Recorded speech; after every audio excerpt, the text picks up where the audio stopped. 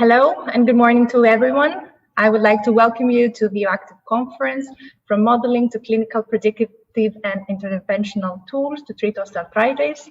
I'm Ioana Katsavou from AXA Innovation, and we are responsible for the organization of the conference, as well as for the dissemination, communication, and training activities of the OActive project. As you may already know, OActive is a Horizon 2020 EU funded project. Therefore, we would like to thank the European Commission for the financial support on the research activities targeting to patient-specific osteoarthritis prediction and interventions through the development of an integrated system based on mechanistic and computational models, simulations, and big data analytics. I would like to welcome the presenters from the consortium as well as our invited speakers. It is our honor to have with us the OActive project officer, Mrs. Saila Rijn, the head of policy sector on the unit of e-health, well-being and aging of the European Commission. So today the conference will start with our plenary session, and then 4 thematic areas will be covered. The osteoarthritis biomarkers evaluation in vivo, the in vitro and the in silico models, as well as the personalized modeling and interventions, all representing a separate session in today's agenda. Finally, session 5 includes 5 relevant Horizon 2020 initiatives, also active in the field of osteoarthritis prevention and prediction. All these cutting-edge technologies that will be discussed today can be part of the future treatments for osteoarthritis and other similar pain-related chronic diseases. Initially, this conference would have been organized physically, but the COVID situation did not allow this. However, we're not discouraged at all, and here we are having a full day virtual conference. The conference will be, of course, recorded and will be available right afterwards. So without further delay, I would like to give the floor to the project officer and the project coordinator so that the plenary session of the conference can start. Enjoy the event. Good morning, everybody. Welcome to this OActive conference. I would like to start, first of all, and I would like to thank you personally for being here with us, Ms. Saila Rijn, the project officer of the OActive, and she will give us a short introduction.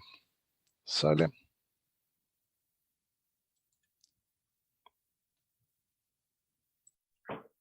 Thank you very much. I hope you can see my screen. So thank you very much for inviting me to this conference. I was already introduced, so I'm happy to be here. I work as a head of sector for policy in the e-health, wellbeing and aging unit of DG Connect. I have been following OActive project for a year now, and I'm happy to see that now it's the moment really to present the results and discuss them, and also look at the way forward. And I'm very happy to see that this conference indeed is taking place despite all the difficulties that have taken place in the past year with the pandemic.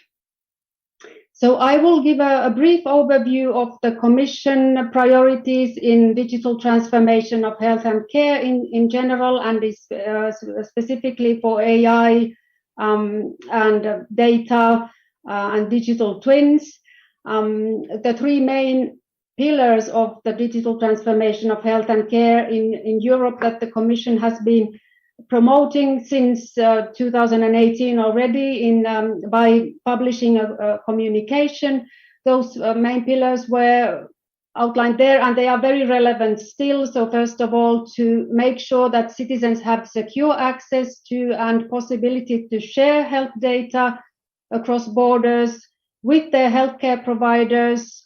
So interoperability of electronic health records, and also expansion of these electronic health records and other data sources to medical images, genomic data, and so on. This is really something which has been there's a lot of work going on in that front, and also nowadays the cybersecurity and data protection aspects have also taken much more space, and much more attention has been given to those. Secondly, to have better data for research, disease prevention, personalized health and care. This is a very challenging, let's say, objective for health sector compared to some other sectors. But on the other hand, if we manage to do this, the benefits will be huge in terms of being able to create innovative solutions for prevention, diagnosis, treatment, and care. Also empowering citizens and patients, providing them with reliable digital tools in order to empower them and have better person-centered care. When it comes to the technologies, we are talking about artificial intelligence, especially high-performance computing, blockchain, big data analytics, IoT, cloud computing. All these technologies have a very prominent place also in the upcoming Digital Europe funding program, which is going to be published soon. We should not forget also the benefits that we gain in terms of efficiency of health and care systems with all this. Also in terms of better outcomes, personalized medicine, and so on.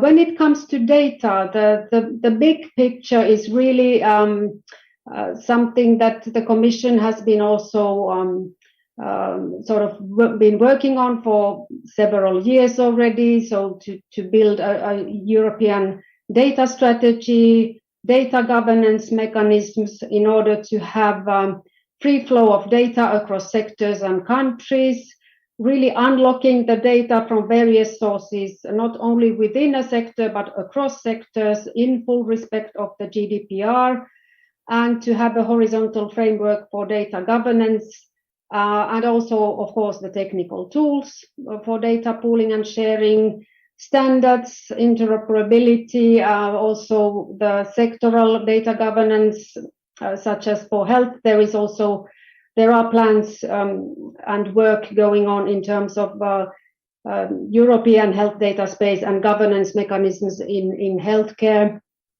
And again, the IT capacities need to be there, cloud storage, processing, and so on. When it comes to artificial intelligence, the very latest news are from this week. I don't have it on this slide. Like on Wednesday this week, the Commission published a proposal for a regulatory framework on AI and an updated coordinated action plan on AI with member states.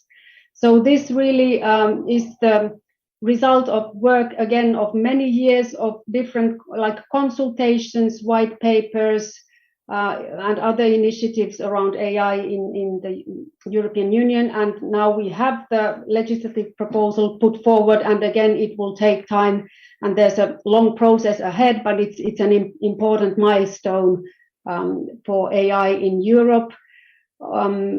Investments are also, rather substantial investments are also planned for AI solutions in the next financial framework. We want to strengthen the research and innovation activities around AI to make data available. I mean, it's a prerequisite. You need to have the data in order to train the AI algorithms. So there's a lot of going on, both in terms of regulatory framework, policy, research, and so on. And finally, a way to put this all together is to look at the long-term vision and of the modeling in SILICO and so on. So here we are really talking about a vision of a human digital twin, providing citizens, clinicians, and researchers access to reliable digital representations of organ systems, ultimately the entire human. And here we do need, again, the citizens' health data. We need real-time monitoring data, physiological and phenotypic characteristics data. So it's really, it puts together everything, including AI and data. And here we are really looking at the clinical value that can be reached across the health continuum for personalized patient-centered prevention, diagnosis, to have targeted development of diagnostics and therapeutics, for example, for pharmaceuticals and medical devices, and again, benefiting also healthcare systems, industry, researchers, and innovators. So this is, in a very sort of small nutshell, the initiatives that the Commission is currently working on and the priorities that we have. I wish you very fruitful discussions, presentations, exchanges, and I'm of course looking forward to receiving any questions you may have. And yes, so I hand over to Kyriakos. Thank you. Thank you, Saile.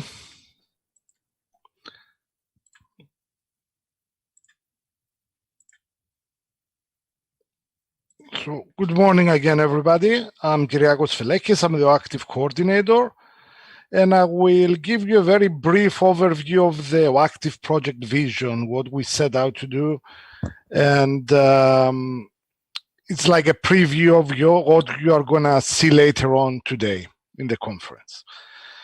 So I will start by giving a few information about osteoarthritis disease, which is a degenerative disease of the joint. Is the most common form of arthritis that causes pain and mobility limitation.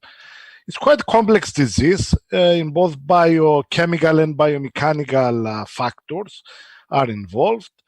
It's a very important cause of disability in the elderly population. About a third of people above the age of 65 are suffering from this disease, and the knee is the most common affected joint. There are many risk factors involved, like age, gender, hormonal status, BMI, family history, occupation, physical activity, past history of any knee injury, occupation, and even depression. Despite the fact that it's a quite common disease, it's still not easy to define, predict, or treat.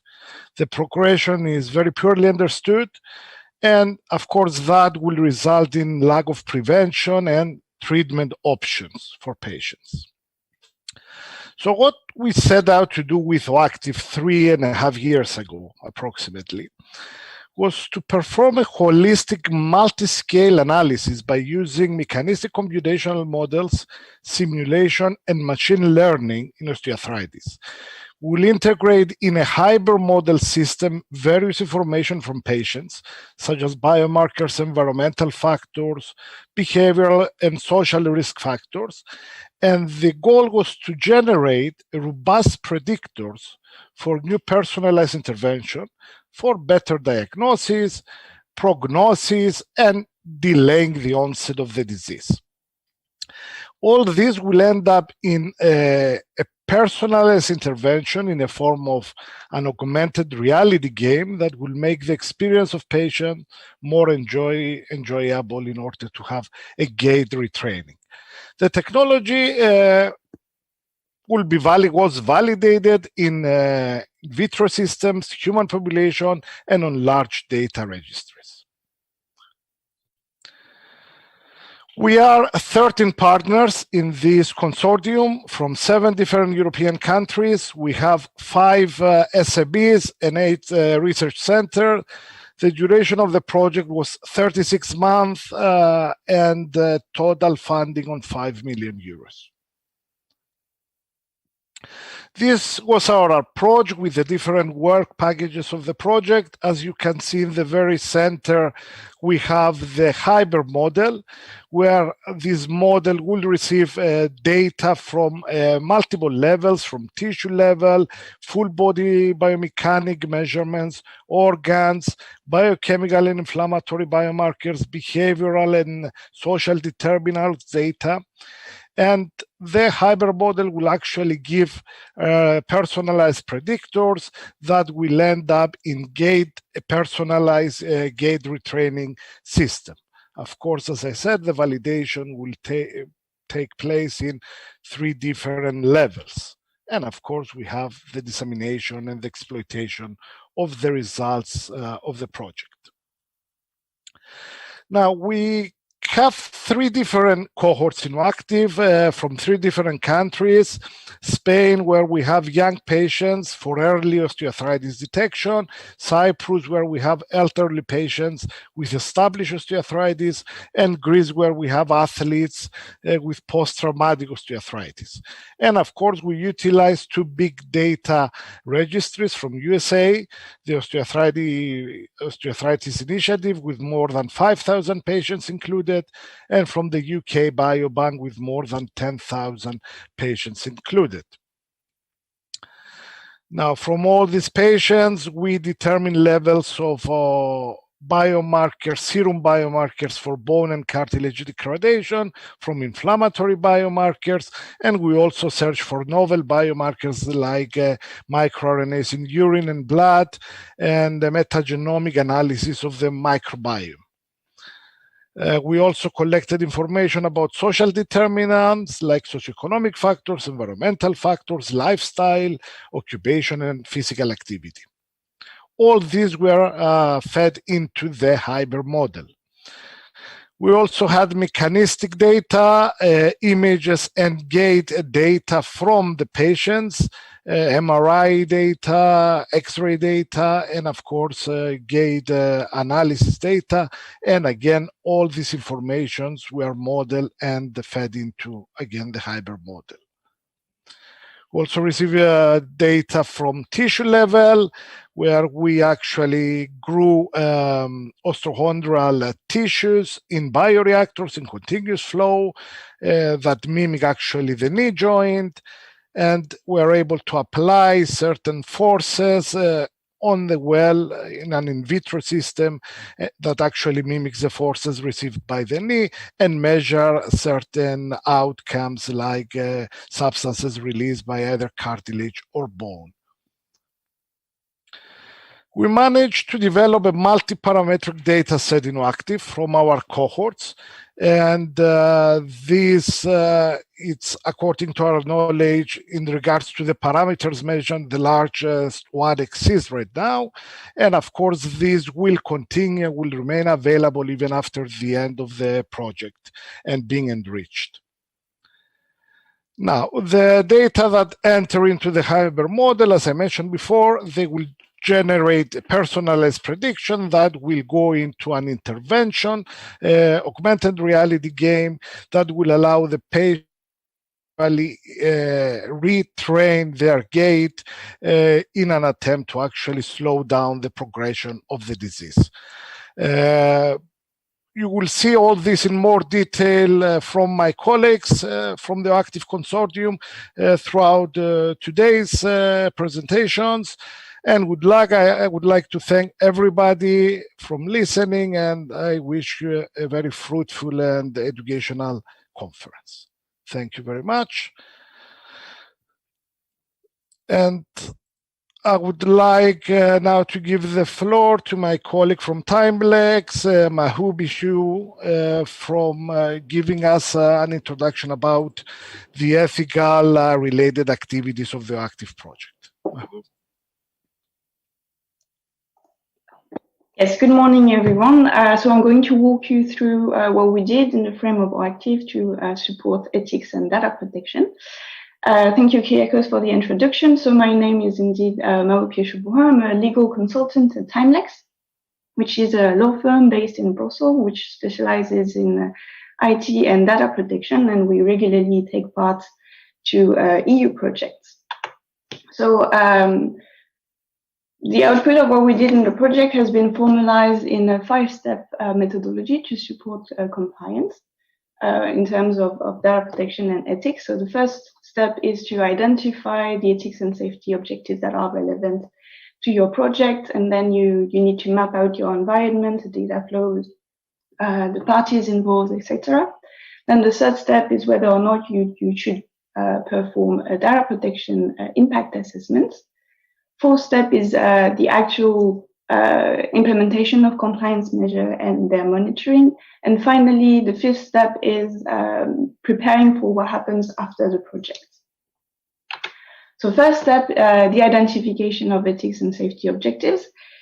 Here, it's really about identifying what are the core values for your project, whether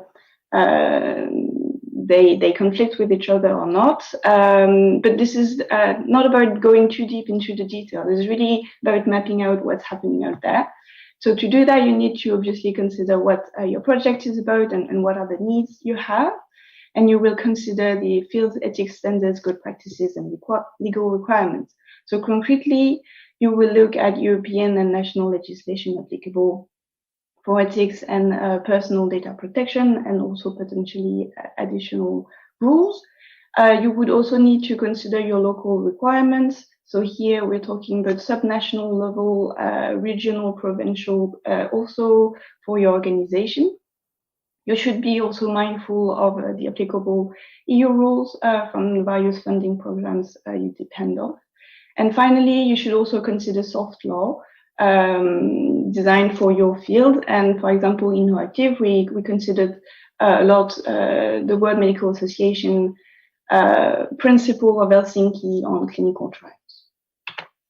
The output of this exercise, as an example, what we have in OActive is two main categories of principle. First one would be general ethics, transparency and consent, so informing and gathering consent of your research participants, protecting the vulnerable person, preparing the adequate documentation to gather approval from your relevant ethics committees. Obviously, be mindful of patients' rights and monitor risks at all time. And in terms of data protection and other requirements, here, you obviously, your activities have to be fair and lawful. You have to ensure the quality of the data and be clear about the modality of the storage. You have to ensure the safety and the security of the data. And all of those elements need to be considered when you communicate on your results. So the second step is assessing the environment in which you operate. So you need to map out the data flow and identify the parties involved, which may extend beyond the consortium. So here we aim to really establish a good overview of the data collection, processing, and exchange practices within the consortium. So really it's about identifying the dynamic you have within your consortium, how it goes in and out, etc. This extends not only to your core activity of research, but also to the management of the project, how the partners interact with each other, how you disseminate, etc. And this would be the last possible moment to appoint a DPO if you should need one.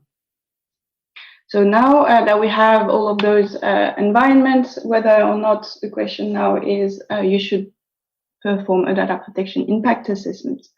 So a DPI is defined in the GDPR. It's a formal activity, the purpose of which is to demonstrate the implementation of the data protection principle, which I very shortly touched upon earlier.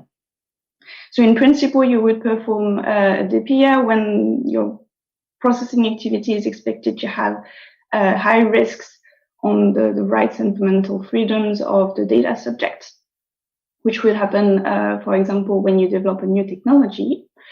There are situations where the performance of the DPI is absolutely mandatory, such as when you process a large scale of special categories of data, which are notably health data and genetic data. So here, this is really something to be on the lookout for. So as I said, the DPI is not mandatory, but in any case, it's a very good practice to have. It will enable you to assess and define the weaknesses you may have in your processes, and it would fall into a broader risk assessment that would be useful to perform before you commercialize your results, if you decide to do so. So now on to the actual implementation of compliance measures.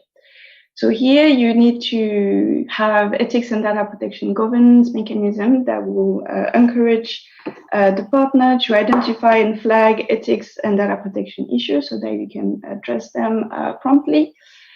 You need to define, obviously, and implement adequate and proportionate security and safety measures, both for your data, but also for your physical or more actual processes for the project. Then also you need to prepare the adequate documentation for the information of your research participants and the overall transparency of your activities. You have to define a consent process. Also, as mandated by the GDPR, you need to have a recording of your processing activity, which normally would be done at partners level, but I think it's really useful to prepare that at project level as well. And then in this record of activities, you would also include incidents that happened throughout the project and also possibly complaints that you received if you indeed did that. On a side note, also, you should and you always have to have a privacy policy for your project website, which would also cover broader dissemination activities such as workshop, conference, flyers, etc. And finally, you need to implement some contractual measures, notably when you get data from outside of the project, when you don't collect specifically for this project, but you reuse existing data sets. So here you need to have data sharing and data transfer agreements in place and be mindful of possible additional obligations they may have for you. You need to also formalize the relationship of the consortium partners in terms of processing of personal data through a joint controllers agreement. And finally, if you outsource some activities such as storage of personal data or that you use specific tools, you would need to have in place data processing agreements to formalize this relation with your processor, which is the person you outsource to. So once you have at least all of those elements, you're on a really good path to GDPR compliance. And finally, you still need to worry about your data once the project has ended. So here we would need to have an exit strategy and sustainability strategy. So you essentially need to be done to determine what will be done with your with the data you gathered and collected throughout the project after it ends. How long is it going to be stored, under what modalities, by whom, etc. When you have an open access obligation, then especially when your research data includes personal data, which often happens in the field of medicine, then you need to have an anonymization strategy.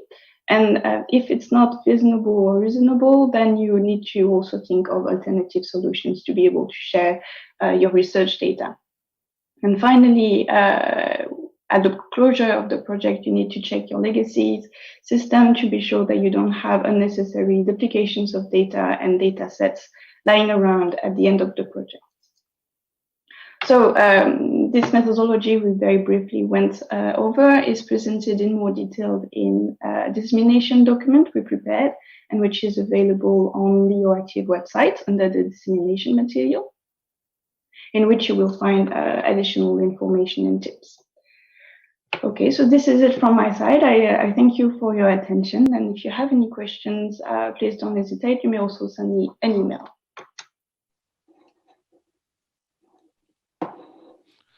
Thank you, Mahu. So we will move to the first session now. Christoforos, Giannaki, and Ramon will chair this session. Good morning.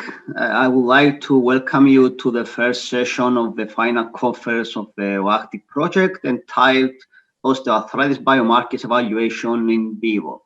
My name is Christoforos Giannaki, and I am an assistant professor in the Department of Life and Health Sciences of the University of Nicosia in Cyprus.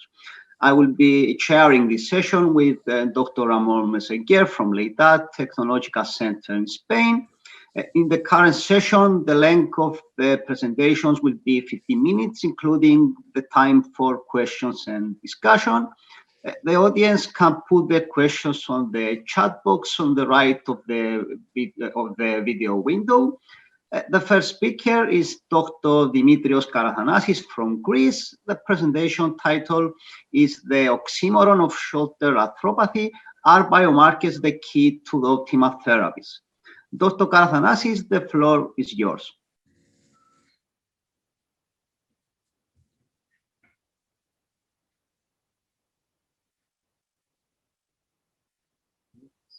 Well, good morning, everyone. As you said, thank you first of all for your invitation. Unfortunately, I will be taking the place of Dr. Andono Yanakis, who was originally destined to make this talk. The reason being that it's been a crazy week and we've had many incidences with many surgeries, so I will have to take his place. First of all, let me make sure that you actually see my screen. Here we go. Share. Yes. All right. Okay. So slideshow. Play from start. All right. Okay. So is this viewed? Is everybody seeing this screen? Yes. Yes. All right. So the title of the event that I will try to do as the best of my ability is the oxymoron of shoulder osteopathy, and are these biomarkers a key to optimal therapies? Now, it so happens that the shoulder osteoarthritis and the biomarkers that shoulder is a very peculiar joint. And unlike other widely studied knee and hip joints, this is not a weight-bearing joint. So considering that shoulders experience a very different mechanical environment from that of knee joints, it is unclear whether the same catabolic biomarkers can be found in the osteoarthritis that are ubiquitous in other joints.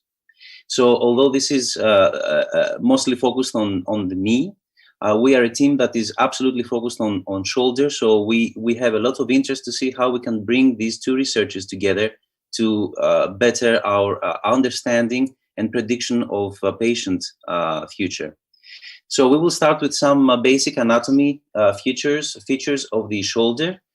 You can see from the top and going around anti-clockwise that the rotator cuff is a very important group of muscles, four group of muscles that usually create a lot of problems in shoulder osteopathy, with the humeral head and the glenoid being a very small ball and socket joint.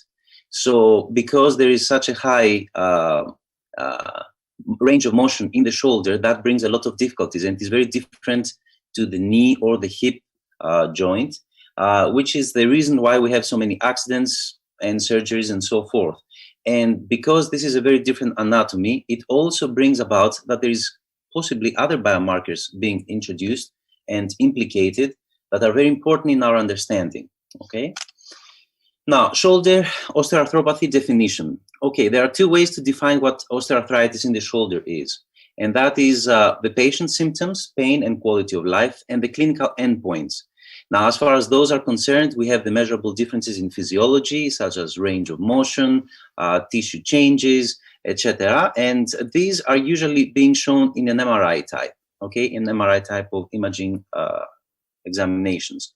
Now, the shoulder oxymoron, and hence the title of this speech, is that the MRI and other forms of diagnostic imaging, they have a lot of inaccuracies, and they can depict the size and number of tendons that are involved, which eventually in the intraoperative findings shows that there is a tear which is much bigger than that determined on the MRI, or even a lack of it.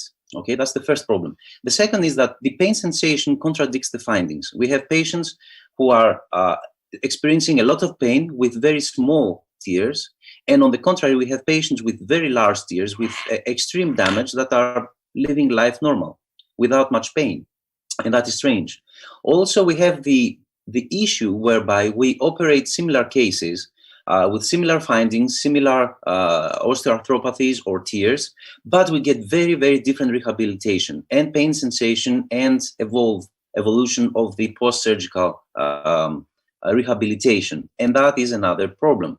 Therefore, that brings us to the quest for alternative diagnostic methods, okay, whereby we wish we could be finding these methods to characterize the rotator cuff tears. It will help us, the surgeons, to reaffirm the expected preoperative findings at the time of the arthroscopy, as well as potentially giving the patient better understanding of what to expect, okay?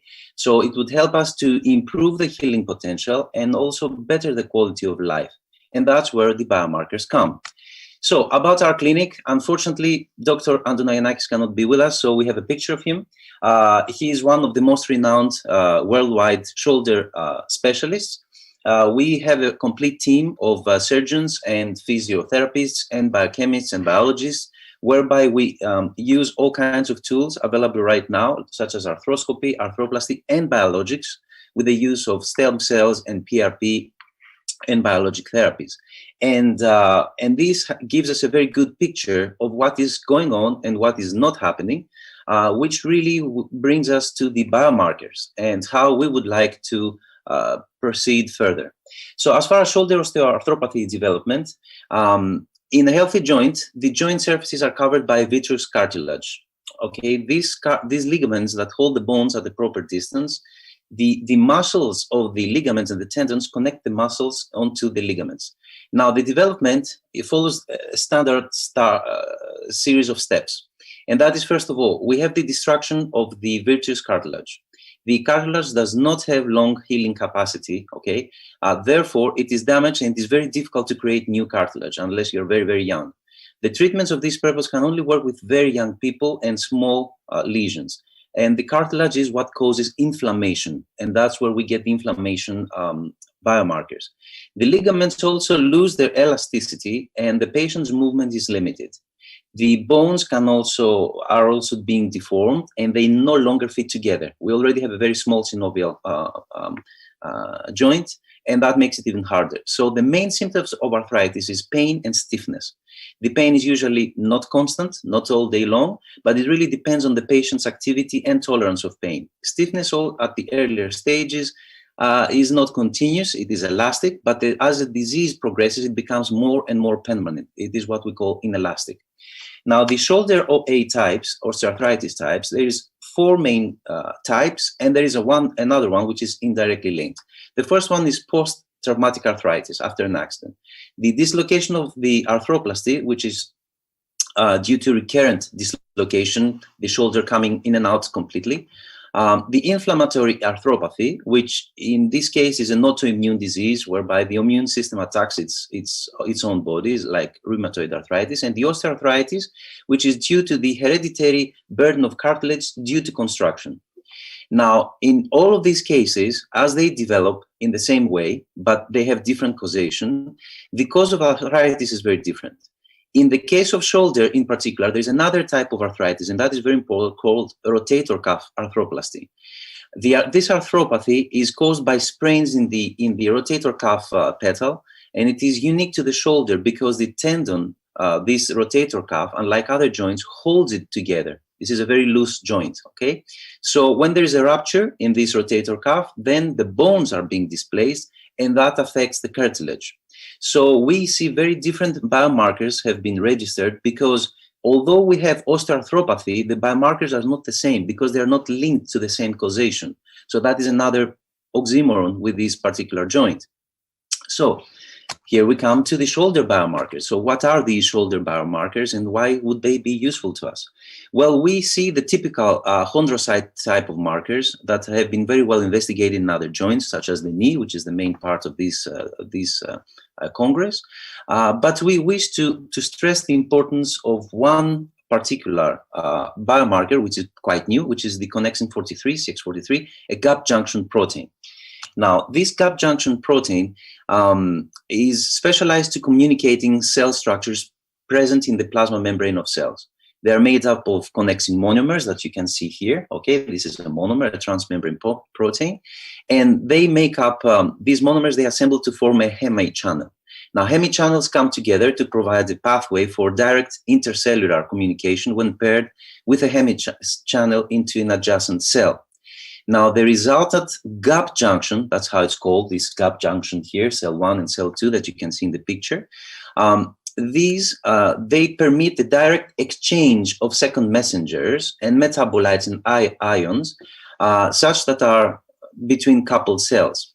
Now, these aggregate in very large gap junction plaques in the interface of adjacent cells, forming the functional syncytium of the coordinated function of tissue. Now, why is this important? Because we know from several studies that connexin 43 is directly linked to osteoarthropathy etiology.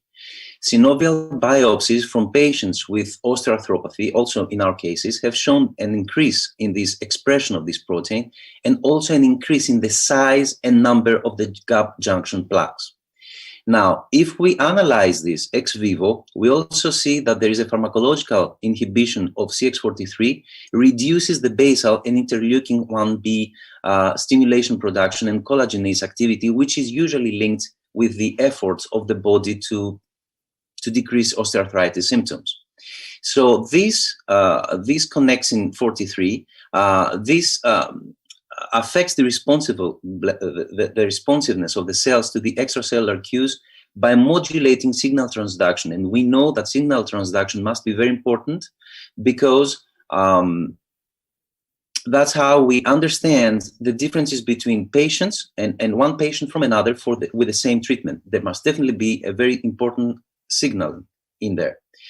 Now, CX43 also expression is dramatically increased in mechanical loading of skeletal tissues, and the function has been implicated in the production of prostaglandins in response to mechanical perturbation of these bone cells. Now, coming back to other types of biomarkers, versican is also significantly increased. It is a structural component of the cartilage, and we know that it provides resistance to compression and increases during osteoarthritis in a tissue, in an attempt of the tissue to repair itself. So that is another point where we would like to focus our investigations. COX-2 is a typical case, significantly also increasing in shoulder and osteoarthritic groups compared to normal groups. This is not surprising because elevated COX levels have also been found in other osteoarthritic joints, such as knee and hip, when it is very inflamed, when the synovial tissue is very inflamed. Now, biomarker ADAM-TS5 has also been found, and in a recent study, it was found to be the second most abundant biomarker compared to CX43, with a 33, if I recall correctly, fold increase. And we have a known role of it in osteoarthritis. Now, matrix metalloproteinase is another one, and also nicotine. Now, nicotine is very important because we have seen also with the applications of biologic therapies that smokers tend to have less peaceful rehabilitation. There is more problems to nicotine smokers, and we know that there is a significant correlation of smoking and tear size also, and tear severity in the rotator cuff. So this will be very important in big data analysis to bring all that together and see how it really affects the whole plan, the arthritis evolution. Now, another very important biomarker is the synovial fluid volume. This is very simple. It's a very easy tool that we are beginning to also use in our practice, whereby the more of the tear in the rotator cuff, the more the synovial fluid volume. And the analysis of this synovial fluid also is the way to study these biomarkers. And it gives us a very simple preoperative idea that the more volume we can extract preoperatively, the more damage we should be expecting. Now, putting all this together, and the reason why we are very interesting and we want to bring this shoulder idea into your Congress is that we really need big data here. We do hundreds of surgeries every year, and we have amassed a lot of data, but it is all over the place. Okay, we definitely need artificial intelligence, and we're very, very interested in seeing what this Congress has to offer, because we see that if we bring all this data together, the biochemical and the clinical evaluation data and the surgical findings that we find intraoperatively, we'll be able to better understand and prepare for our surgeries, and also to have a better surgical outcome into finding why patients behave so differently and what kind of biochemical pathways are taking place in order to make sure that everybody gets the personalized treatment and we get the same results for the same problem, which is not what we're getting at the moment. I tried to give this to the best of my ability. Please, any questions, I'll be happy to answer as far as I can.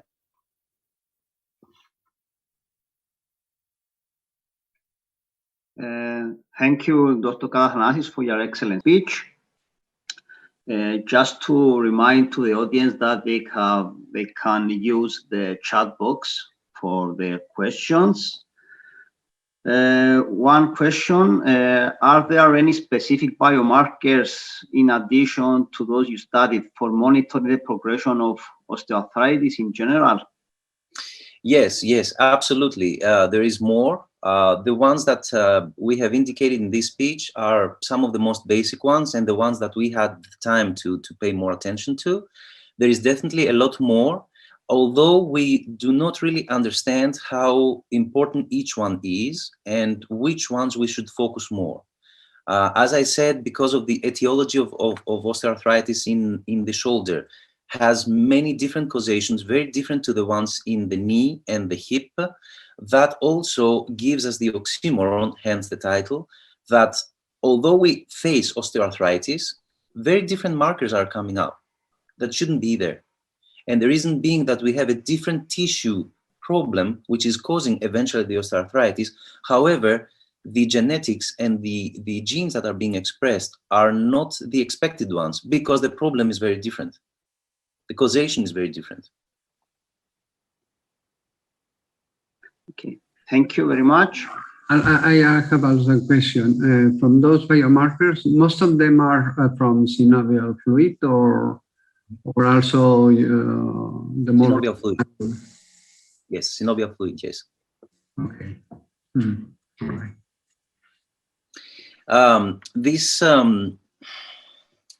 Another issue with the shoulder is that it's a very open joint. It is a very flexible joint, and there is nothing is really contained in the way that we have in the knee joint. Therefore, biopsies are going to be necessary, tissue biopsies of surrounding muscles like the rotator cuff with the 4 muscles comprising it. These will also be necessary in our advance of understanding of the biomarkers with shoulder arthropathy. Synovial fluid is the easiest to get now and the easiest to analyze because it's very straightforward. We just put a needle before we get started and we open up the synovium. So that is easy, but it's definitely not the complete answer. We need to do biopsies. So thank you. We'll move on to the next speaker, Ramon. Yes, the next speaker is Dr. Thix from the postdoc researcher of the research group for musculoskeletal rehabilitation in the University of Leuven, Belgium. And he's going to talk on the social determinants of the osteoarthritis. So, Dr. Thix, please. Good morning, everyone. I'm Thijs Swinnen. I'm a physical therapist and a postdoc researcher at KU Leuven in Belgium. And today I would like to talk you through my work in the OActive study, namely the impact of environmental and socioeconomic factors on pain and function in knee osteoarthritis. So the background of this aim is, of course, that we want to predict the course of osteoarthritis and, of course, change it to avoid the end stage, mostly seen as arthroplasty. And the traditional way to look at this problem is from a local factors view. One example is a biomechanical factor, and also today you will have several presentations focusing in depth on biomechanical factors. A little bit of a bigger perspective is a whole body perspective. For instance, body composition, BMA-related stuff, or immune system function. Also today you will see in other lectures the role of an immune system and circulating immune cells. But for my work, I look at the context of the person with knee osteoarthritis from an early stage to the end stage. And As a first step, we searched the literature to see what is around, how can we tackle this question. And we found already excellent reviews on, for example, nutrition or the built environment or workplace exposure to biomechanical factors. So we didn't focus on that, but there is a large opportunity in the study of socioeconomic factors. So we conducted a systematic literature review. For very bigger details, I referred to the previous workshop of OActive, but in short, I will take you through the setup of the study. First, we of course identified the population of knee osteoarthritis without arthroplasty as an end stage, and we specifically sought for quantification of the relationship or effect between socioeconomic factors and health outcomes. And the major health outcomes of interest were pain, function, quality of life, radiographic status, progression of knee OA, physical activity or inactivity, and clinical examination outcomes. We embedded all kinds of study designs except for qualitative research and case reports, and we searched the major databases available. And the settings, there were no restrictions. When you do this and you impute this in a search string, you end up with more than 7,000 papers. And I will take you through the major head points of this deduction of studies. In about 50% of patients of studies, we did not confirm the socioeconomic factors. So the search term identified something that was related to a socioeconomic factor, but the further study of the content of the papers revealed that it was not the case. So a lot of studies dropped out for that reason. Of course, wrong outcomes, design, or publication types are also important, but to a lesser extent. And in summary, when you estimate it then for the whole body of literature in knee osteoarthritis, only 14% of studies in knee osteoarthritis concern socioeconomic factors. So we ended up with 231 papers, which is about 3% of the papers read. The outcomes that we came across with, that we specifically searched for, of course, were quite diverse. So not surprisingly, patient-related factors were studied most, like pain and function, but also the prevalence of knee osteoarthritis was largely represented. But unfortunately, for instance, physical activity or inactivity, already known factors related to knee osteoarthritis were less represented. Also, MRI status or RX status, which would reflect actually more modern approaches to study disease activity, were not reflected in the literature on socioeconomic factors. Also, clinical examination or progression was very unprevalent in this type of research. So we ended up with these papers, and we specifically digged into that paper and tried to identify what kind of socioeconomic factors were available. And from the orange horizontal bars, you can already see that education is present in more than half of the studies, but also an important role is there for marital status or occupation and income. However, these were less represented in the final statistical analysis. So race and education are actually the major socioeconomic factors studied and statistically analyzed in papers.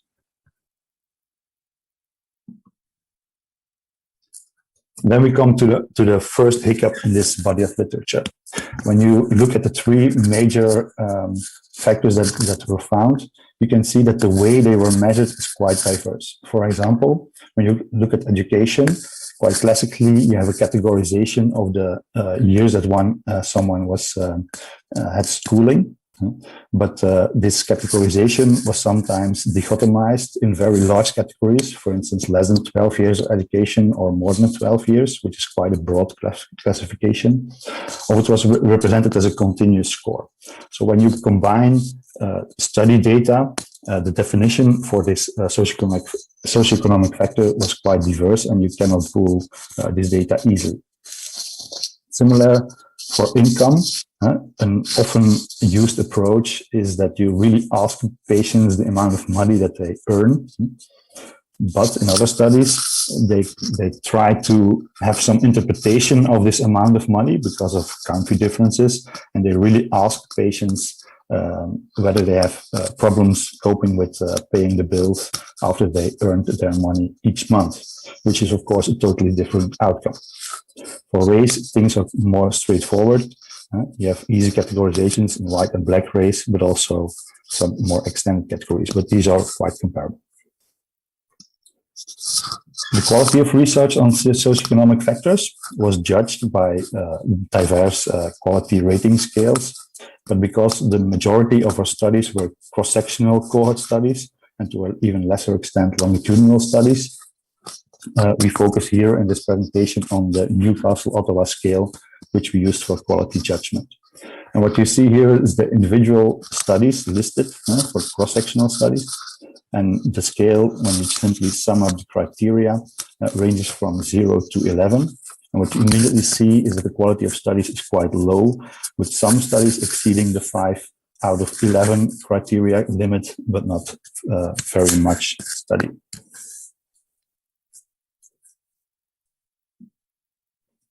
But more important, that you dig into the reasons why the quality is quite low.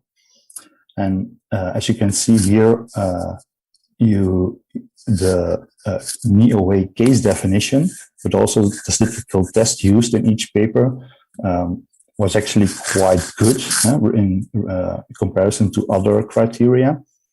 For instance, sample size justification was always almost never present. Also, the non-respondents in cohorts were not well described or even absent.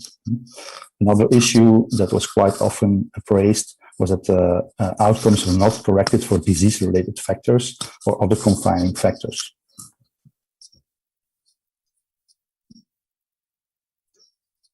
So that brings me to some conclusions that you can make out of this body of literature. And that should, of course, be limited to a more qualitative approach, because the pooling of these data is impossible due to the different socioeconomic factors measured and the type of measurements, but also the outcomes that were quite diverse. Also, socioeconomic factors are often included in the statistical analysis, but you cannot extract the exact parameters and compare them between studies, because each model that you make statistically cannot be compared from study to study. But the first trend that was clearly visible is that when you have the univariate associations between pain and function and socioeconomic factors such as education or race, you can see that for education there are some conflicting results, but for race it's quite standard that there is some small to moderate association between the socioeconomic factors and pain and function. But nevertheless, when you dig into studies, and here's one example from the campus, you see that for the one pain scale, for instance, the WOMAC here, and a VAS pain scale, the thresholds for significance are not the same, so it's likely a power issue. Yeah, you get some conflicting results. So the effects are smaller for the one pain scale than for another in the same study. And sometimes they are even conflicting. So the direction of evidence is opposite. The second trend in the study work is that these univariate relationships between socioeconomic factors and outcomes attenuate in a multivariate analysis.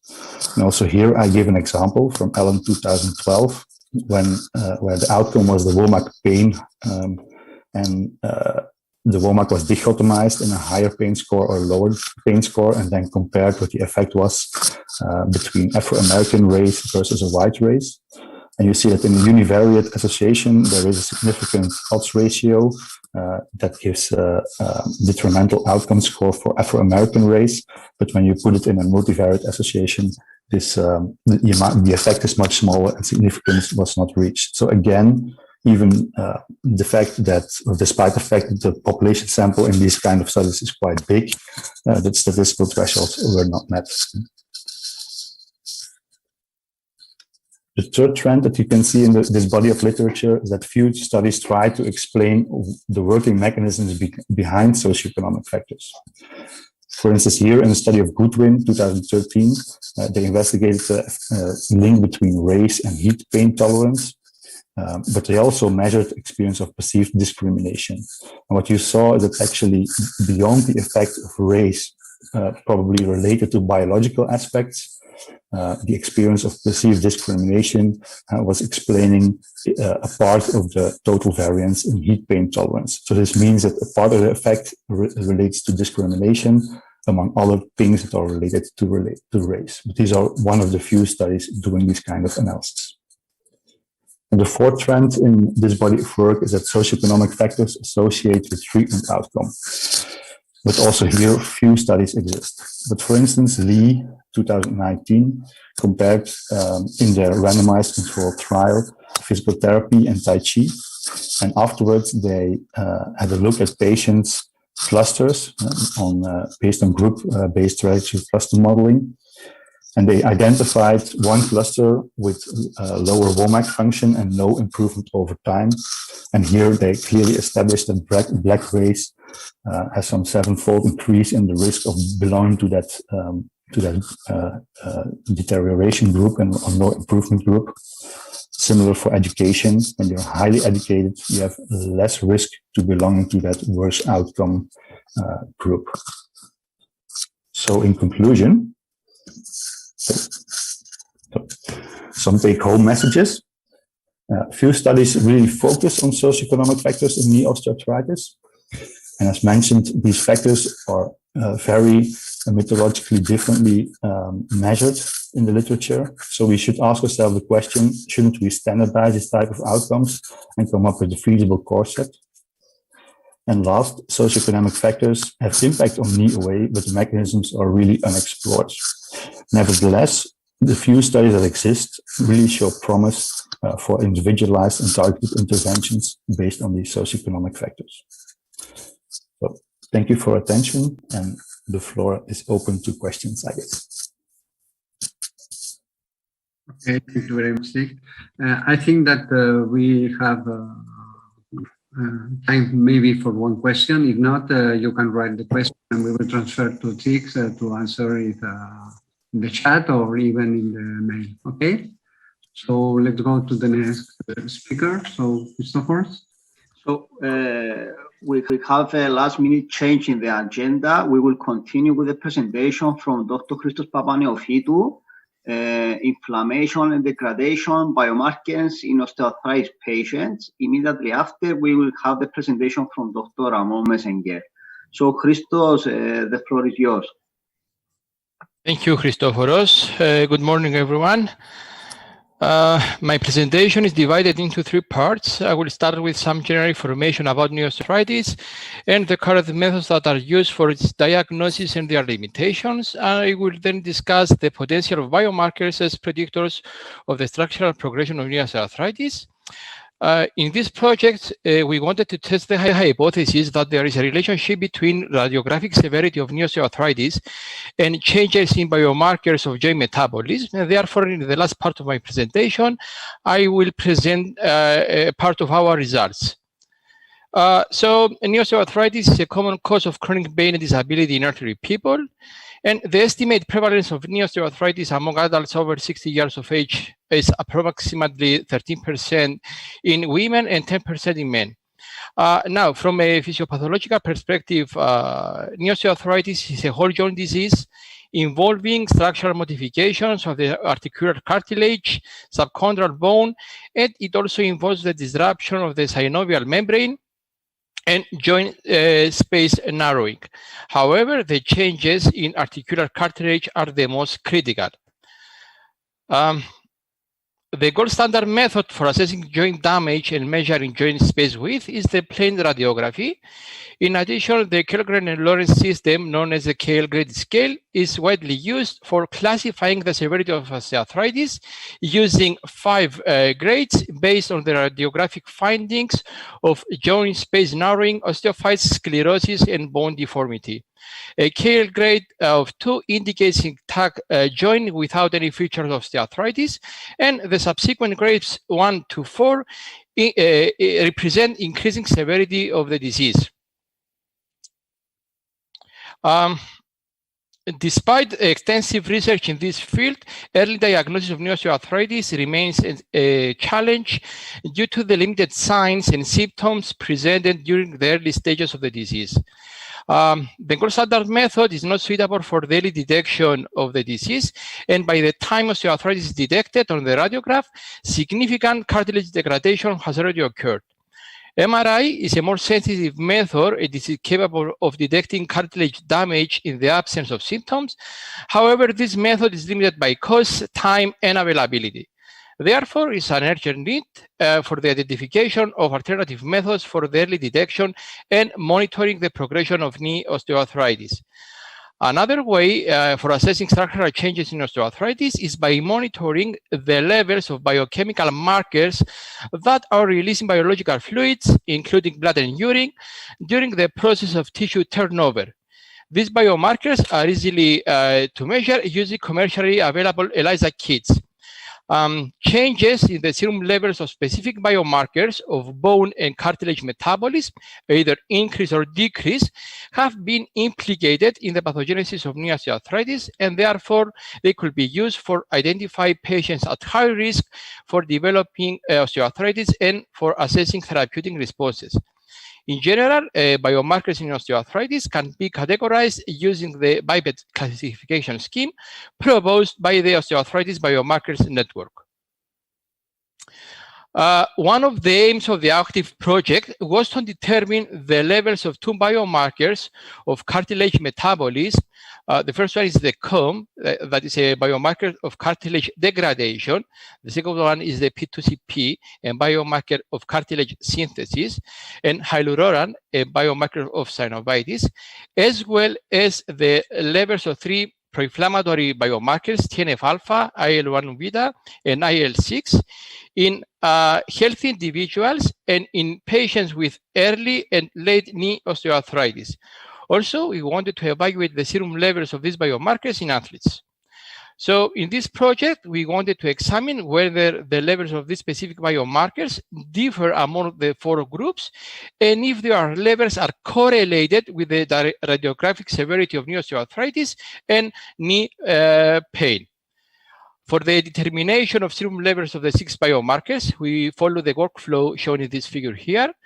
First of all, we obtain approval from the bioethics committees in Cyprus, Spain, and Greece to perform the study.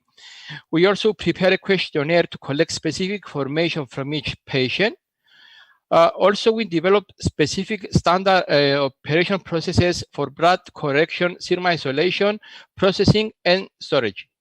Finally, all ELISA assays were validated in our laboratories. Initially, we determined the levels of the two biomarkers of cartilage degradation and synthesis, COM and P2CP respectively, and synovitis, hyaluronan, in the four groups. Our analysis revealed that these biomarkers are independent of one another in the total population, and that there are no significant differences in the concentration of these three biomarkers between the healthy and early knee osteoarthritis groups.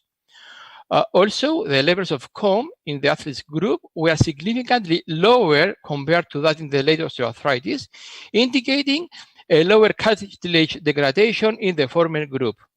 Now, the P2CP levels were also significantly lower in the late knee osteoarthritis group in athletes, as you can see here, compared to the healthy and early knee osteoarthritis group, indicating a lower cartilage synthesis in these two groups.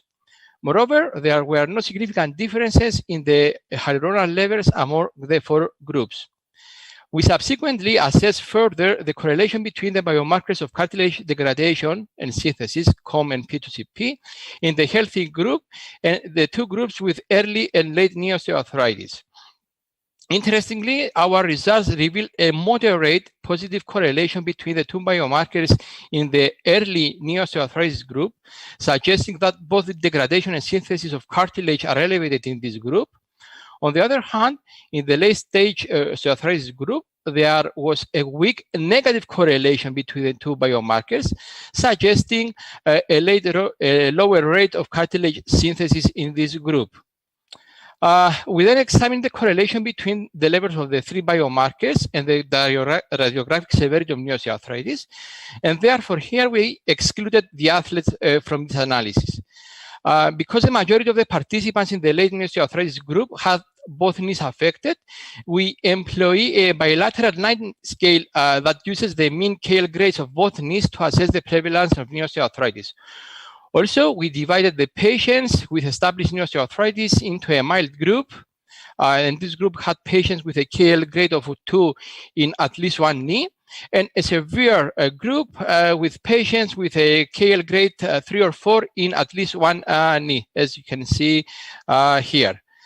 Based on this classification, the severe knee osteoarthritis group had significantly higher COMB levels compared to the healthy and mild knee osteoarthritis group. And interestingly, the serum COMB levels were positively correlated with the severity of the disease, the KL score. On the contrary, the P2CP levels show a trend of decreased values as the severity of the disease increased. And the P2CP levels in the healthy and early knee osteoarthritis groups were significantly higher compared to the mild and severe knee osteoarthritis groups. Also, the serum P2CP levels were strongly and negatively correlated with the severity of the disease, the KL score. We then assess the correlation between the levels of the 3 biomarkers with knee pain intensity at rest and during walking. The assessment of pain intensity was carried out using an 11 visual analog scale, VAS, and patients were divided into 4 groups: the group without pain, low, moderate, and severe pain. In case where patients have bilateral knee pain, we calculate the average pain in both knees. Our analysis revealed that the levels of these biomarkers were significantly higher in the group with severe pain, you can see here, compared to those without knee pain at rest. Also, the levels of serum COMB were higher in the group with moderate walking VAS compared to the group without pain. The levels of P2CP were higher in individuals without pain and were decreased with the increase of the knee pain both at rest and during walking, regardless of the severity of the disease. Also, the P2CP levels were negatively correlated with self-reported pain, both at rest and during walking. On the other hand, the levels of hyaluronan were increased with the severity of the pain. However, these differences did not reach statistical significance. Another interesting result in our study was that the 3 pro-inflammatory cytokines, TNF-alpha, IL-6, and IL-1 beta, in the majority of the samples from the late-stage knee osteoarthritis group, were below the lower limit of detection of the assays that we use. We know that synovitis is common in osteoarthritis and that the inflammation changes in the synovium include a mixed population of inflammatory cells, including macrophages, activated B and T lymphocytes. And the pro-inflammatory cytokines, including IL-1 beta, TNF-alpha, and IL-6, which are produced by these cells, can enhance cartilage degradation. However, our results suggest that these cytokines could play a more relevant role in early stages of knee osteoarthritis. So, in conclusion, in this study, we demonstrated that the levels of serum COMB were increased with the radiographic severity of knee osteoarthritis, and that the rate of cartilage degradation is elevated in the late knee osteoarthritis group.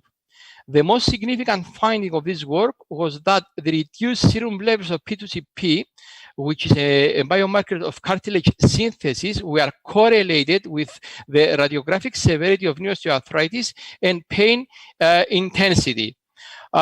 We could not demonstrate any significant correlations between hyaluronan levels and the severity of the disease. And our results suggest that hyaluronan might not be an ideal biomarker for monitoring the progression of osteoarthritis in elderly people because other factors may contribute to the high levels of hyaluronan in the elderly people. Finally, it's obvious that further studies and experiments are needed to elucidate the role of cytokines in knee osteoarthritis pathogenesis and progression. I would like to thank you for your attention. Any questions? Thank you, Christos, for your excellent speech. One question, do you think that P2CP can be combined with other biomarkers to be predictive of early osteoarthritis? That's a nice question, Christopher. Thank you. Of course, okay, we have to take account that there are other biomarkers of cartilage degradation and synthesis, especially for the synthesis. We know that collagen produces a pre-collagen, and there are other biomarkers correlated to the collagen synthesis. So by combining P2CP and other biomarkers, of course, we can find some more good results, let's say. Thank you, Christos. Thank you. So the next speakers are Dr. Ramon Messenger and Mr. Radu Gemis, both from Leitat, and their presentation is entitled Osteoarthritis-related exosomal and microbiome biomarkers. So Ramon, the floor is yours. Okay, thank you very much. I think that you can see the screen. Okay. Okay, this talk is going to be divided into parts. The first part, I'm going to introduce our preliminary results on the studies on the microRNA exosome content related to osteoarthritis progression, trying to find new biomarkers. And the second part that is going to be introduced by my colleague Radu Gemis is going to deal with the characterization of the microbiome as a possible new biomarker. Okay, so the biomarkers in osteoarthritis, it's really difficult to find out real good specific biomarkers, because the difficulty to study and validate taking into account the multi-causality forces that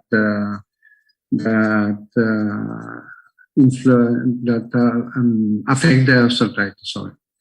I think that the introduction of Christos gave the real difficulties working on this kind of biomarkers. Then the one thing is to really increase the number of patients needed to try to find real good and robust biomarkers. Then the exosomes. Why we look for exosomes? Because exosomes are small vesicles that are really involved in the signaling in short term and in long term, meaning that they move around the body, and all its content can be released to different tissues from one organ to another organ, in terms that they can modify or modulate the physiological activity of this organ. That means that they are going to be involved both in pathogenic and a normal physiological process. Here are there are some of the functions of the exosomes, and it means that each content could be a real source of biomarkers that can help us to try to work and to identify a specific biomarker for any of the pathologies.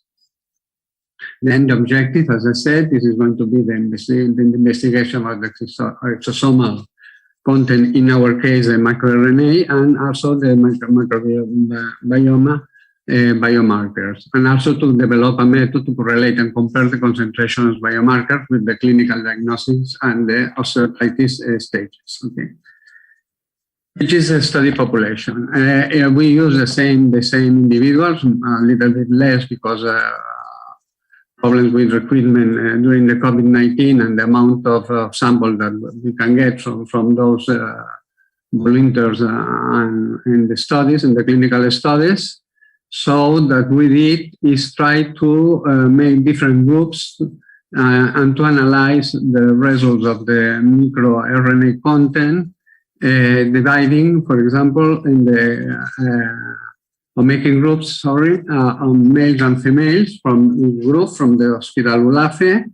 And also we got samples from healthy people and early stages of the osteoarthritis.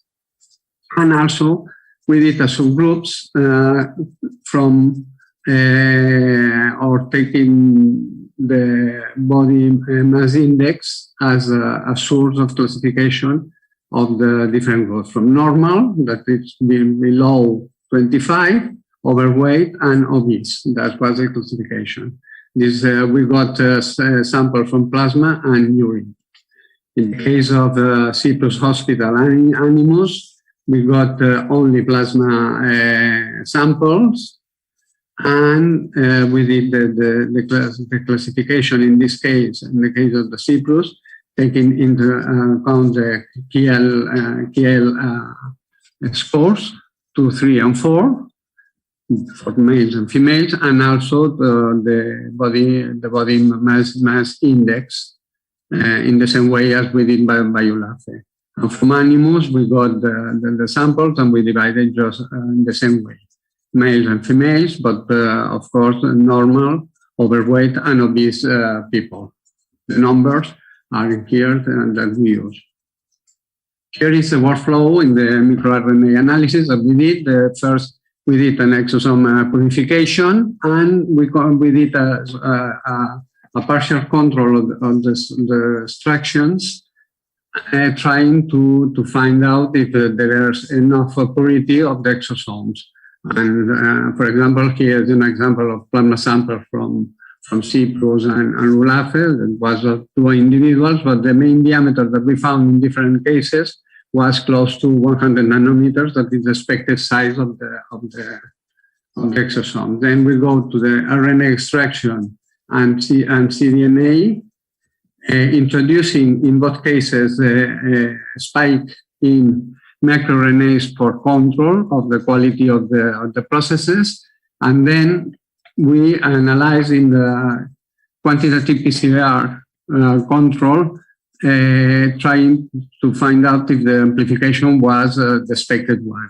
You can see here the 3-1 at different concentrations that were introduced during RNA extraction. Then we have here this one that is related to the quality control of the amplification in the PCR, in the quantitative PCR. And this one, it was introduced here in the cDNA synthesis. So everything was amplification was as expected and reported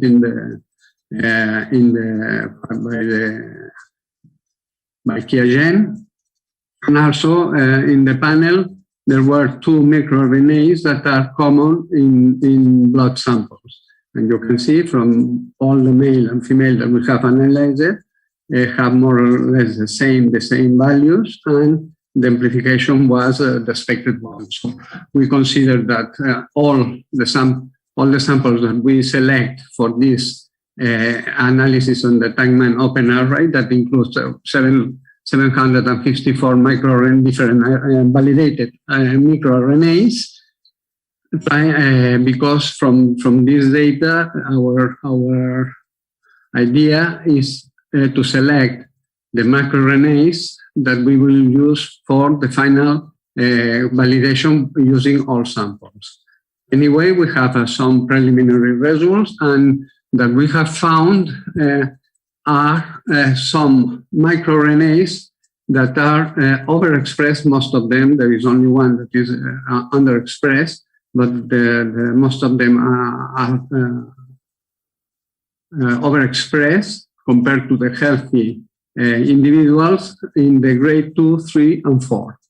And you can see there is something that it wasn't expected, because the number of microRNAs in KLL4 was less than in number 3, but we found that some that are in the 3 and 4, some others that are only in grade 2, and some other one that is in grade 4. That could indicate us that we can select all those microRNAs to validate and to analyze them in the rest of samples and to have more data related. In the case of urine, there was only 2 that were detected that were overexpressed. In this case, in early stages, because we have only urine from ULAFE samples, and one of them was more or less the same, was also present. This one, the 153, was also present in the level 3. So it's something that we have to check with the all samples, but we will select them for the next steps. So in conclusion from this part, so in this preliminary analysis that now is just ongoing, there are several circulating microRNAs in plasma that have been identified in a subpopulation of osteoarthritis patients that correlate with the KL progression. We need, of course, a further validation, the full population, it's clear. And also then we will go to the correlation studies with clinical parameters that will determine the specificity and robustness of the selected microRNA as biomarkers of osteoarthritis progression. And we will say that using microRNA, at least for the result that we have right now, is not really a good source of this kind of biomarkers in terms of exosome content, at least for osteoarthritis.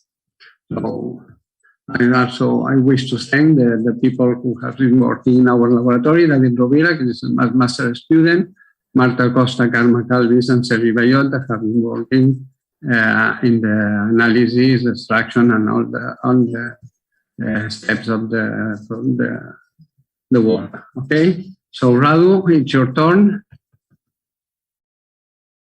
Thank you. So thank you, Ramon. First of all, my name is Radu Gemis, and I'm working as a microbiome researcher at LEITAD. And hereafter, I'm going to present the results obtained for the microbiome analysis related to the OActive project. I will try to be as short as possible because I think we are going out of time. But first of all, I would like to make a little introduction about the microbiome in case some of the audience has not heard about it, but I'm sure that's not the case. The term human microbiome refers to the complete set of genes contained in the collection of microbiomes that lives in the human body. And the biggest part of that microbiomes lives in the gut. And a lot of factors can distort the balance and the microbiome homeostasis. Some of those factors can be the diet, the lifestyle, the environmental factors, and also the medication. And nowadays, many diseases are related to the imbalances in the microbiome. Some of these diseases are obesity, metabolic disorders, neurodegenerative diseases, allergies, and inflammatory diseases, bowel diseases such as Crohn and ulcerative colitis. Some of those factors, as well as some of these diseases, are closely related to the development of osteoarthritis. And it is for this reason that there may be a connection and maybe a link between osteoarthritis and changes in the microbiome. So the main objective of this study was to compare the intestinal microbiome composition between people who are starting to develop osteoarthritis and healthy individuals. And another objective was to identify the potential use of microbiome data as an osteoarthritis prognosis biomarker. This is the cohort that supplied a fecal sample for microbiome analysis. The volunteers are from Hospital La Fe from Valencia, Spain. We didn't observe differences between initial osteoarthritis and healthy group, except for the WOMAC pain score. That makes sense. And this is the workflow that we used. A total of 82 samples were obtained, and the workflow followed was DNA extraction for every sample, and after that the V3, V4 region from the 16S RNA gene was amplified by PCR, and all the amplicons were pulled together at the same equimolar concentration, and the libraries were sequenced with Illumina MySeq technology. And finally, all the bioinformatics analysis were made with QIIME2 and R.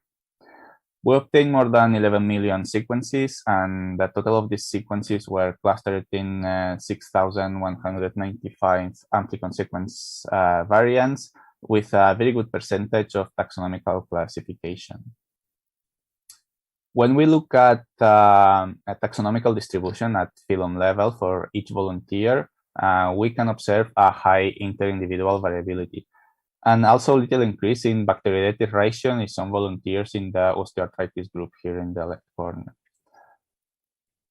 After that, we looked at the alpha diversity. The alpha diversity is a metric that measures the variety of every single microbiome sample. And as the alpha diversity gets higher, there are more different bacteria in that particular sample. In this set of samples, no significant differences in alpha diversity were detected between the healthy and the initial osteoarthritis group. Nevertheless, these results are consistent with those obtained from the state-of-the-art, where wasn't observed differences in alpha diversity neither. Beta diversity, however, measures the similarity between similarity of bacterial composition among a set of samples. In this case, as 2 points are closer to each other, their microbial composition is more similar, as we can observe after the analysis of 4 different types of beta diversity metrics. The blue and red points are mixed all together and no patterns are visible. This is confirmed after Permanova test for the 4 metric used. None of them are statistically significant. And finally, to investigate the possible bacterial general that may play a role as an indicator of the onset of osteoarthritis, a Welch multivariate test was used, specifically designed to be applied to unbalanced data set, as in this case. And after comparing the relative abundances across the amplicon sequencing variants belonging to 240 different genera, a total of 9 markers with a significant p-value have been detected, and 8 of them are enriched in the osteoarthritis group. So the relative abundance of these 9 genera is shown in this figure, as you can see. The variation is quite high, and some of the genera are highly influenced by outliers. But some of the genera that are enriched in the initial osteoarthritis group are related to disorders that may have a link with osteoarthritis, such as inflammation in the case of alistepes, obesity in the case of anaerostipes, and metabolic disorders in the case of parabacteroides.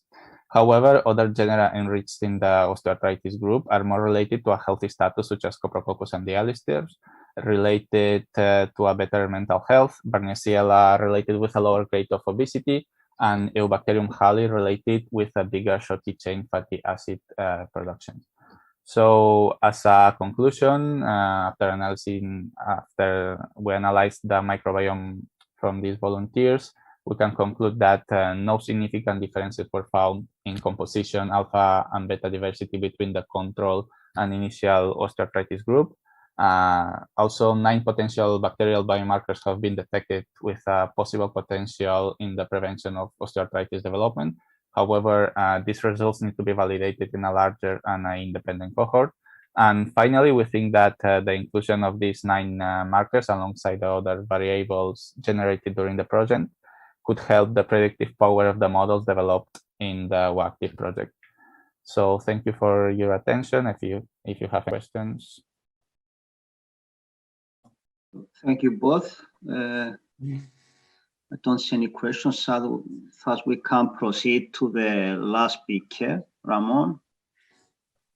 Yes, the last speaker is again Christos Papafitou, that he's going to talk and impact on the clinical evaluation and the OActive database. So, Okay. Chris, is all yours. Okay. Thank you, Ramon. So this presentation is also divided in 3 parts. I will start with some general information about the symptoms and clinical assessment of new osteoarthritis. In the second part, I will outline the factors increase the risk of developing new osteoarthritis, and I will discuss the main objectives of clinical evaluation of patients in the OActive project. In the last part, our colleague, Mr. Efthimios Stathakis, will discuss the aims of the OActive database. So, as I mentioned in my previous presentation, new osteoarthritis is a common cause of pain and disability in adults, and its symptoms often develop slowly and worsen over time.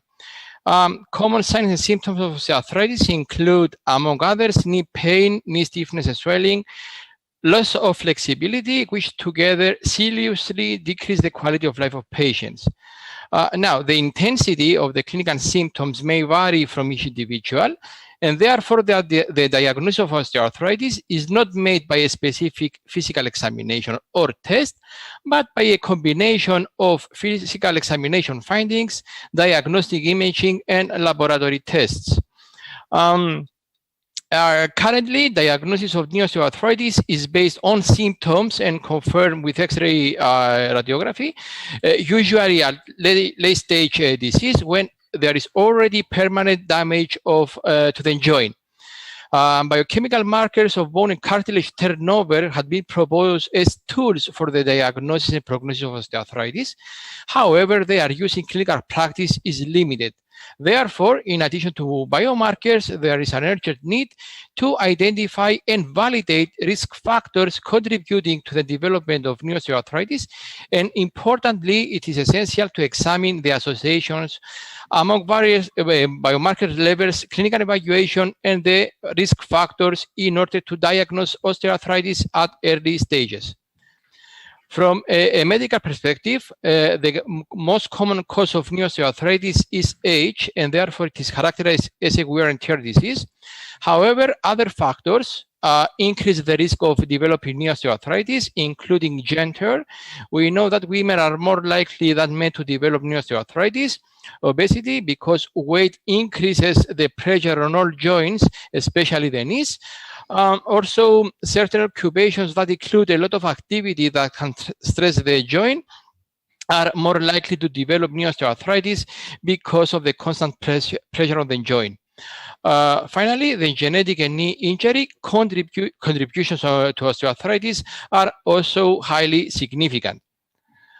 The aims of the clinical evaluation of patients in the OActive project was to collect data and examine the relationships between the various risk factors generated by different information sources and the clinical diagnosis, that is the physical examination by clinicians. The results will be used for the development of advanced computer modeling and simulation tools in order to be used in early diagnosis or prediction of further progression of the disease. And finally, the data will be used for the development of personalized predictive models and treatments. This slide summarizes the work plan of the project in terms of recruitment of patients.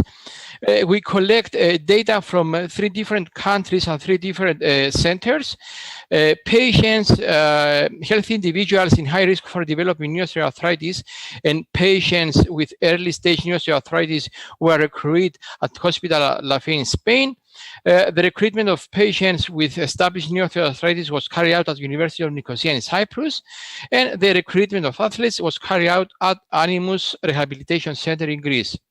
All patients underwent the physical examination by clinicians, while a questionnaire was also prepared to collect specific information from all patients. In addition to medical risk factors known to influence development of the disease, research studies suggest that the social and socioeconomic environment of an individual may be relevant to osteoarthritis prevalence and health outcomes as well. Therefore, it is essential to examine and analyze the socioeconomic status of patients with knee osteoarthritis.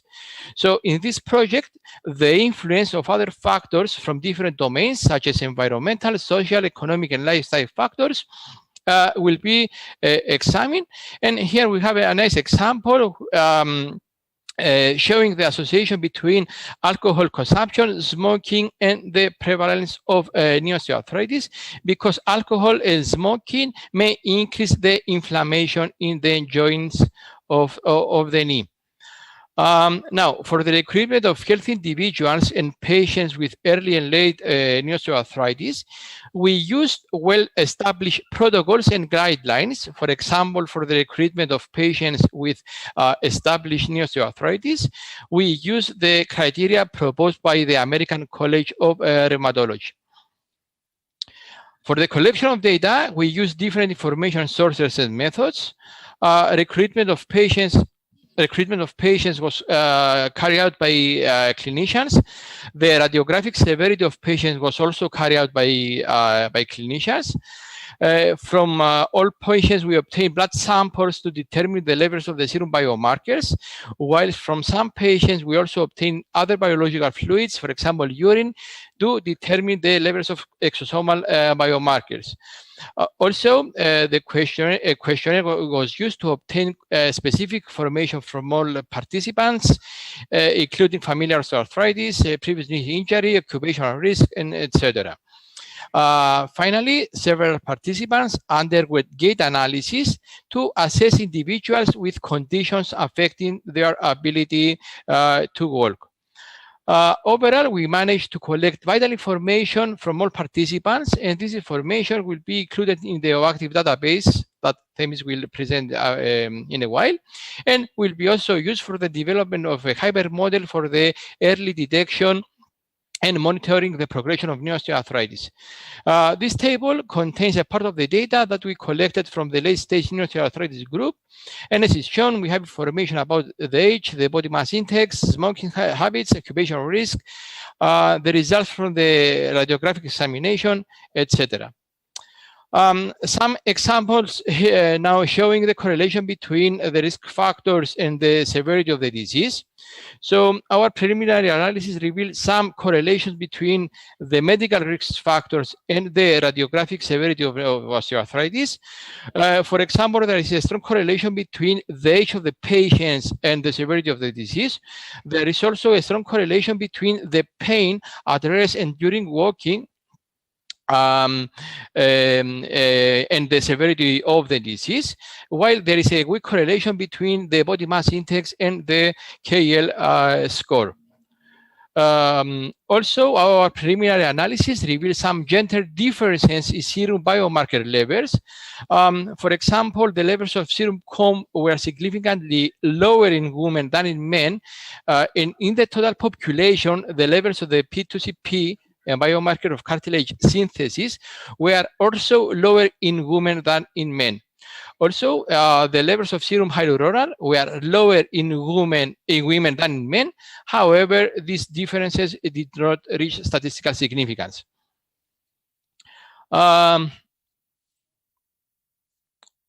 Finally, we obtained data from the gait analysis from some patients, and this data will be used to reduce pain and disability in patients by modifying the gait pattern or by proposing carefully selected exercises.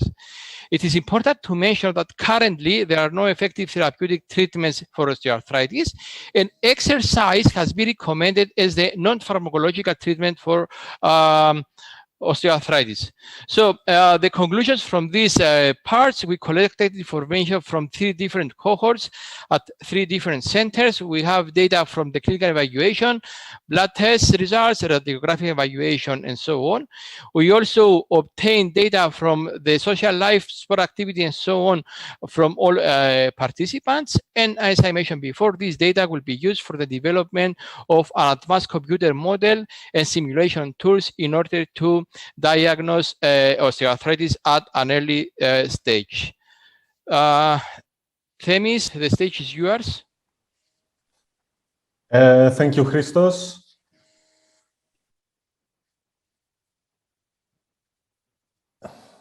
Give me a second. Okay. In this short presentation, I'll try to give you a brief description of the OActive platform. To do that, 2 questions must be answered. What is the scope of the OActive platform? What are the main components of the platform. As you may notice by now, OActive is a project involving many organizations such as SMEs, universities, hospitals, and rehabilitation centers from all over Europe. So the objective of the primary objective of the platform is to help clinicians and clinical researchers to store, manage, share, access, and process clinical data. Moreover, due to the nature of the data and the privacy concerns, the platform must fulfill some requirements, such as the standardization of the research data, to provide easy access to the research data and to all partners, to provide different access levels and permissions to users, and to protect data and to assure GDPR compliance. In the design philosophy of the OActive platform, every objective is implemented as a separate service layer. Store, manage, data flows, AI/ML framework, and of course, users.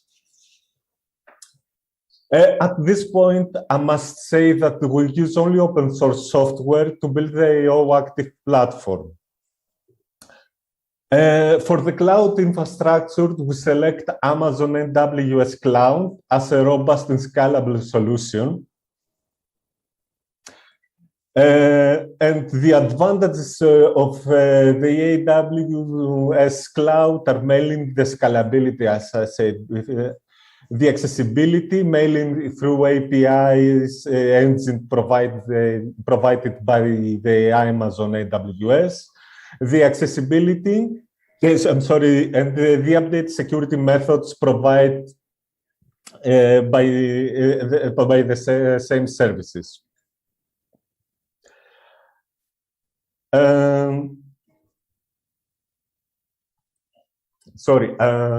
Okay, so as you can see, I think, and I have an additional slide that it's not included in this presentation. It's the OActive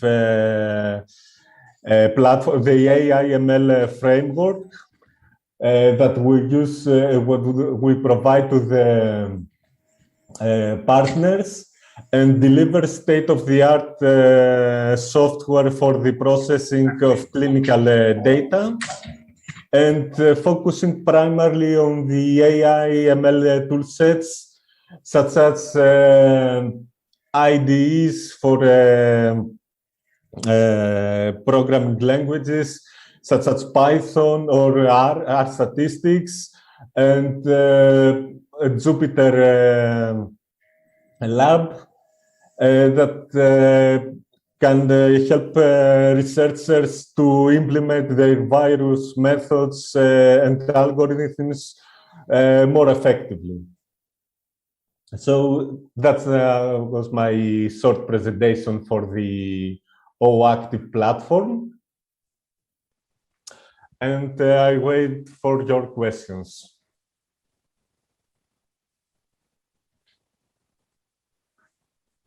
Okay, I think that we run out of time. I'm sorry for that. So, Christopher.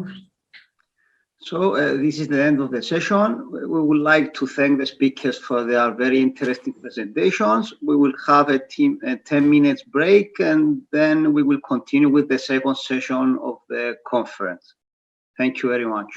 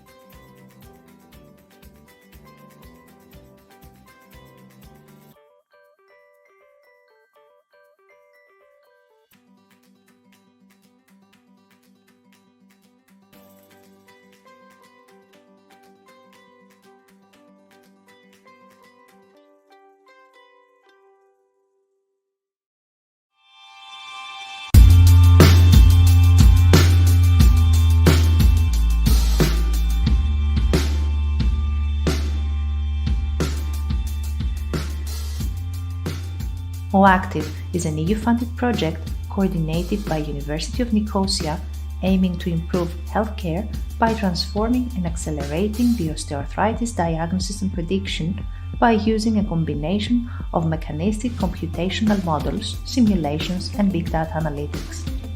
OActive is now coming to an end, and we would like to present the overall scientific outcomes of the project. Clinical trials were conducted by University of Nicosia, Hospital La Fe, and Animus Rehabilitation Center to subjects among different populations, such as elderly people with advanced osteoarthritis, healthy subjects in risk of developing osteoarthritis, and athletes with post-traumatic osteoarthritis. In these subjects, a clinical evaluation, biological tests, X-rays, MRIs, and gait analysis were performed. Significant differences were found in physical, functional, psychological, metabolic, and social variables between patients with initial osteoarthritis and asymptomatic subjects at risk of osteoarthritis development. Subsequently, the connection between biochemical markers for osteoarthritis and clinical diagnosis was examined. Activities were led by Leitat Technological Center, where established and novel biomarkers, including exosome miRNAs and microbiome, are included. To fully understand the onset, progression, and impact of knee osteoarthritis, KU11 has included in their studies socioeconomic factors, among which education and race clearly impact pain and function of subjects. Additionally, SmartX has developed two different wearable systems, one designed for monitoring and acquire data in controlled situation at a motion laboratory, and the second one able to be used autonomously by the patient at home. This approach allows to generate two complementary datasets for the development of the OActive behavioral model, providing information on how osteoarthritis affects patients' movement, habits, and behavior. Remed Foundation has successfully developed an osteoarthritis in vitro model based on patients' osteochondral tissue on engineered constructs and on induction of an LPS-mediated inflammatory response on healthy cartilage and bone. The response to different mechanical loads was studied to understand cellular-level response to full-body biomechanics. Musculoskeletal modeling pipelines have been developed by Liverpool John Moores University based on open-source software that allow to estimate subject-specific joint loading in OActive subjects. More complex, finite element models, including subject-specific joint geometry, have been developed and applied to a subset of the OActive population, shedding light on how tissue stresses are altered during the early stages of the disease. Data were stored in a cloud-based platform developed by CETRI to be used for the development of advanced computer modeling and simulation tools in order to be used in early diagnosis or prognosis of the osteoarthritis disease. OActive also considered multidisciplinary data from the Osteoarthritis Initiative database, such as physical activity indexes, self-reported data about joint symptoms, general health, and relevant clinical data. Thus, the OActive team, under the lead of CERT, has managed to firstly provide a robust feature selection approach that could identify important risk factors which contribute to the prediction of knee osteoarthritis, and secondly, develop machine learning tools for the prediction and diagnosis of the disease. Finally, University of Patras has developed advanced algorithms allowing estimation of knee soft tissue loading based on subject-specific geometries. Moreover, the team has developed a prototype software for real-time musculoskeletal dynamic analysis consisting of a powerful rapid calculation engine of biomechanical metrics, a graphic interface for the medical professionals, and a seamless visualization interface for the patient based on augmented reality principles. Overall, OActive aspires to shift the emphasis in osteoarthritis treatment from reaction to prevention, reduced trial and error prescribing, adverse drug reactions and high-risk invasive testing procedures and surgeries, increase patients' adherence to treatment, and control the overall cost of osteoarthritis treatment for the society and the patients. For more information, you can visit the OActive website and follow our social media platforms.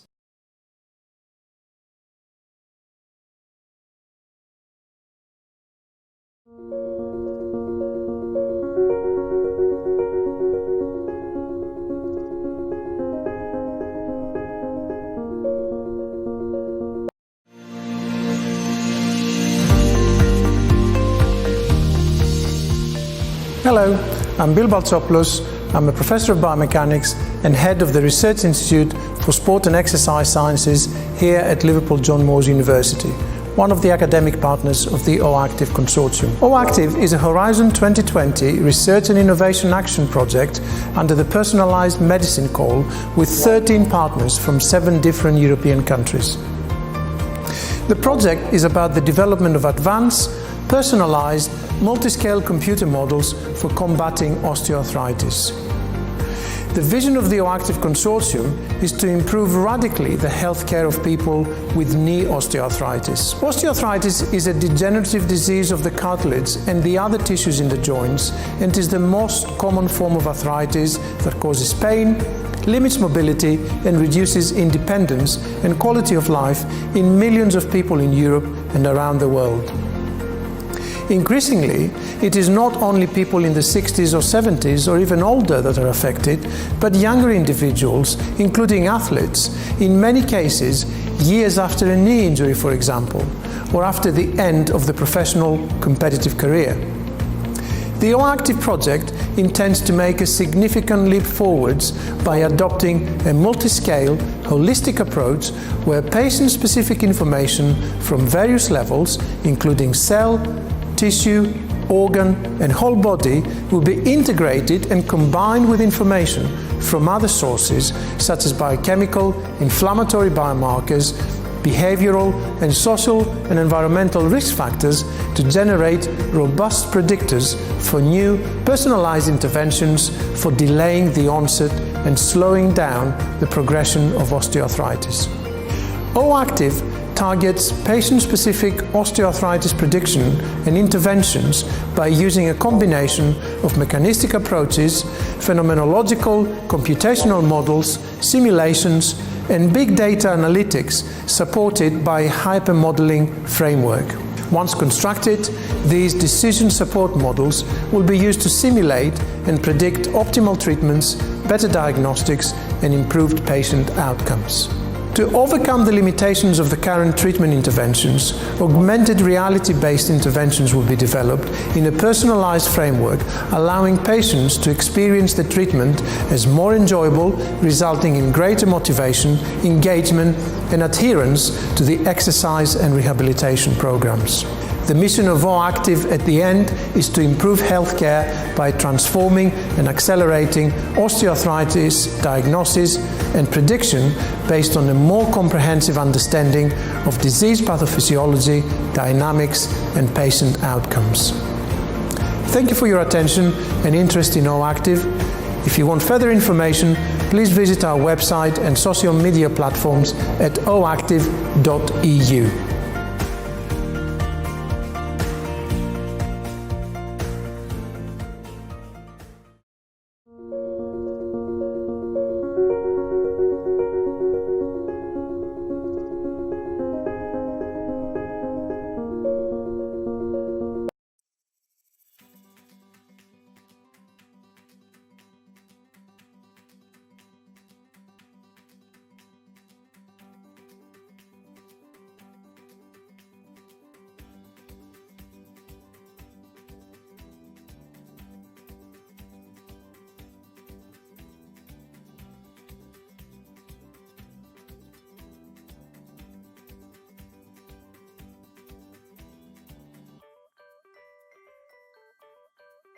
Hi, everybody. Welcome back. We are moving to the next session, session 2, entitled In Vitro Models. I will chair this session together with my colleague, Dr. Ioanna Gatsavou from Axia. We'll start the first presentation by Professor Martin Stoddart. program leader and principal investigator of AO Research Institute in Davos. He will tell us about the mechanical induced MSC hydrogenesis using movement to drive biological responses. Professor? Yep, thank you very much. You should hopefully be able to see my screen now. I'd just like to thank the organizers for the opportunity to present some of our work today, including some of the work we've been doing with a very complex bioreactor type system. And so for those not familiar with the AO, I'll just give you a brief introduction to the AO itself. And this building on the front is not a farmyard. That is actually our research institute. And that's pretty much how we look right now with the snow we have. And so for those not familiar with the AO Foundation, we're actually something which everybody knows what we do, but nobody really knows who we are. So effectively, what the AO Foundation actually did in the late 50s, early 60s, was to develop the platings technology for when you have a bone fracture. And so if you break a bone, you need a metal plate, a screw, or a nail.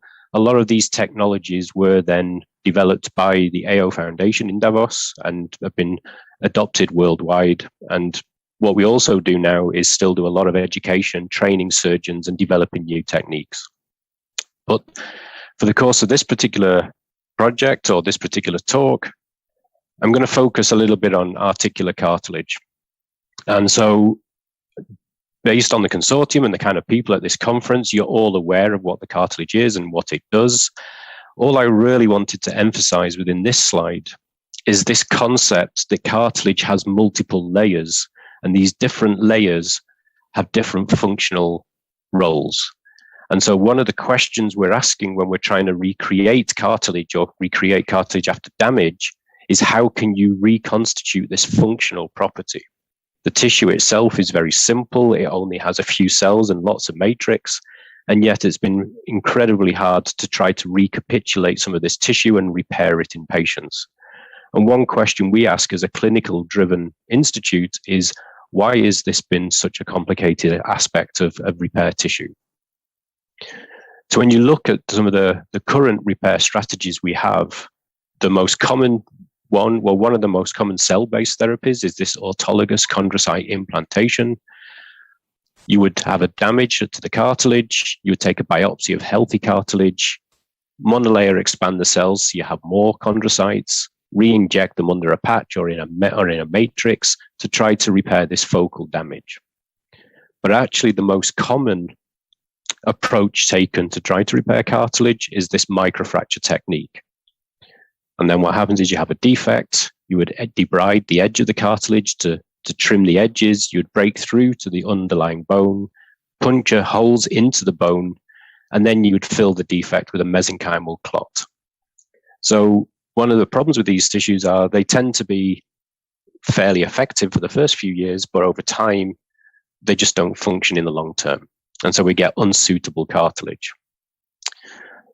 So within this particular talk and these particular projects I'm going to describe, we're very interested in this marrow stimulation approach, because essentially what we have, if you consider this as a new tissue engineered construct, almost regenerative medicine approach, you have mesenchymal stromal cells from humans.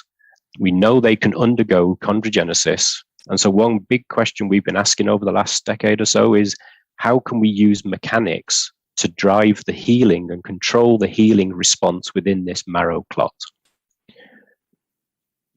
And so we've been working with autologous MSCs, so we monolayer expand the cells because we need lots of cells for our work. And one thing which everyone needs to keep in mind is these are a heterogeneous population of cells. So there is a very mixed population. There are still questions, are they true mesenchymal stem cells or should they be mesenchymal stromal cells? And we do work on these aspects and things to do with differentiation versus secretome.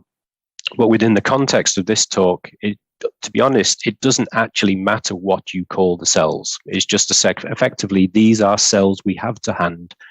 How can we then use them to repair tissues in patients?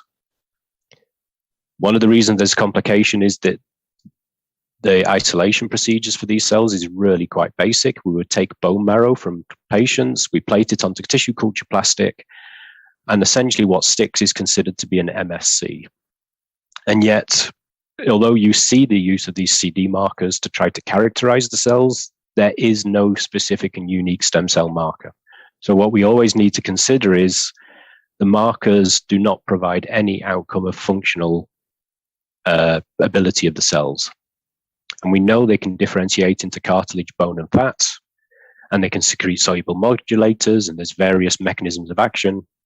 But as I mentioned, today we're going to focus on the differentiation process and how we can get stable chondrogenesis, which is what we want in cartilage, versus endochondral ossification, which is something which is like a cartilaginous template, which first occurs when bones heal.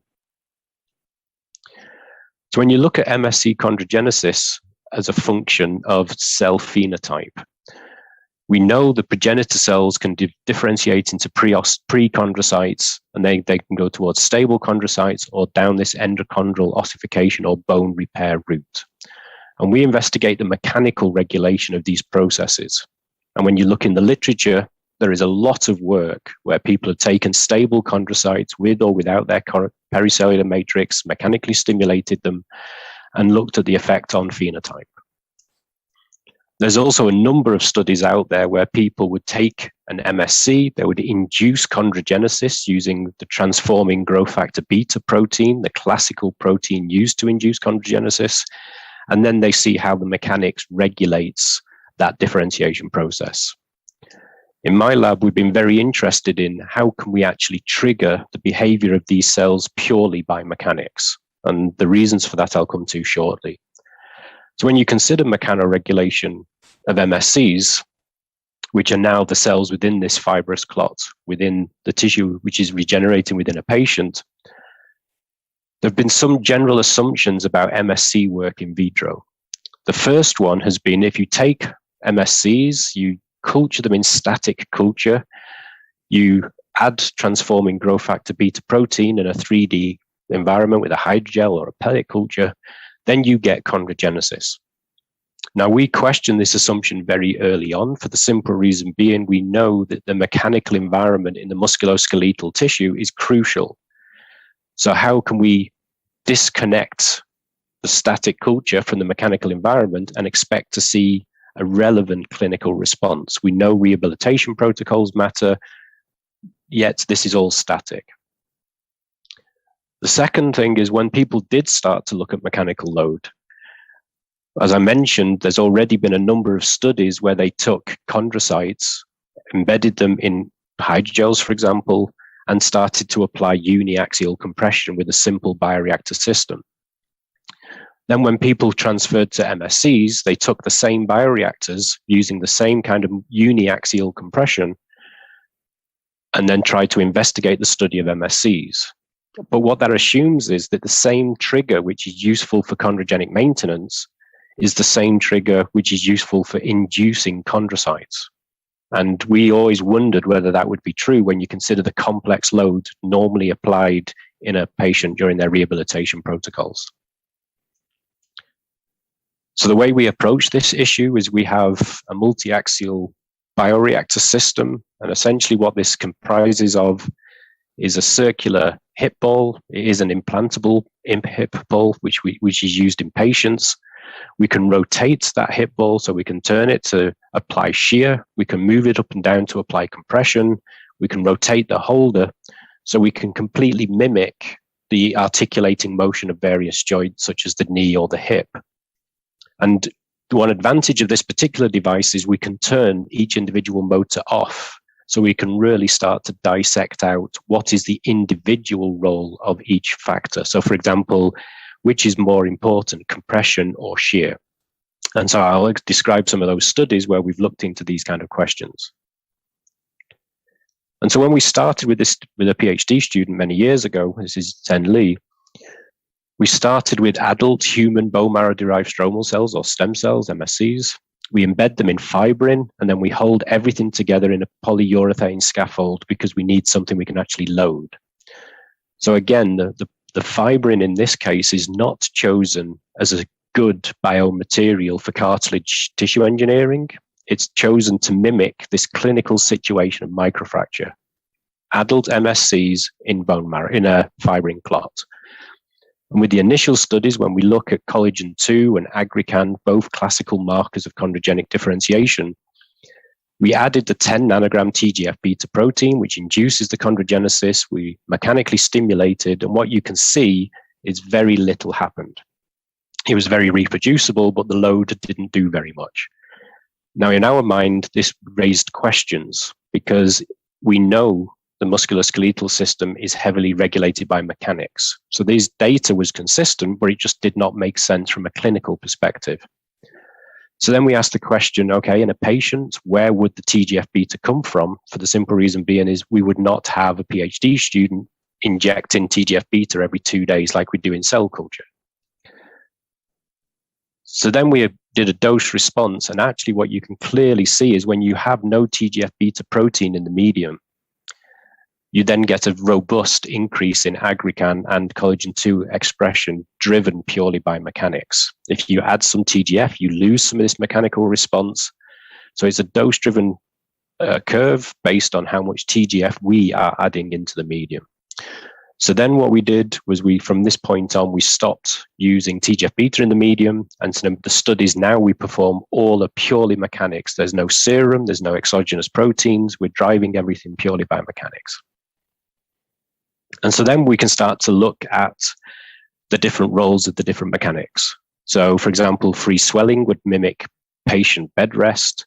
Compression would be a locked brace where the patient can walk, but they can't bend the knee.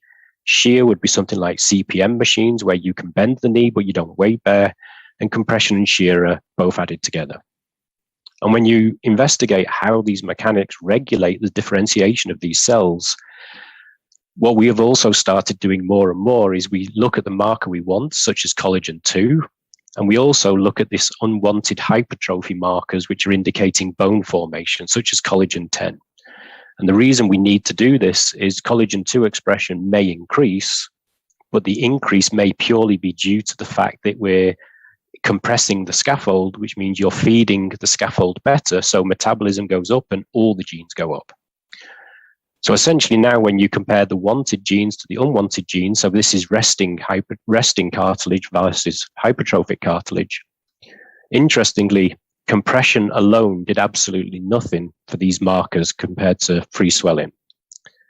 Shear alone had a tendency which never reached significance. And then compression and shear, you can see a dramatic increase in both the collagen type 2 to 10 ratio, the collagen 2 to alkaline phosphatase ratio. So you see we're driving a differentiation and we're driving it more towards resting chondrogenesis. When we look at the histology, we see exactly what the PCR data would suggest to us, that free swelling just gets this fibrous capsule you often see when you have static cultures in 3D. Compression just compresses it, shear makes it smooth, and compression and shear then leads to this matrix, which is staining rich for glycosaminoglycan. It also stains for collagen 2.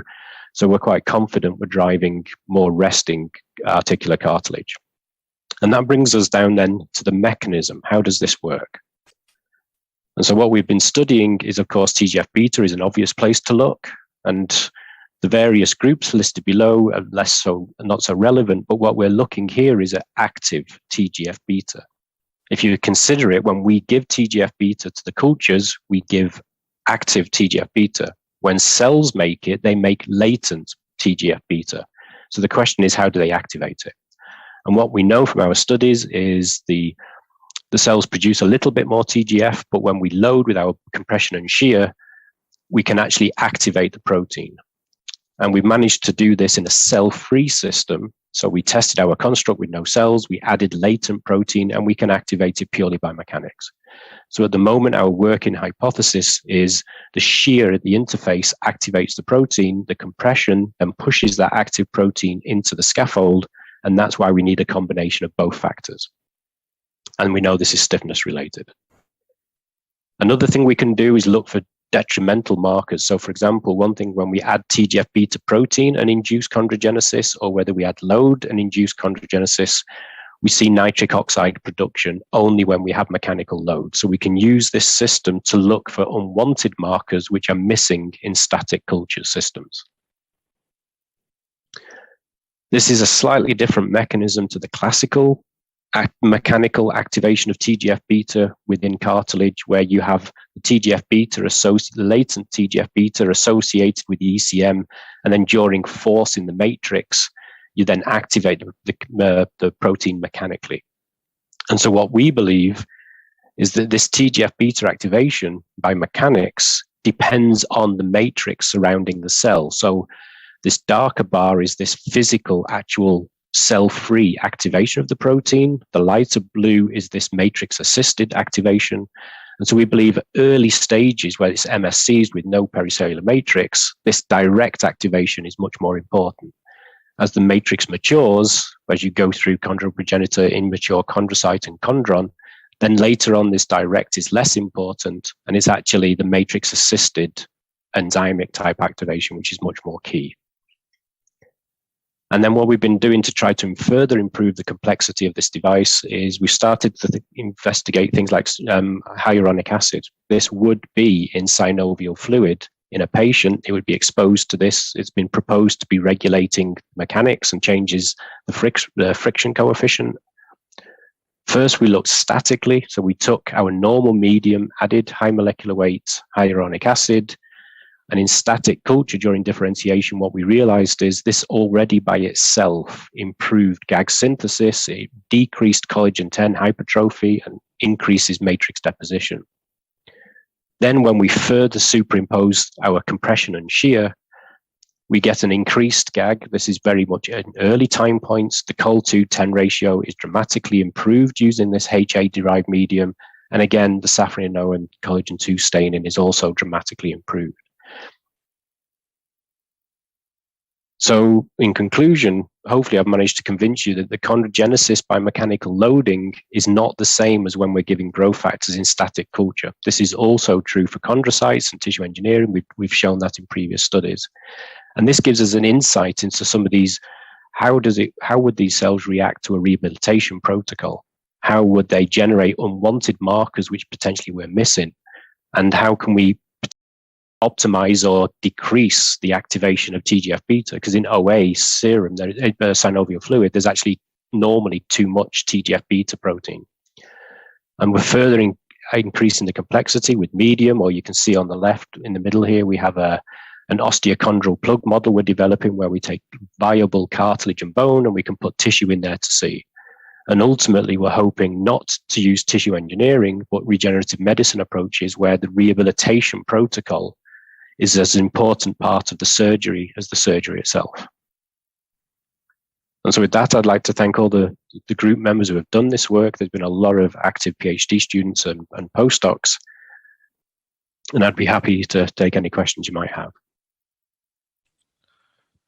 Thank you, Professor. It's a very interesting talk. I have a question, actually. Did you perform any profiling, gene expression profiling on the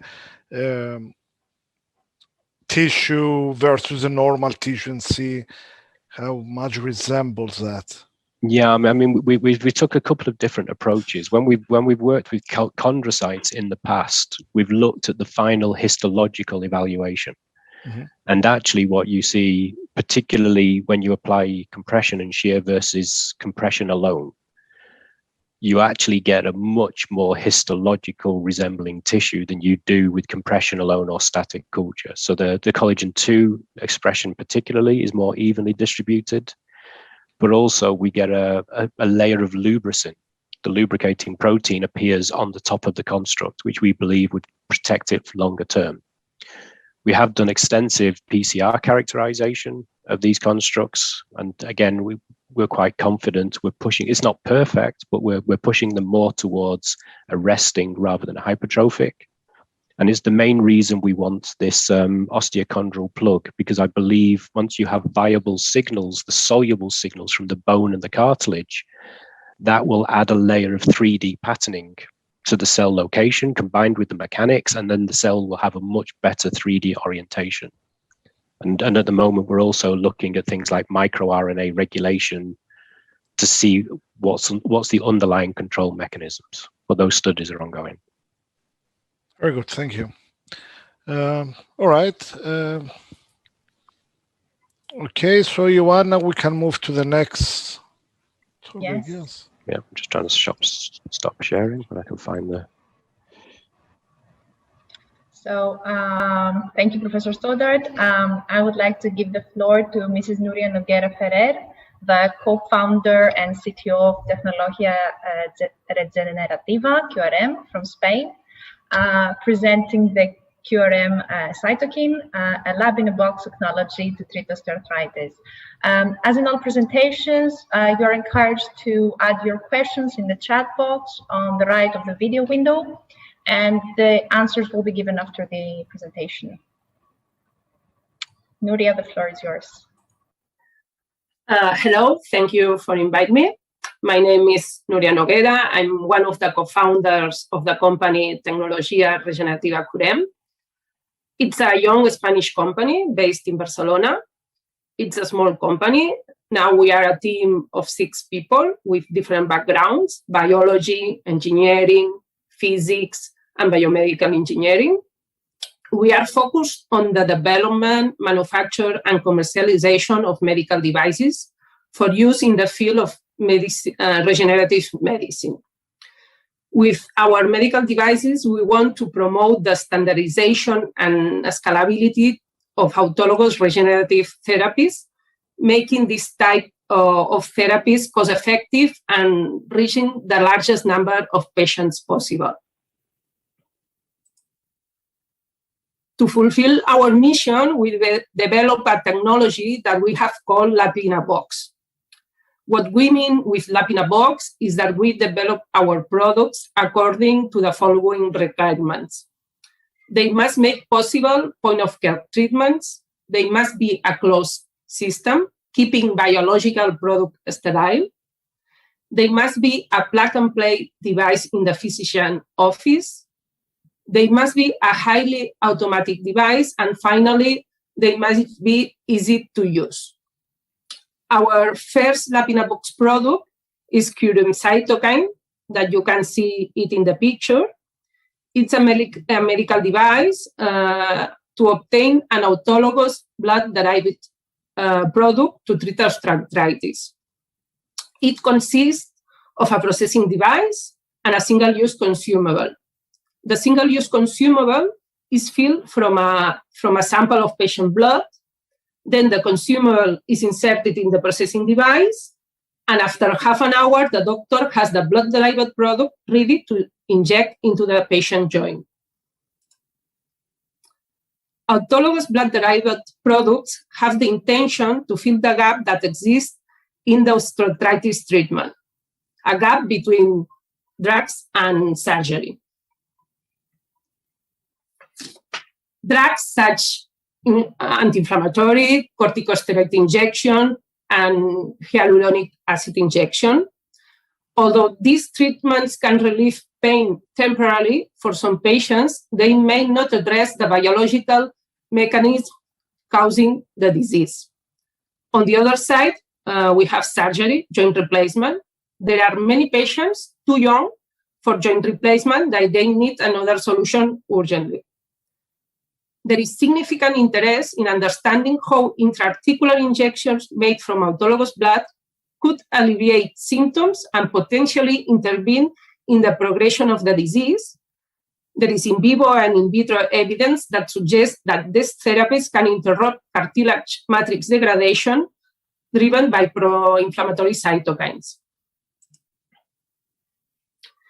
It's known that interleukin-1 plays an important role in inflammation and cartilage breakdown.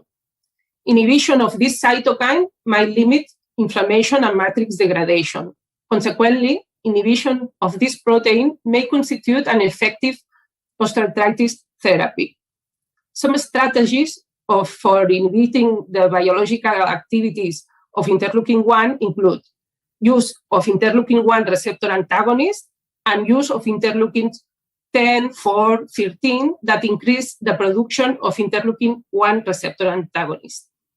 It's also known that other proteins like insulin growth factor and transforming growth factor contribute to cartilage homeostasis. So these proteins, or a combination of them, may become an autologous point-of-care therapy to treat osteoarthritis. White blood cells, platelets, and plasma are the blood components where we can find anti-inflammatory cytokines and other proteins of interest to create a therapy to treat osteoarthritis. The interleukin-1 receptor antagonists and interleukins 4, 13, and 10 come from white blood cells when they are properly activated. Insulin growth factor and other anti-inflammatory cytokines are found in blood plasma. The blood plasma is an important component to consider for a potential therapy. Finally, platelets are not a source of anti-inflammatory cytokines, but when platelets are activated, they release interesting growth factors, such as transforming growth factor that I mentioned earlier. Over the past 2 decades, preparation from autologous blood have been divided into platelet-rich plasma and autologous anti-inflammatories. Both have been studied in order to treat osteoarthritis. Platelet-rich plasma is defined as a concentration of platelets higher than whole blood, while autologous anti-inflammatories are focused on concentrating high levels of interleukin receptor antagonists. The technique used to obtain platelet-rich plasma is centrifugation, and we can find mainly 2 types of techniques to obtain autologous anti-inflammatories. One of them is incubating blood at 37 degrees in a borosilicate glass bead for hours, plus a centrifugation step. With this technique, a cell-free serum is obtained. And another technique is a 2-step centrifugation to obtain a solution of white blood cells. Well, what we get with our device, Curem Cytokine, is an autologous cytokine-rich serum. It's a cell-free serum, so it's not a platelet-rich plasma product. We can classify it in the group of autologous anti-inflammatories that I explained before. Curem Cytokine focused on the concentration of anti-inflammatory cytokines, 4, 10, and 13, interleukins 4, 10, and 13, and growth factors, insulin growth factor and transforming growth factor. The technique used by Curem Cytokine is a 2-step coagulation. With a first clot, we obtain cytokines and other proteins that we will use to activate the white blood cells and platelets in another clot. We carried on a pilot study of knee osteoarthritis with Curem Cytokine. 8 patients with knee osteoarthritis were treated with autologous cytokine-rich serum and followed for one year. Clinically significant improvements based on functional measures was maintained for 1 year. Results have shown an improvement higher than 60%. In the pilot study, we also analyzed synovial liquid samples of the patients. We analyzed concentration of hyaluronic acid and interleukin 6, that is an inflammatory cytokine. We found an increasing concentration of hyaluronic acid level 2 weeks after the treatment and a reduction of interleukin 6. This data suggests that autologous cytokine-rich serum may address the biological mechanism causing the disease. Now we are carrying on more research to increase this data and clinical evidence. Finally, currently, there are more than 20 Curem Cytokine users. There are physicians in traumatology, rheumatology, sport medicine, integrative medicine, and anesthesiology. All of them are reporting us important improvements in their patients with 1 or 2 injections of autologous-rich cytokine serum. And these positive results drive us to continue developing this product and new ones. Thank you for your attention.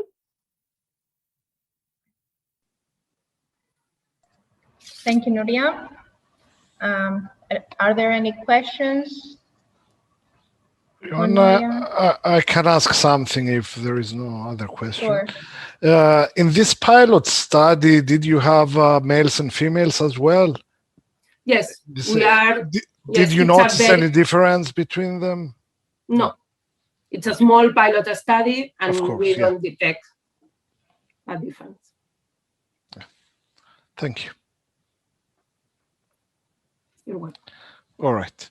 So we can then move to the next talk. Unfortunately, Dr. Karathanasis cannot be here with us. So we will move to the next one, which is by Dr. Roberto Di Gesù from RIMED Foundation in Italy. He will tell us about tissue engineering and osteoarthritis models. Yes. Roberto? Let me share my screen.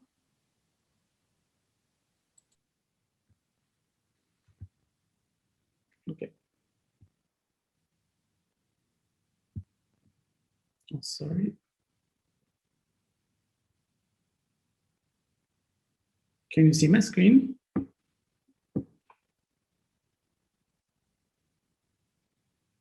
Kind of shifted to the right. Can you see my screen now? Yes. Okay. Perfect. Yes, okay. Perfect. My name is Roberto Di Gesù, and I am a postdoc researcher. I work at RIMED Foundation, which is located in Palermo, and I was involved in the OActive project to my postdoctoral program. So today I will briefly show you native and artificial tissue, how we can be employed as highly realistic models to study the efficacy of rehabilitative movement toward the osteoarthritis. Each partner of the OActive consortium developed an interconnected part of the whole project, from the data collected from patients affected by OA to the development of personalized rehabilitative therapy, implement the technology coming from the study of artificial intelligence. In this context, the role of RIMED Foundation was to study the effects of rehabilitation movement at cell and tissue level using advanced in vitro modeling technologies. In particular, our approach was aimed to address the need explained in this scheme, the schematic that we called challenge to need schematic. The first challenge is the multi-tissue aspect of the osteoarthritis, which involves at both articular and cartilage and at the adjacent subchondral bone. Thus, the related need was to have a multi-tissue platform to study cartilage and bone simultaneously. The second challenge was linked to the different behavior of the osteoarthritis in vitro compared to the in vivo disease. Hence, we need to develop a highly realistic in vitro model. The third challenge was to make possible the scale down of a tissue-based in vitro model. Then we need a valid synthetic model. So following this schematic, we worked to satisfy all these scientific needs. Hence, we developed an in vitro system to study native osteoarthritis. Then we built a realistic in vitro OA model based on native tissue. And finally, we developed a multi-tissue engineered construct which is able to mimic the native osteochondral complex. So let's go to each single point. To study native OA, we developed an advanced in vitro platform based on dual flow dual flow technology. This is the central core of our platform, is a 3D printed bioreactor composed of 4 compartments connected in series. Each compartment is made of an upper and lower chamber and can be filled with the tissue that to be cultured, which is held inside a supporting insert. The innovative aspect of the system is that its biphasic architecture, which allowed to feed tissue with 2 different media separately, minimizing the mixture between media flowing in the upper and in the lower chamber. In the specific case of the osteochondral complex, we were able to nourish cartilage and bone with chondro and specific media respectively. This is a key aspect to maintain the native phenotypes in selective manner and allow to focus the crosstalk interaction between cartilage and bone at the tissue interface. We applied this technology to study native OA on human tissues obtained from patients underwent total knee replacement surgery. To do this, we harvested cylinder-shaped osteochondral plaques and cultured them with our biphasic bioreactor. This was possible because often we received tissue macroscopically healthy, which came from particular surgery like blunt disease. So we can have macroscopically healthy tissue and a diseased tissue. So in this case, we collected plugs both from healthy and diseased part of the articulation, and we were able to analyze the efflux media and the tissue coming from both parts of the articulation, so we can have a comparison between healthy and diseased tissue from the same donor. Firstly, we wanted to study the amount of pro-inflammatory cytokines commonly involved in OA in vivo. Interestingly, we found an increase in pro-inflammatory soluble markers in OA tissue. In particular, the content of interleukin-1 beta was significantly higher in both diseased tissues compared to healthy controls. Indeed, a slight difference was noticeable for interleukin-6, which was increased only in OA cartilage by day 3. Then we moved to focus on degradative biomarkers, and we found that hyaluronan content was higher in efflux medium from cartilage. And surprisingly, hyaluronan content was high also on bone media, which suggests an active role of the bone in progression of osteoarthritis. Similarly, levels of human comp were abundant in bone medium and decreased over time, suggesting again an active role of the bone. At this point, we moved to satisfy the need number 2, which was to have a realistic OA in vitro model.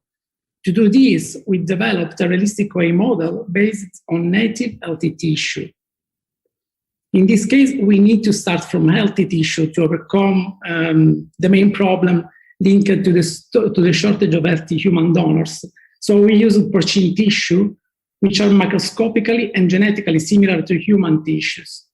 We followed the same experiment setup adopted to study human native tissue, but in this case, we supplemented pro-inflammatory stimuli to the tissue to induce an OA-like condition. Firstly, we provide a specific pro-inflammatory stimuli, supplementing TNF-alpha and interleukin-1 beta to culture media. And we found that TNF-alpha doesn't provide significant tissue modification. Conversely, interleukin-1 beta induced an inflammatory condition that caused a decrease in chondrospecific gene. However, this effect was visible only at supraphysiologic concentration of the cytokine. To create a more realistic model, we designed a new experiment based on LPS as pro-inflammatory stimulus. At this point, we were super excited from our results, which showed that tissues responded very well to LPS stimulation. And as you can see, we obtained a cartilage fibrillation, which is very similar to the condition visible in OA in vivo. Moreover, we found that one of the mechanisms involved in this tissue modification is the activation of the enzymatic complex ROMO1 that promotes the production of reactive oxygen species, which leads to tissue damage. At this point, we wanted to move forward to the third need, which is the shortage of healthy tissue. But how to do that? In this case, tissue engineering helped us. Then we fabricated an engineered biphasic osteochondral complex, which mimic native tissues. We used a mixture of gelatin genepin to fabricate the bone-like phase through 3D printing technology using the fresh approach, which uses sacrificial material to support the 3D printed structure. Then the bone-like phase was assembled with a cartilage-like phase composed of gelatin and hyaluronic acid.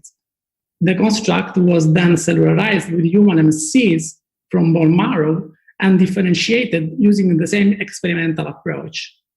And one condition in this experiment was also the addition of UVEC cells to promote vascularization of the bone-like phase of the scaffold. So interesting, the scaffold, the engineered scaffold, was pretty similar to the native plug we extracted from native tissues. And the cartilage-like phase was composed of gelatin methacrylate and hyaluronic methacrylate, photocross-linked by near UV. And the bone-like phase was, as already described, composed by gelatin and genipid, and in one condition with addition of UVEC cells. Interestingly, we found that UVEC cells was able in the bone phase to organize themselves in a vascular-like structure, and they grow over time, also in a capillary-like structures. That was visible also in histomorphologic analysis, where we performed fluorescence and immunochemistry utilizing a monoclonal antibody anti-CD31.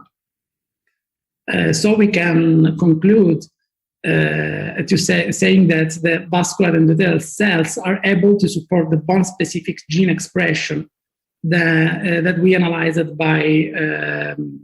deeply by PCR analysis. In conclusion, we can conclude that native human tissues do not capture the complexity of the full body biomarker profile, but they can be used to identify which cytokines and dendritic markers are give contribution by specific tissues.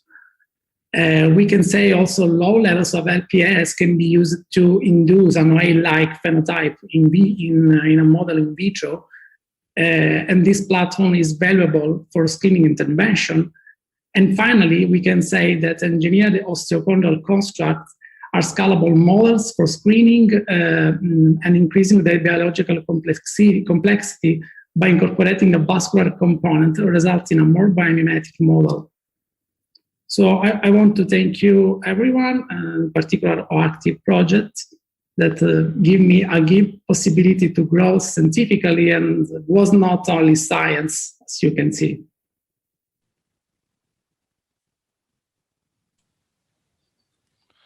Thank you, Roberto. It's a very interesting talk. Yes, actually, that Palermo meeting was the last one before COVID, so we will all remember that. We need to repeat the one. Yeah. Yes. Any questions for Roberto? I don't see.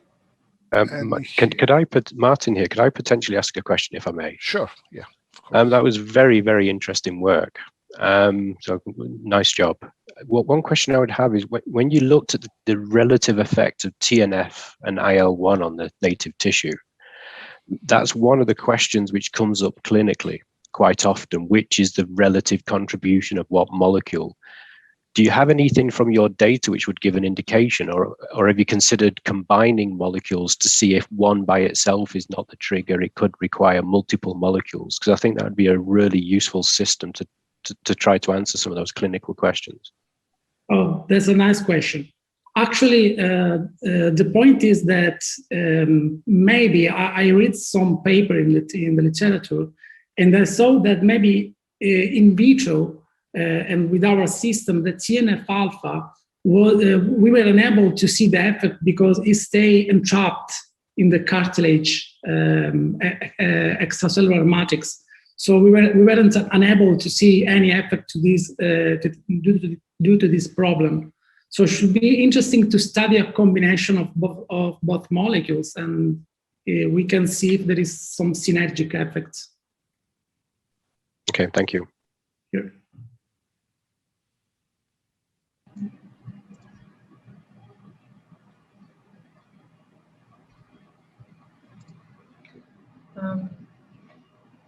If there are no other questions, we can move to the next presentation.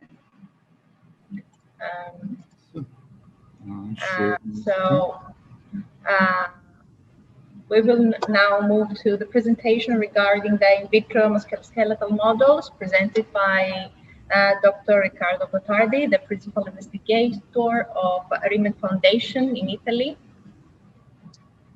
Riccardo. Yes. Thank you.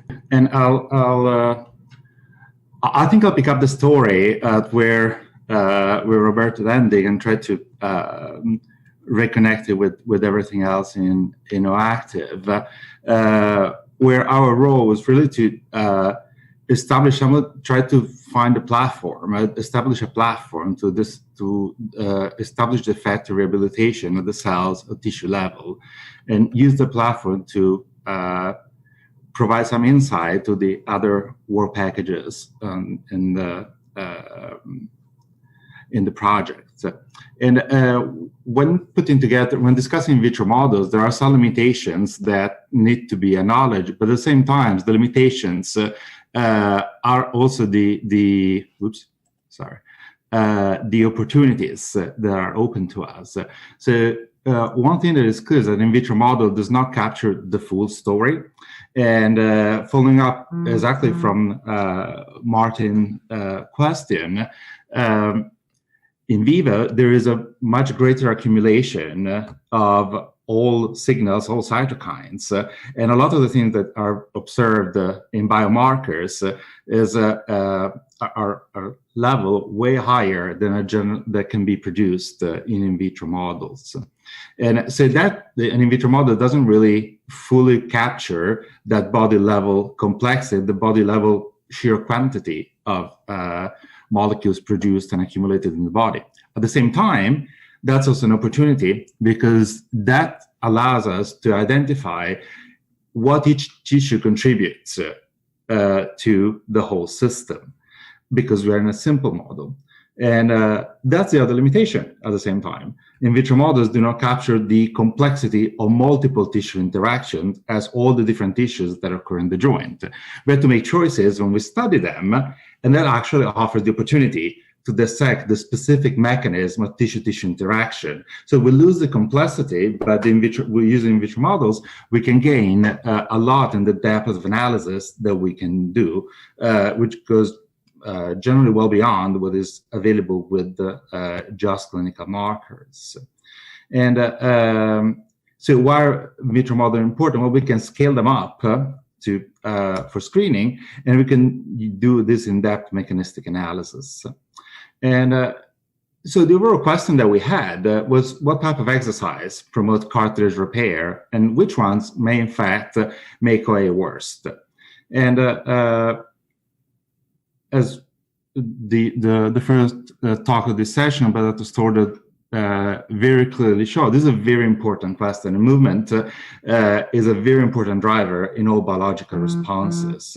And so we started from the story, and we can reformulate the question in a more scientific manner to say which macroscopic movements in the body relate to microscale mechanobiology of the cells in the joint. Which loads in the movement that we have at the body level drive a specific signaling response that can be pro-regenerative and help repair the tissue, or catabolic and actually induce damage in the cells and promote a cascade that actually damages or does not help in repair the tissue. And one of the big questions and one of the great opportunities in working with OActive and the other partners was to actually understand much better what are the loads that are actually happening at the joint level. And without stealing the whole story from John Moores University, it was great, this collaboration, because we could our partners developed the system that went from full body movement, actual body movement, to the loads that occur for different patients and different type of movements down to the joint level. And those are actually different and fall into different compressive strain, different range of compressive strain. And we use these parameters for the design of our experiments.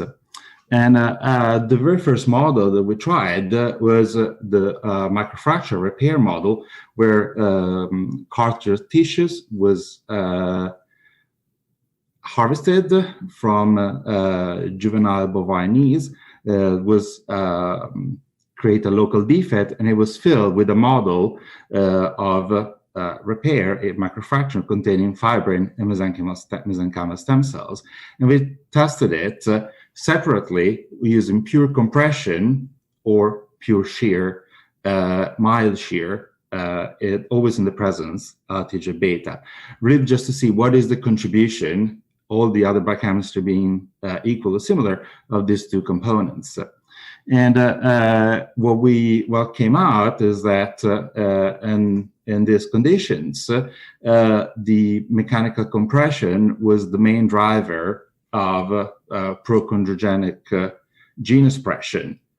And so based on this, this was encouraging and interesting, but at the same time, it was a currently commercial system that did not really allow much scaling up.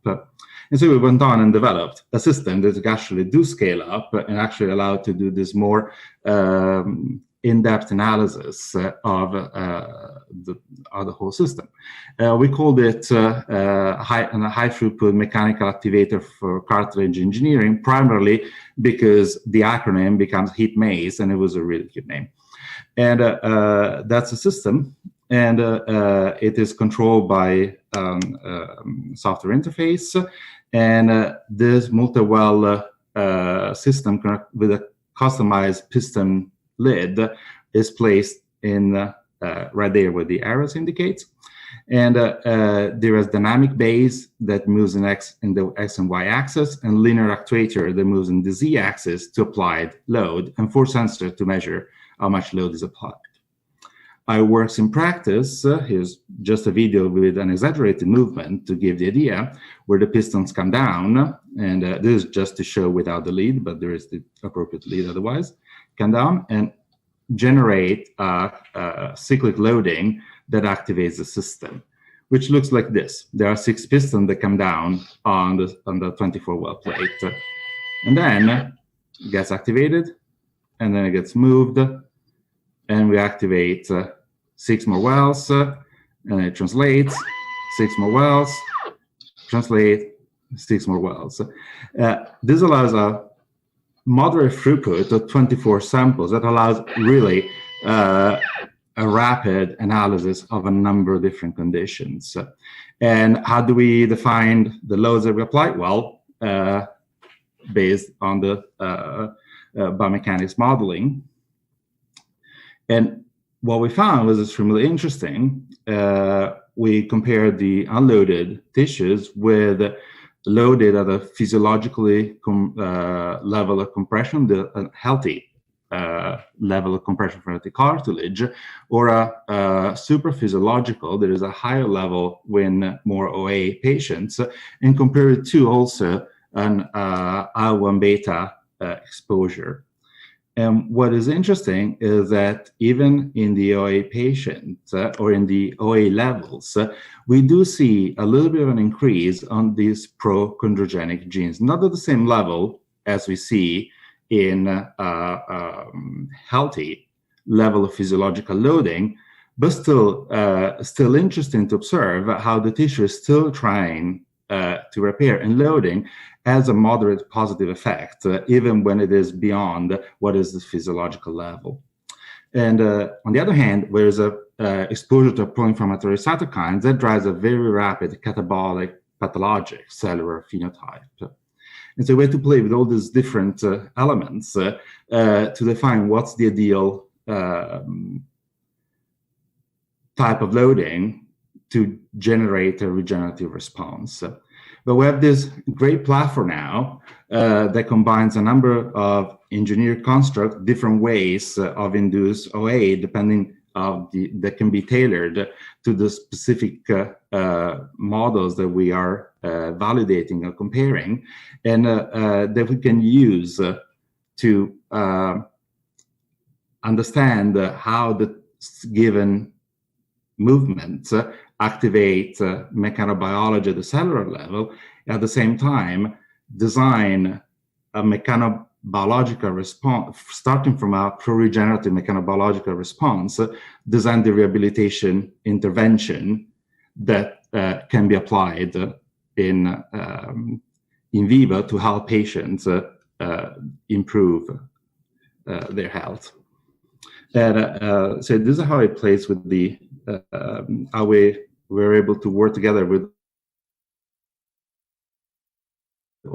within the active partnership and validation of the upper model, providing baseline data that can support pro-regenerative exercise regimens, and working together with the biomechanics modeling from a body level to a tissue level to a cell level and back to understand all the interplay that occurs from how we move as humans to what actually happens to the cells in our body, and how can instruct them to actually repair or at least do not damage more our osteoarthritic joints. And with that, I thank you all.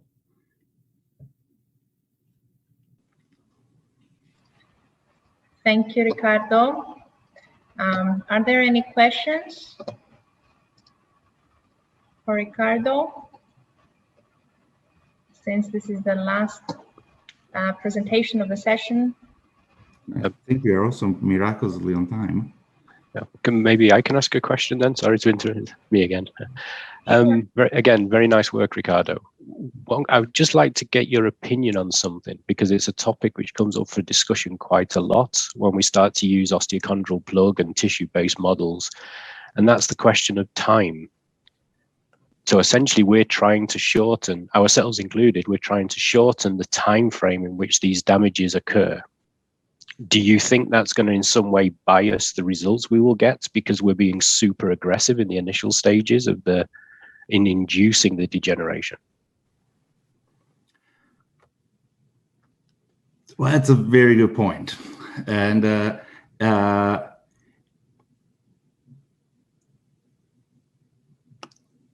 yes, but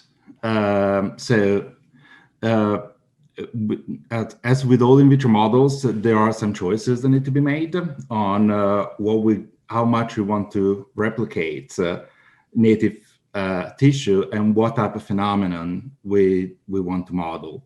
And that's one of the reasons why we try to explore other options besides a very high level of pro-inflammatory cytokines that are by themselves not really related to the actual levels that are found in the body. But if we were to use those levels, we would not see any effects happening in the in vitro tissue for forever. So when we tested the effect of LPS, this very dramatic response, we were very excited because it's the opportunity to induce a very rapid degeneration in the tissue. Now, is that process, that dynamic of that process physiologic? No, it's much faster than that. On the other hand, it doesn't mean that we have to continue to that speed. We can bring it rapidly to that point and then go back to a more physiological time frame and study then what happens with the pro-inflammatory cytokines that are activated. And that's, I think, the smarter compromise, or at the moment, the most viable compromise to have a high stress environment that produce a dramatic change in phenotype, but that lasts for a short time. And we do see that happen a little bit sometimes when we use impact models of cartilage, where the changes are very rapid and that are also physiologic. That's what happens when we injured mechanically the tissue. Now, that's just a small subset of all the type of injuries that we are observing. So yes, but that's the answer.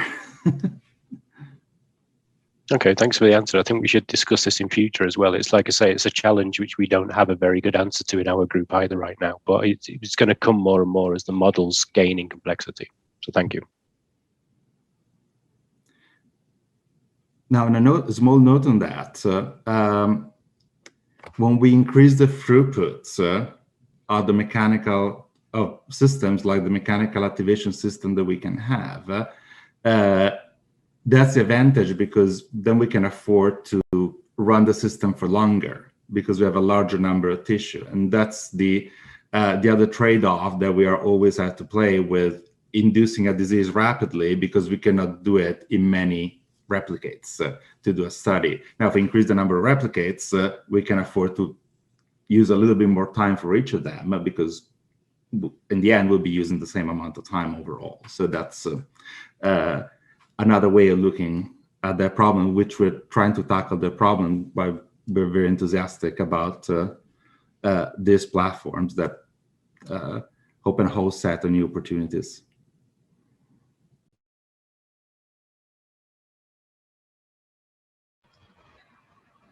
Thank you, Ricardo. Thank you, Martin. As far as I can see, there are no other questions for you, Ricardo. So I think that we can move to the lunch break, and we will be back at 1 o'clock. So you can stay connected, and we'll be back shortly after the break at 1 o'clock. During the breaks, you can enjoy the videos that we have prepared, presenting the work that has been done during the OActive project. So see you all at 1.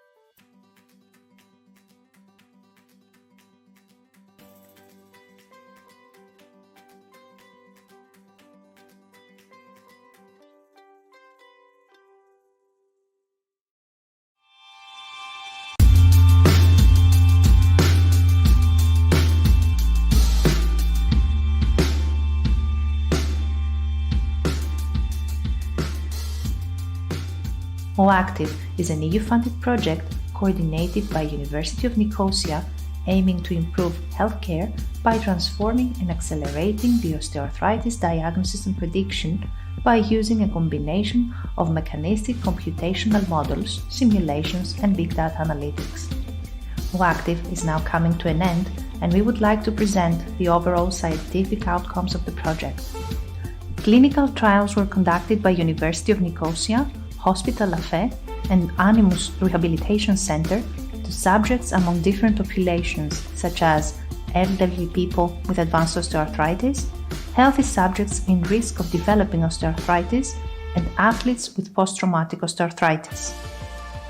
In these subjects, a clinical evaluation, biological tests, X-rays, MRIs, and gait analysis were performed. Significant differences were found in physical, functional, psychological, metabolic, and social variables between patients with initial osteoarthritis and asymptomatic subjects at risk of osteoarthritis development. Subsequently, the connection between biochemical markers for osteoarthritis and clinical diagnosis was examined. Activities were led by Leitat Technological Center, where established and novel biomarkers, including exosome miRNAs and microbiome, are included. To fully understand the onset, progression, and impact of knee osteoarthritis, KU Leuven has included in their studies socioeconomic factors, among which education and race, clearly impact pain and function of subjects. Additionally, SmartX has developed two different wearable systems, one designed for monitoring and acquire data in controlled situation at the motion laboratory, and the second one able to be used autonomously by the patient at home. This approach allows to generate two complementary datasets for the development of the OActive behavioral model, providing information on how osteoarthritis affects patients' movement, habits, and behavior.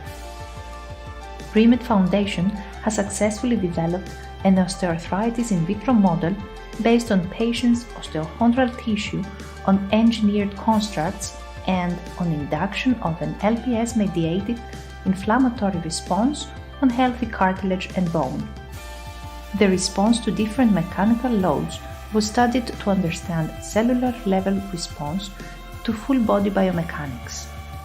Musculoskeletal modeling pipelines have been developed by Liverpool John Moores University based on open-source software that allow to estimate subject-specific joint loading in OActive subjects.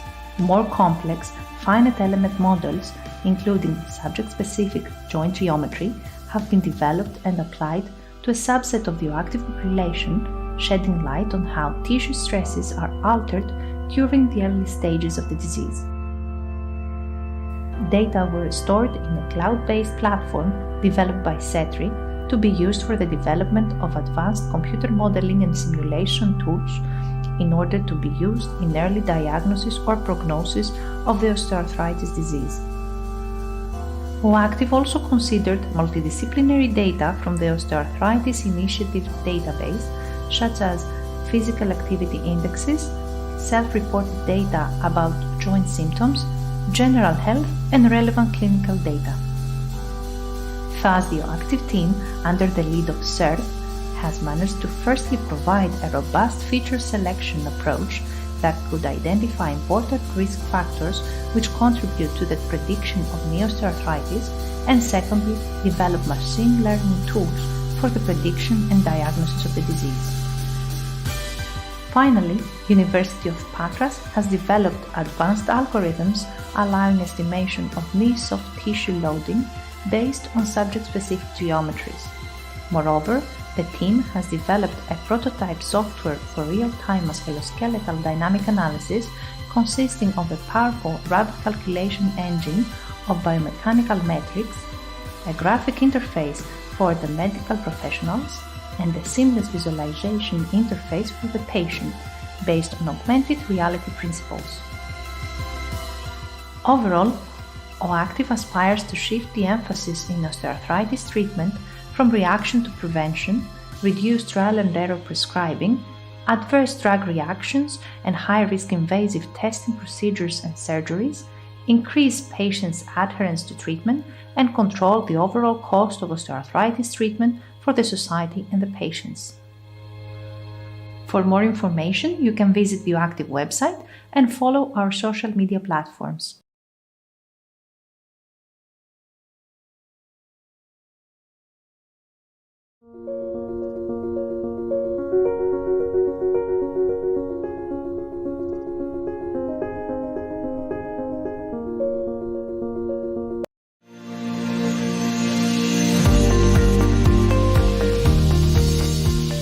Hello, I'm Bill Baltsopoulos.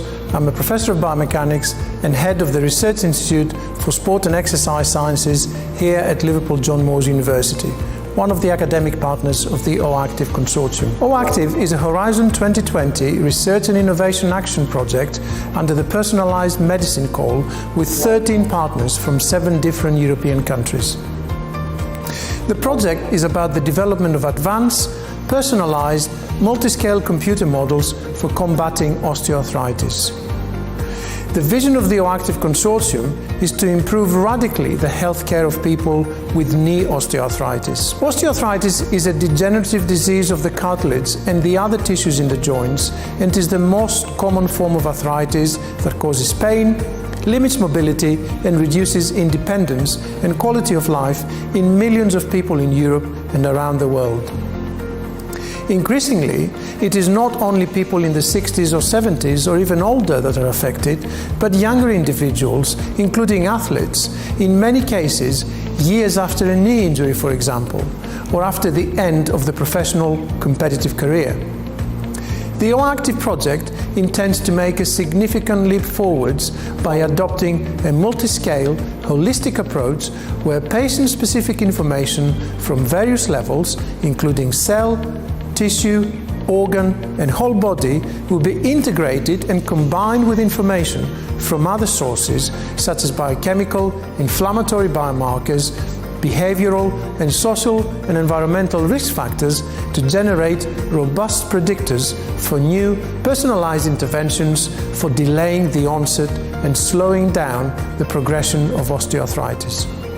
OActive targets patient-specific osteoarthritis prediction and interventions by using a combination of mechanistic approaches, phenomenological computational models, simulations, and big data analytics supported by a hypermodeling framework. Once constructed, these decision support models will be used to simulate and predict optimal treatments, better diagnostics, and improved patient outcomes. To overcome the limitations of the current treatment interventions, augmented reality-based interventions will be developed in a personalized framework, allowing patients to experience the treatment as more enjoyable, resulting in greater motivation, engagement, and adherence to the exercise and rehabilitation programs. The mission of OActive at the end is to improve healthcare by transforming and accelerating osteoarthritis diagnosis and prediction based on a more comprehensive understanding of disease pathophysiology, dynamics, and patient outcomes. Thank you for your attention and interest in OActive. If you want further information, please visit our website and social media platforms at oactive.eu.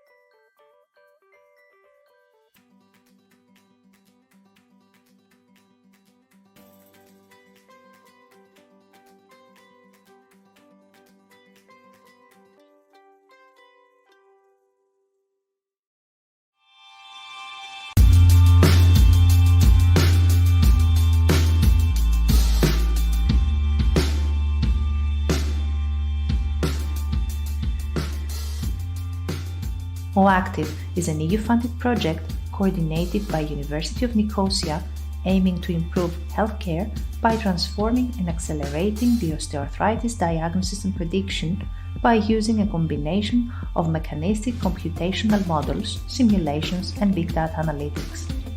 OActive is now coming to an end, and we would like to present the overall scientific outcomes of the project. Clinical trials were conducted by University of Nicosia, Hospital La Fe, and Animus Rehabilitation Center to subjects among different populations, such as elderly people with advanced osteoarthritis, healthy subjects in risk of developing osteoarthritis, and athletes with post-traumatic osteoarthritis. In these subjects, a clinical evaluation, biological tests, X-rays, MRIs, and gait analysis were performed. Significant differences were found in physical, functional, psychological, metabolic, and social variables between patients with initial osteoarthritis and asymptomatic subjects at risk of osteoarthritis development. Subsequently, the connection between biochemical markers for osteoarthritis and clinical diagnosis was examined. Activities were led by Leitat Technological Center, where established and novel biomarkers, including exosome miRNAs and microbiome, are included. To fully understand the onset, progression, and impact of knee osteoarthritis, KU Leuven has included in their studies socioeconomic factors, among which education and race clearly impact pain and function of subjects. Additionally, SmartX has developed two different wearable systems, one designed for monitoring and acquire data in controlled situation at the Motion Laboratory, and the second one able to be used autonomously by the patient at home. This approach allows to generate two complementary datasets for the development of the OActive behavioral model, providing information on how osteoarthritis affects patients' movement, habits, and behavior. Remed Foundation has successfully developed an osteoarthritis in vitro model based on patients' osteochondral tissue on engineered constructs and on induction of an LPS-mediated inflammatory response on healthy cartilage and bone. The response to different mechanical loads was studied to understand cellular-level response to full-body biomechanics. Musculoskeletal modeling pipelines have been developed by Liverpool John Moores University based on open-source software that allow to estimate subject-specific joint loading in OActive subjects. More complex, finite element models, including subject-specific joint geometry, have been developed and applied to a subset of the OActive population, shedding light on how tissue stresses are altered during the early stages of the disease. Data were stored in a cloud-based platform developed by CETRI to be used for the development of advanced computer modeling and simulation tools in order to be used in early diagnosis or prognosis of the osteoarthritis disease. OActive also considered multidisciplinary data from the Osteoarthritis Initiative database, such as physical activity indexes, self-reported data about joint symptoms, general health, and relevant clinical data. Thus, the OActive team, under the lead of CERT, has managed to firstly provide a robust feature selection approach that could identify important risk factors which contribute to the prediction of knee osteoarthritis, and secondly, develop machine learning tools for the prediction and diagnosis of the disease. Finally, University of Patras has developed advanced algorithms allowing estimation of knee soft tissue loading based on subject-specific geometries. Moreover, the team has developed a prototype software for real-time musculoskeletal dynamic analysis consisting of a powerful rapid calculation engine of biomechanical metrics, a graphic interface for the medical professionals, and a seamless visualization interface for the patient based on augmented reality principles. Overall, OActive aspires to shift the emphasis in osteoarthritis treatment from reaction to prevention, reduced trial and error prescribing, adverse drug reactions and high-risk invasive testing procedures and surgeries, increase patients' adherence to treatment, and control the overall cost of osteoarthritis treatment for the society and the patients. For more information, you can visit BioActive website and follow our social media platforms.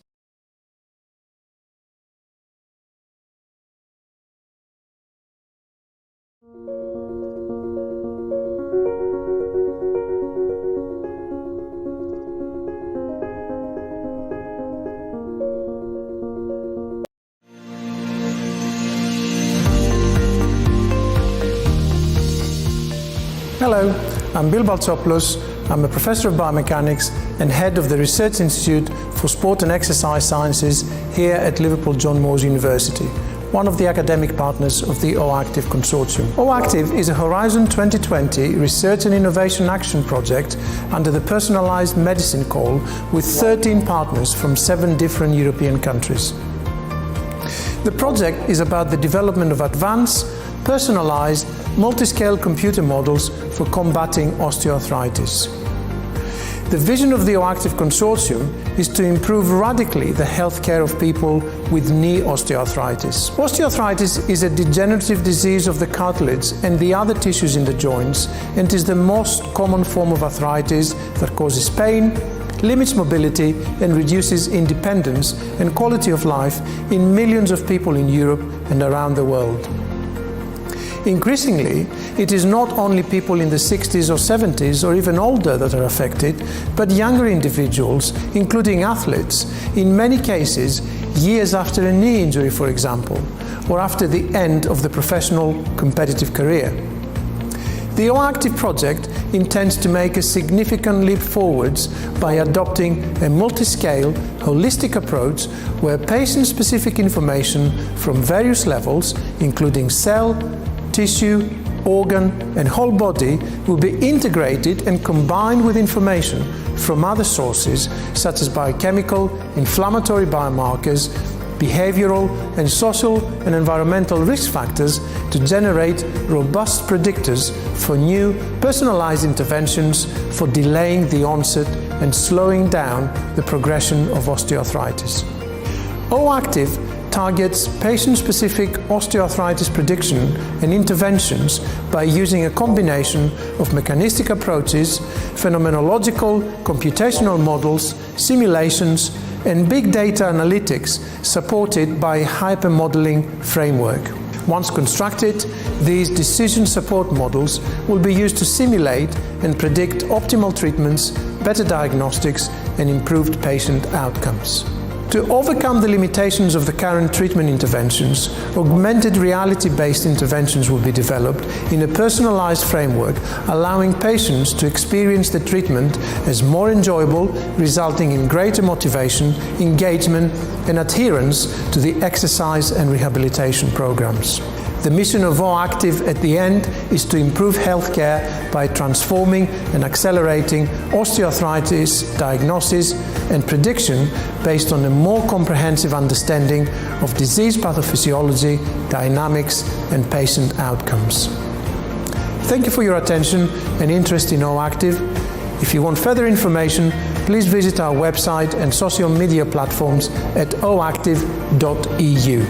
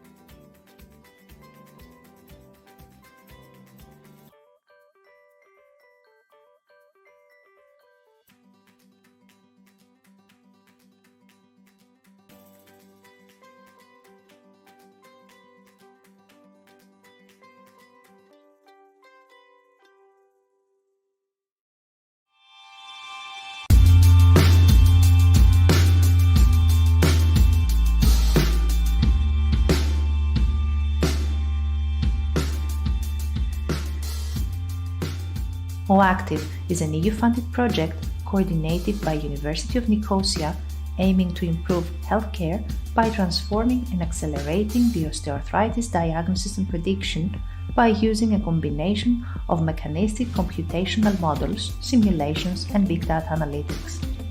OActive is now coming to an end, and we would like to present the overall scientific outcomes of the project. Clinical trials were conducted by University of Nicosia, Hospital La Fe, and Animus Rehabilitation Center to subjects among different populations, such as elderly people with advanced osteoarthritis, healthy subjects in risk of developing osteoarthritis, and athletes with post-traumatic osteoarthritis. In these subjects, a clinical evaluation, biological tests, X-rays, MRIs, and gait analysis were performed. Significant differences were found in physical, functional, psychological, metabolic, and social variables between patients with initial osteoarthritis and asymptomatic subjects at risk of osteoarthritis development.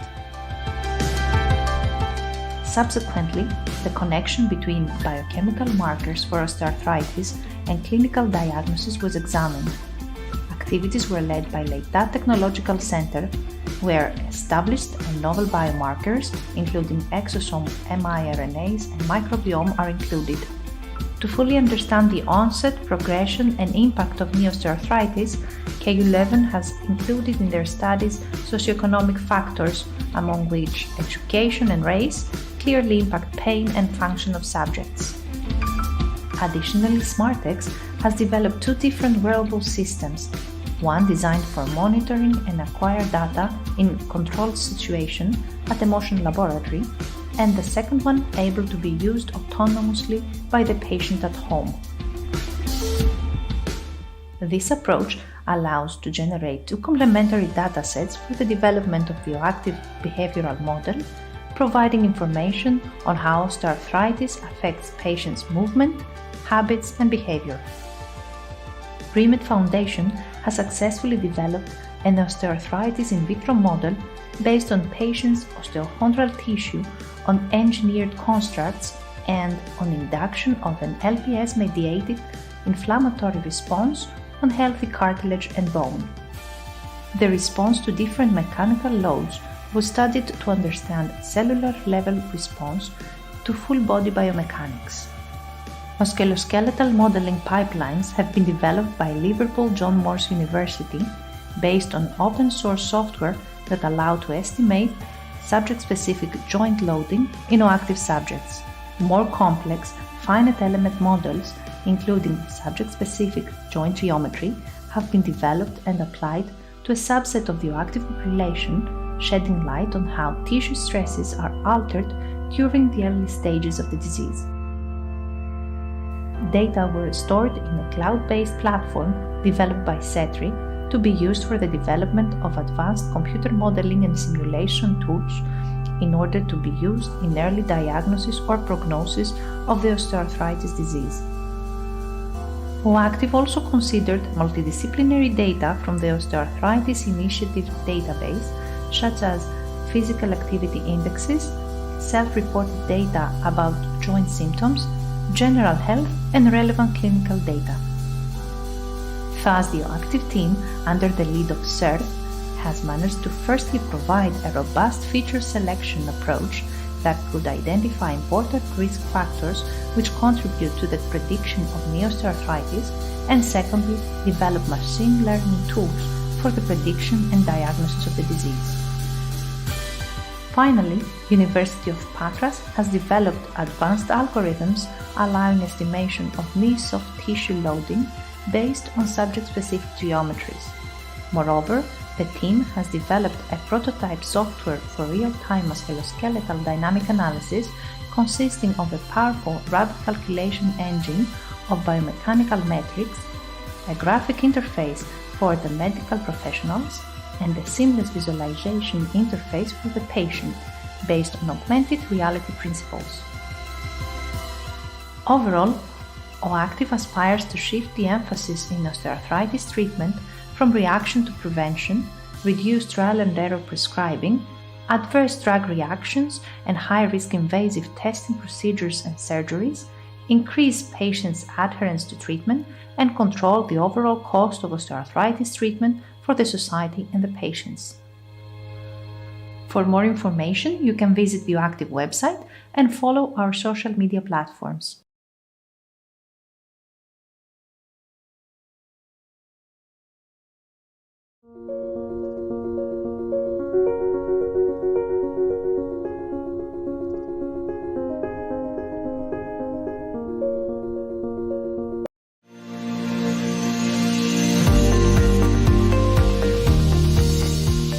Hello, I'm Bill Baltsopoulos. I'm a professor of biomechanics and head of the Research Institute for Sport and Exercise Sciences here at Liverpool John Moores University, one of the academic partners of the OActive Consortium. OActive is a Horizon 2020 Research and Innovation Action project under the Personalised Medicine Call with 13 partners from 7 different European countries. The project is about the development of advanced, personalised, multi-scale computer models for combating osteoarthritis. The vision of the OActive Consortium is to improve radically the healthcare of people with knee osteoarthritis. Osteoarthritis is a degenerative disease of the cartilage and the other tissues in the joints, and is the most common form of arthritis that causes pain, limits mobility, and reduces independence and quality of life in millions of people in Europe and around the world. Increasingly, it is not only people in the 60s or 70s or even older that are affected, but younger individuals, including athletes, in many cases years after a knee injury, for example, or after the end of the professional competitive career. The OActive project intends to make a significant leap forwards by adopting a multi-scale, holistic approach where patient-specific information from various levels, including cell, tissue, organ, and whole body, will be integrated and combined with information from other sources such as biochemical, inflammatory biomarkers, behavioural and social and environmental risk factors to generate robust predictors for new personalised interventions for delaying the onset and slowing down the progression of osteoarthritis. OActive targets patient-specific osteoarthritis prediction and interventions by using a combination of mechanistic approaches, phenomenological, computational models, simulations, and big data analytics supported by a hypermodeling framework. Once constructed, these decision support models will be used to simulate and predict optimal treatments, better diagnostics, and improved patient outcomes. To overcome the limitations of the current treatment interventions, augmented reality-based interventions will be developed in a personalized framework, allowing patients to experience the treatment as more enjoyable, resulting in greater motivation, engagement, and adherence to the exercise and rehabilitation programs. The mission of OActive at the end is to improve healthcare by transforming and accelerating osteoarthritis diagnosis and prediction based on a more comprehensive understanding of disease pathophysiology, dynamics, and patient outcomes. Thank you for your attention and interest in OActive. If you want further information, please visit our website and social media platforms at oactive.eu.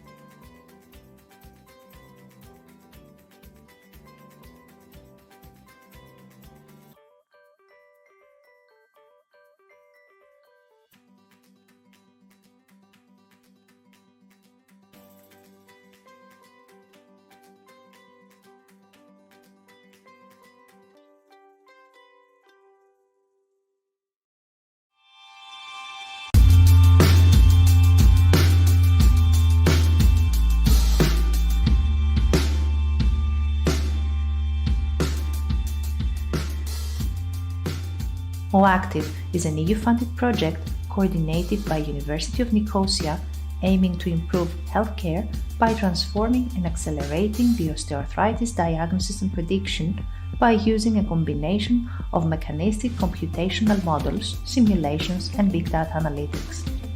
OActive is now coming to an end, and we would like to present the overall scientific outcomes of the project. Clinical trials were conducted by University of Nicosia, Hospital La Fe, and Animus Rehabilitation Center to subjects among different populations, such as elderly people with advanced osteoarthritis, healthy subjects in risk of developing osteoarthritis, and athletes with post-traumatic osteoarthritis. In these subjects, a clinical evaluation, biological tests, X-rays, MRIs, and gait analysis were performed.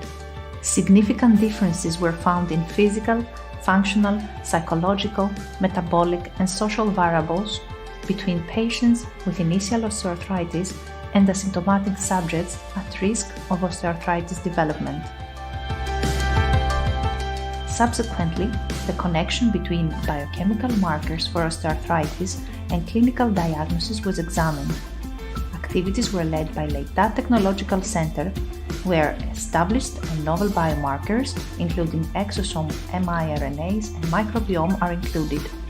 To fully understand the onset, progression, and impact of knee osteoarthritis, KU Leuven has included in their studies socioeconomic factors, among which education and race clearly impact pain and function of subjects.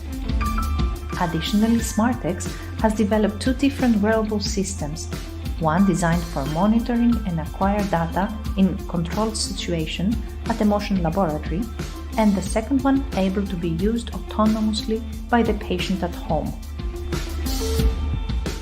This approach allows to generate two complementary datasets for the development of the OActive behavioral model, providing information on how osteoarthritis affects patients' movement, habits, and behavior. Remed Foundation has successfully developed an osteoarthritis in vitro model based on patients' osteochondral tissue on engineered constructs and on induction of an LPS-mediated inflammatory response on healthy cartilage and bone. The response to different mechanical loads was studied to understand cellular-level response to full-body biomechanics. Musculoskeletal modeling pipelines have been developed by Liverpool John Moores University based on open-source software that allow to estimate subject-specific joint loading in OActive subjects. More complex, finite element models, including subject-specific joint geometry, have been developed and applied to a subset of the OActive population, shedding light on how tissue stresses are altered during the early stages of the disease. Data were stored in a cloud-based platform developed by CETRI to be used for the development of advanced computer modeling and simulation tools in order to be used in early diagnosis or prognosis of the osteoarthritis disease. OActive also considered multidisciplinary data from the Osteoarthritis Initiative database, such as physical activity indexes, self-reported data about joint symptoms, general health, and relevant clinical data.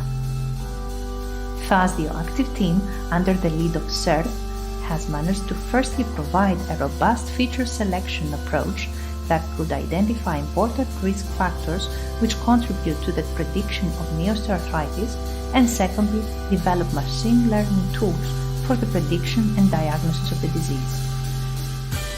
Finally, University of Patras has developed advanced algorithms allowing estimation of knee soft tissue loading based on subject-specific geometries. Moreover, the team has developed a prototype software for real-time musculoskeletal dynamic analysis consisting of a powerful rapid calculation engine of biomechanical metrics, a graphic interface for the medical professionals, and a seamless visualization interface for the patient based on augmented reality principles.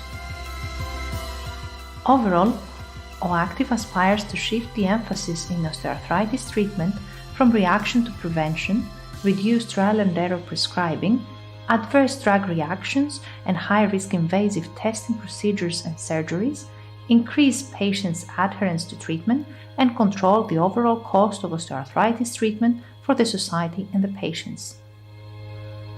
For more information, you can visit BioActive website and follow our social media platforms.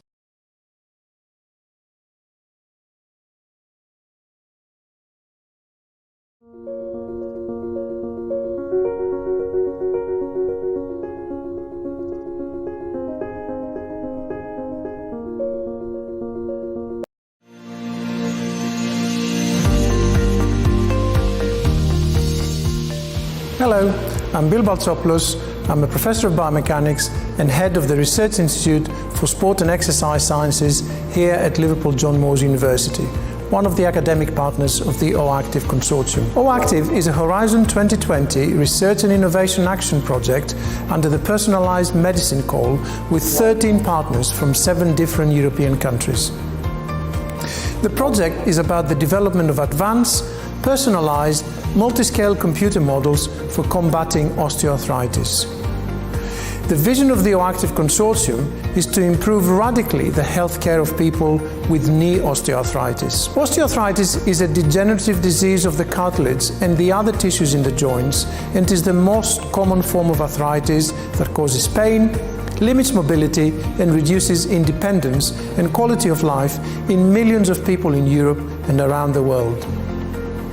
Increasingly, it is not only people in the 60s or 70s or even older that are affected, but younger individuals, including athletes, in many cases years after a knee injury, for example, or after the end of the professional competitive career. The OActive project intends to make a significant leap forwards by adopting a multi-scale, holistic approach where patient-specific information from various levels, including cell, tissue, organ, and whole body, will be integrated and combined with information from other sources such as biochemical, inflammatory biomarkers, behavioural and social and environmental risk factors to generate robust predictors for new personalised interventions for delaying the onset and slowing down the progression of osteoarthritis.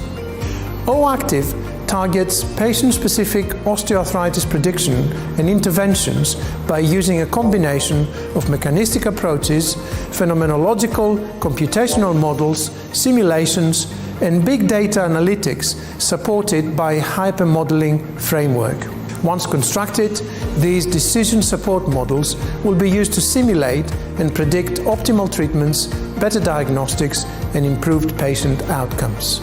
To overcome the limitations of the current treatment interventions, augmented reality-based interventions will be developed in a personalized framework, allowing patients to experience the treatment as more enjoyable, resulting in greater motivation, engagement, and adherence to the exercise and rehabilitation programs. The mission of OActive at the end is to improve healthcare by transforming and accelerating osteoarthritis diagnosis and prediction based on a more comprehensive understanding of disease pathophysiology, dynamics, and patient outcomes. Thank you for your attention and interest in OActive. If you want further information, please visit our website and social media platforms at oactive.eu.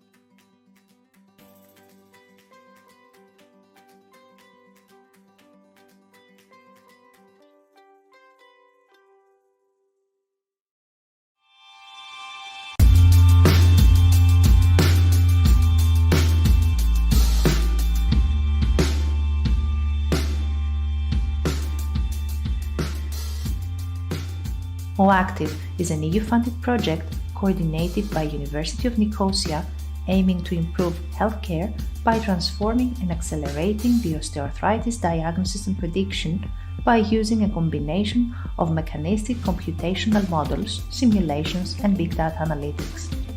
OActive is now coming to an end, and we would like to present the overall scientific outcomes of the project. Clinical trials were conducted by University of Nicosia, Hospital Lafay, and Animus Rehabilitation Center to subjects among different populations, such as elderly people with advanced osteoarthritis, healthy subjects in risk of developing osteoarthritis, and athletes with post-traumatic osteoarthritis. In these subjects, a clinical evaluation, biological tests, X-rays, MRIs, and gait analysis were performed. Significant differences were found in physical, functional, psychological, metabolic, and social variables between patients with initial osteoarthritis and asymptomatic subjects at risk of osteoarthritis development. Subsequently, the connection between biochemical markers for osteoarthritis and clinical diagnosis was examined. Activities were led by Leitat Technological Center, where established and novel biomarkers, including exosome miRNAs and microbiome, are included. To fully understand the onset, progression, and impact of knee osteoarthritis, KU-Leuven has included in their studies socioeconomic factors, among which education and race clearly impact pain and function of subjects. Additionally, SmartX has developed two different wearable systems, one designed for monitoring and acquire data in controlled situation at a motion laboratory, and the second one able to be used autonomously by the patient at home. This approach allows to generate two complementary datasets for the development of the OActive behavioral model, providing information on how osteoarthritis affects patients' movement, habits, and behavior. Remed Foundation has successfully developed an osteoarthritis in vitro model based on patients' osteochondral tissue on engineered constructs and on induction of an LPS-mediated inflammatory response on healthy cartilage and bone. The response to different mechanical loads was studied to understand cellular-level response to full-body biomechanics. Musculoskeletal modeling pipelines have been developed by Liverpool John Moores University based on open-source software that allow to estimate subject-specific joint loading in OActive subjects. More complex, finite element models, including subject-specific joint geometry, have been developed and applied to a subset of the OActive population, shedding light on how tissue stresses are altered during the early stages of the disease.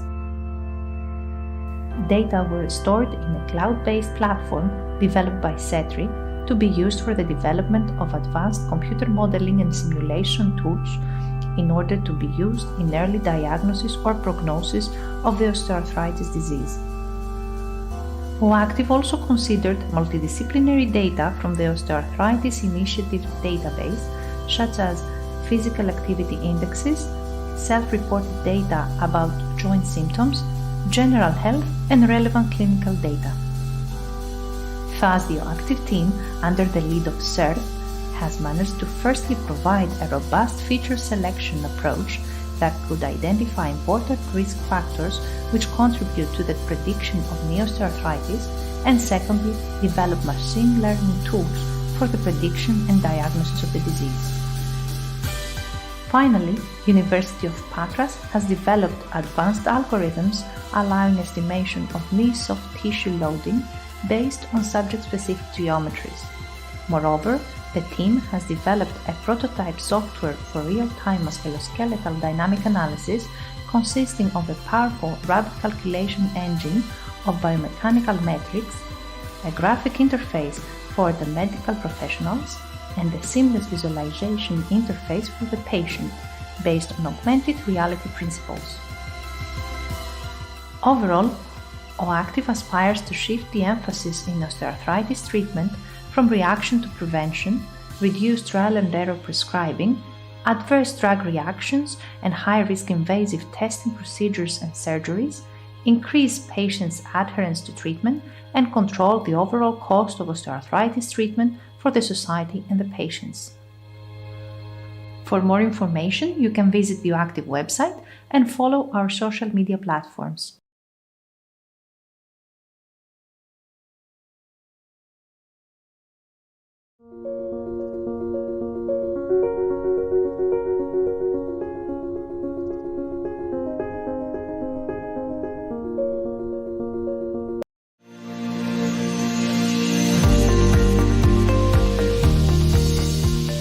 Hello, I'm Bill Baltsopoulos. I'm a professor of biomechanics and head of the Research Institute for Sport and Exercise Sciences here at Liverpool John Moores University, one of the academic partners of the OActive consortium. OActive is a Horizon 2020 research and innovation action project under the personalised medicine call with 13 partners from 7 different European countries. The project is about the development of advanced, personalised, multi-scale computer models for combating osteoarthritis.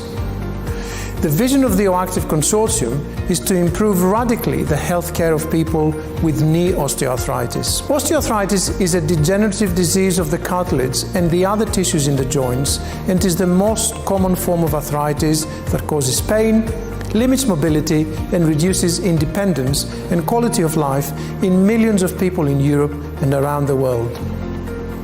Increasingly, it is not only people in the 60s or 70s or even older that are affected, but younger individuals, including athletes, in many cases years after a knee injury, for example, or after the end of the professional competitive career. The OActive project intends to make a significant leap forwards by adopting a multi-scale, holistic approach where patient-specific information from various levels, including cell, tissue, organ, and whole body, will be integrated and combined with information from other sources such as biochemical, inflammatory biomarkers, behavioural and social and environmental risk factors to generate robust predictors for new personalised interventions for delaying the onset and slowing down the progression of osteoarthritis. OActive targets patient-specific osteoarthritis prediction and interventions by using a combination of mechanistic approaches, phenomenological, computational models, simulations, and big data analytics supported by a hypermodeling framework. Once constructed, these decision support models will be used to simulate and predict optimal treatments, better diagnostics, and improved patient outcomes. To overcome the limitations of the current treatment interventions, augmented reality-based interventions will be developed in a personalized framework, allowing patients to experience the treatment as more enjoyable, resulting in greater motivation, engagement, and adherence to the exercise and rehabilitation programs. The mission of OActive at the end is to improve healthcare by transforming and accelerating osteoarthritis diagnosis and prediction based on a more comprehensive understanding of disease pathophysiology, dynamics, and patient outcomes. Thank you for your attention and interest in OActive. If you want further information, please visit our website and social media platforms at oactive.eu.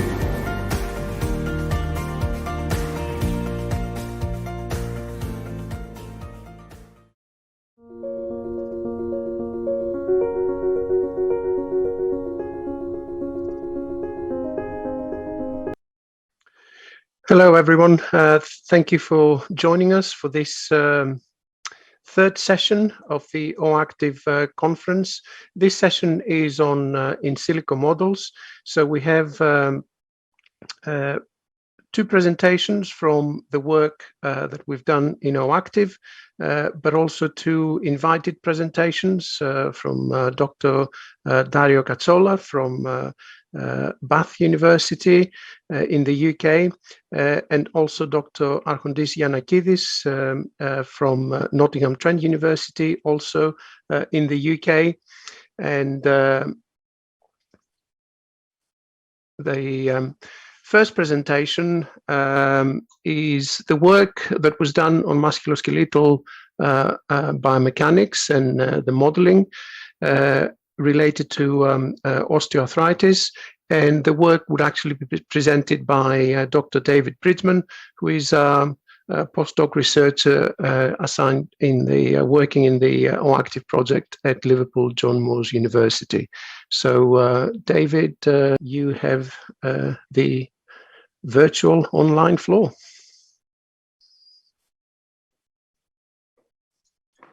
Hi, everyone.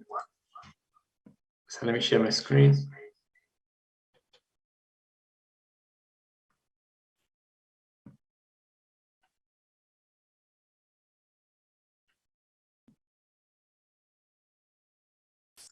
So can you see my screen? Yes, thank you. So my name is David Britzman. I'm a postdoc at Liverpool John Moores University, and I'm working with Bill on some of the musculoskeletal modelling for the OActive project. So today I'm going to talk you through some of the work we've done related to musculoskeletal modelling and OActive. So I'll go over a brief background of what we mean by biomechanics and how it's related to knee osteoarthritis. I'll talk through a brief overview of the in silico biomechanical models we've developed in OActive and go over a basic pipeline.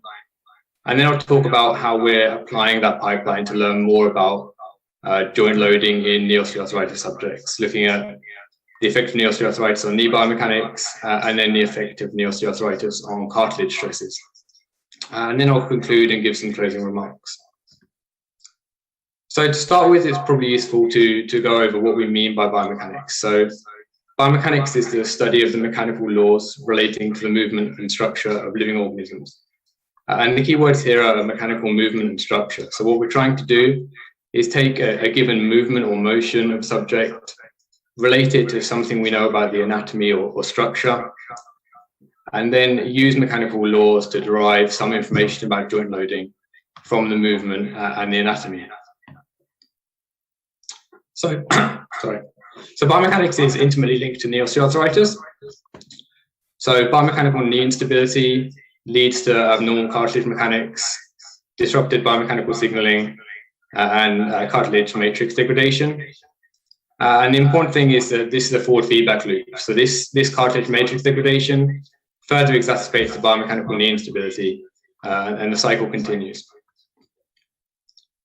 When we think about biomechanics, we're often thinking about it in terms of the different scales that we're looking at. So the most basic scale is the body scale, and these are generally things that we can measure directly and externally, like the joint angles, the external loads, and the external moments. And generally, these are the sort of things that would be measured in a gait analysis clinic. They don't require complex computational models or any complex analysis techniques. Then we can go on to look at how these external forces and joint angles are affecting the loading inside the joint itself. So we can look at internal joint loads, internal joint moments, and even the contribution of individual muscle forces to these. But this doesn't tell us how those forces and loads are distributed on the tissues within the joint. So we can go a step further and look at the tissue scale and start to look at how these internal joint loads and forces are distributed among the different tissues in the joint and start looking at cartilage stresses, meniscal stresses and strains. And the important thing to note is that as you go through these scales, you increase enormously the complexity of solution required to extract these variables, but you also potentially increase the clinical relevance of them. What we're often really interested in when we're talking about something like osteoarthritis is the loading going through the tissues themselves, not necessarily the external loading in the knee or even the internal net loading. We want to know what's happening to the cartilage. So we developed a pipeline in the OActive project to be able to extract joint level and tissue level information from the gait analysis that we've carried out on the OActive subjects that we talked about earlier. So I've displayed a basic pipeline here. You don't necessarily need to know every detail of it, but it's essentially split into two parts, in the top and bottom. So at the top, we have a musculoskeletal pipeline where we extract knee joint loading information on the joint level. So we take information from gait analysis, we scale a generic model using OpenSim, and we do some analyses to be able to extract the net loading and external loading of the joint. And then we have a finite element pipeline down the bottom where we do our tissue level analysis. And so this is where we use our IMRIs, we segment, we create three-dimensional subject-specific geometries of each subject's knee, and we apply some boundary conditions to an FE model to evaluate the cartilage stresses. So I'll talk about each of these pipelines when I go through the application of the methods. So the first study I want to talk about is the effect of knee osteoarthritis on knee biomechanics. So we took around 85 subjects from the OActive subject pool for this study. Most of them were healthy, some of them with mild knee osteoarthritis and some with moderate knee osteoarthritis. In general, the groups were balanced reasonably well. The moderate knee ones tended to be a little bit heavier and a little bit more male orientated, but it wasn't too bad in terms of matching. So as we've talked about earlier, we had motion capture analysis carried out on OActive subjects, or at least a large percentage of them.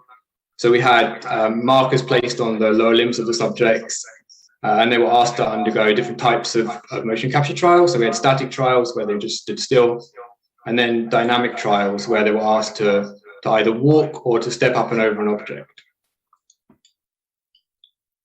So we created subject-specific musculoskeletal models for each of these subjects using OpenSim. It's an open source tool for creating and running these musculoskeletal models. It's a really useful tool. It's come on a lot in the past 5 or 6 years, and it's now fully featured, quite well validated, and quite easy and useful to run these kind of models. So we take a generic model of the lower limbs and we scale it to best match each subject using static motion capture trials. And each of these subject-specific models contains information about skeletal bodies, muscles, and joints. So we follow a fairly standard musculoskeletal modeling approach. So the first thing we do, as I just said, was to scale the static trials of the subjects. So we can best match a generic model to the subject-specific models we're looking at. We carry out inverse kinematics to evaluate the way in which the subject's moving during the dynamic trials, inverse dynamics to look at the external forces and moments acting on the subject's knees, and then static optimization approaches to look at the contribution of the individual muscle forces and eventually the internal joint contact forces. So you can see on the right an example of some of the outputs from the inverse kinematics analysis where we've mapped these static generic models, made them subject specific, and then modeled the motion that the actual subject was undergoing.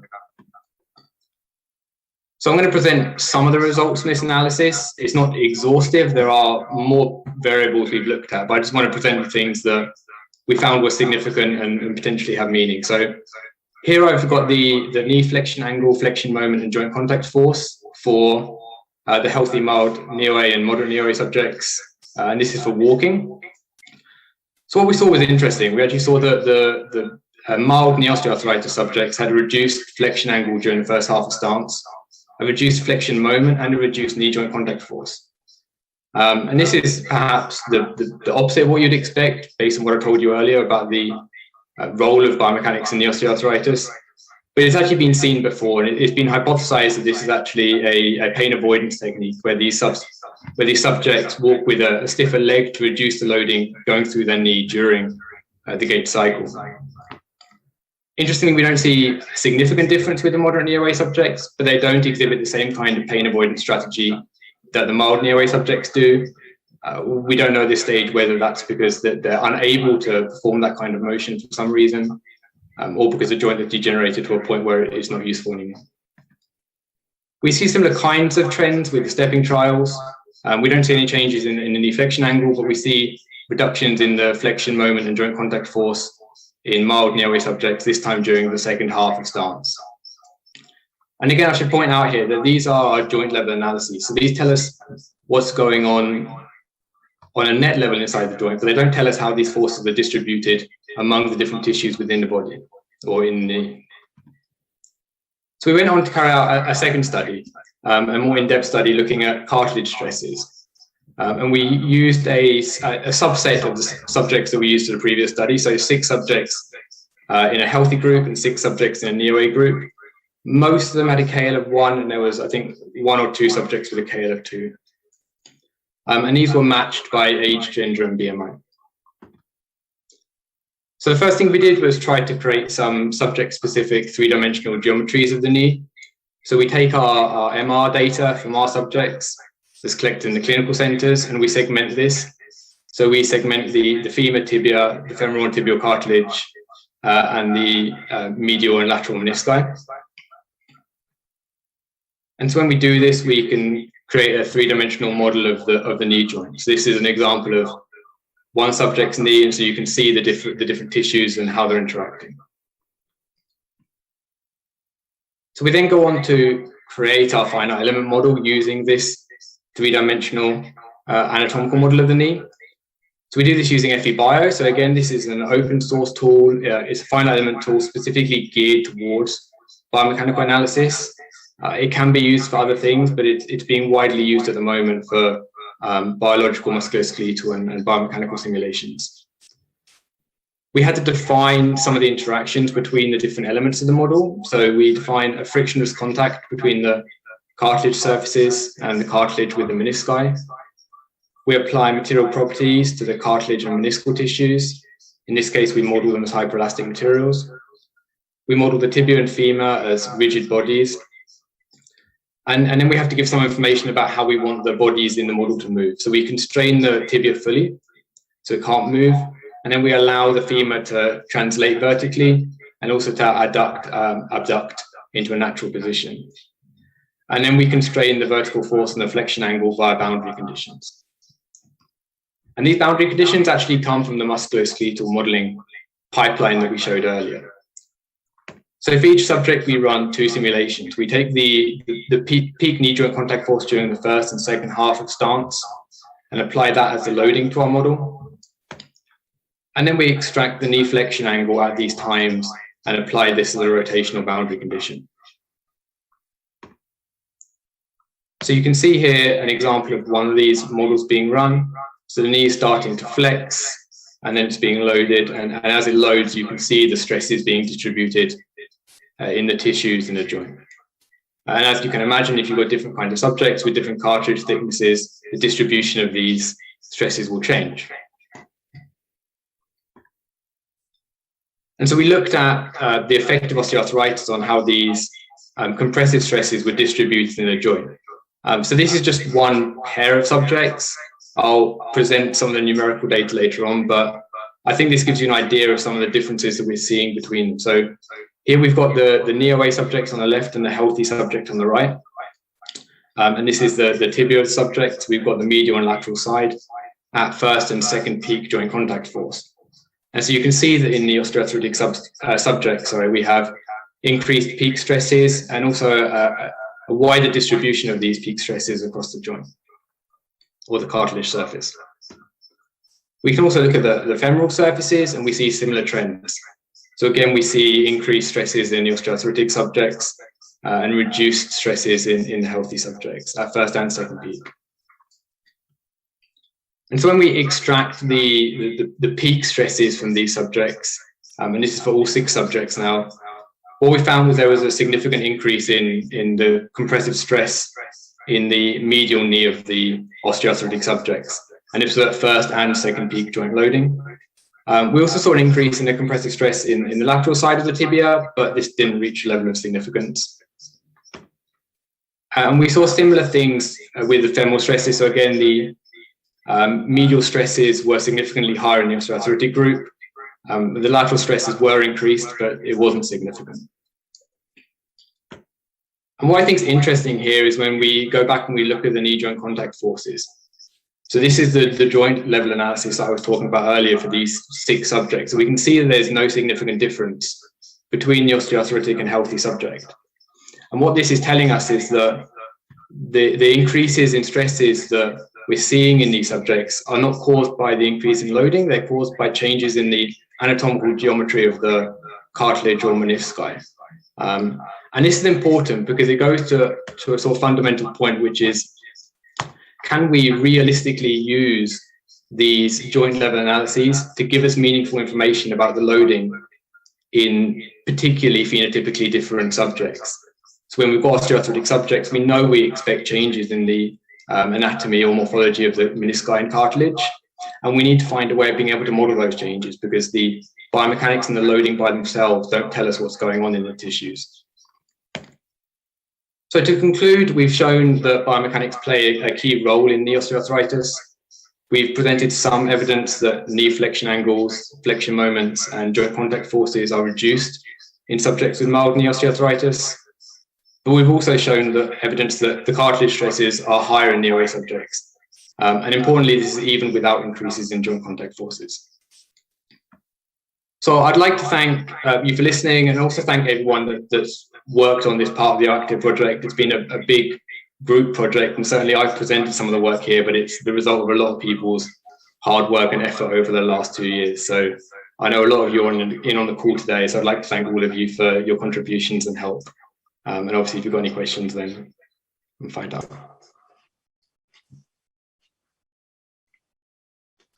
Thank you very much, David, for this presentation on the musculoskeletal biomechanical modeling that was performed for the OActive project.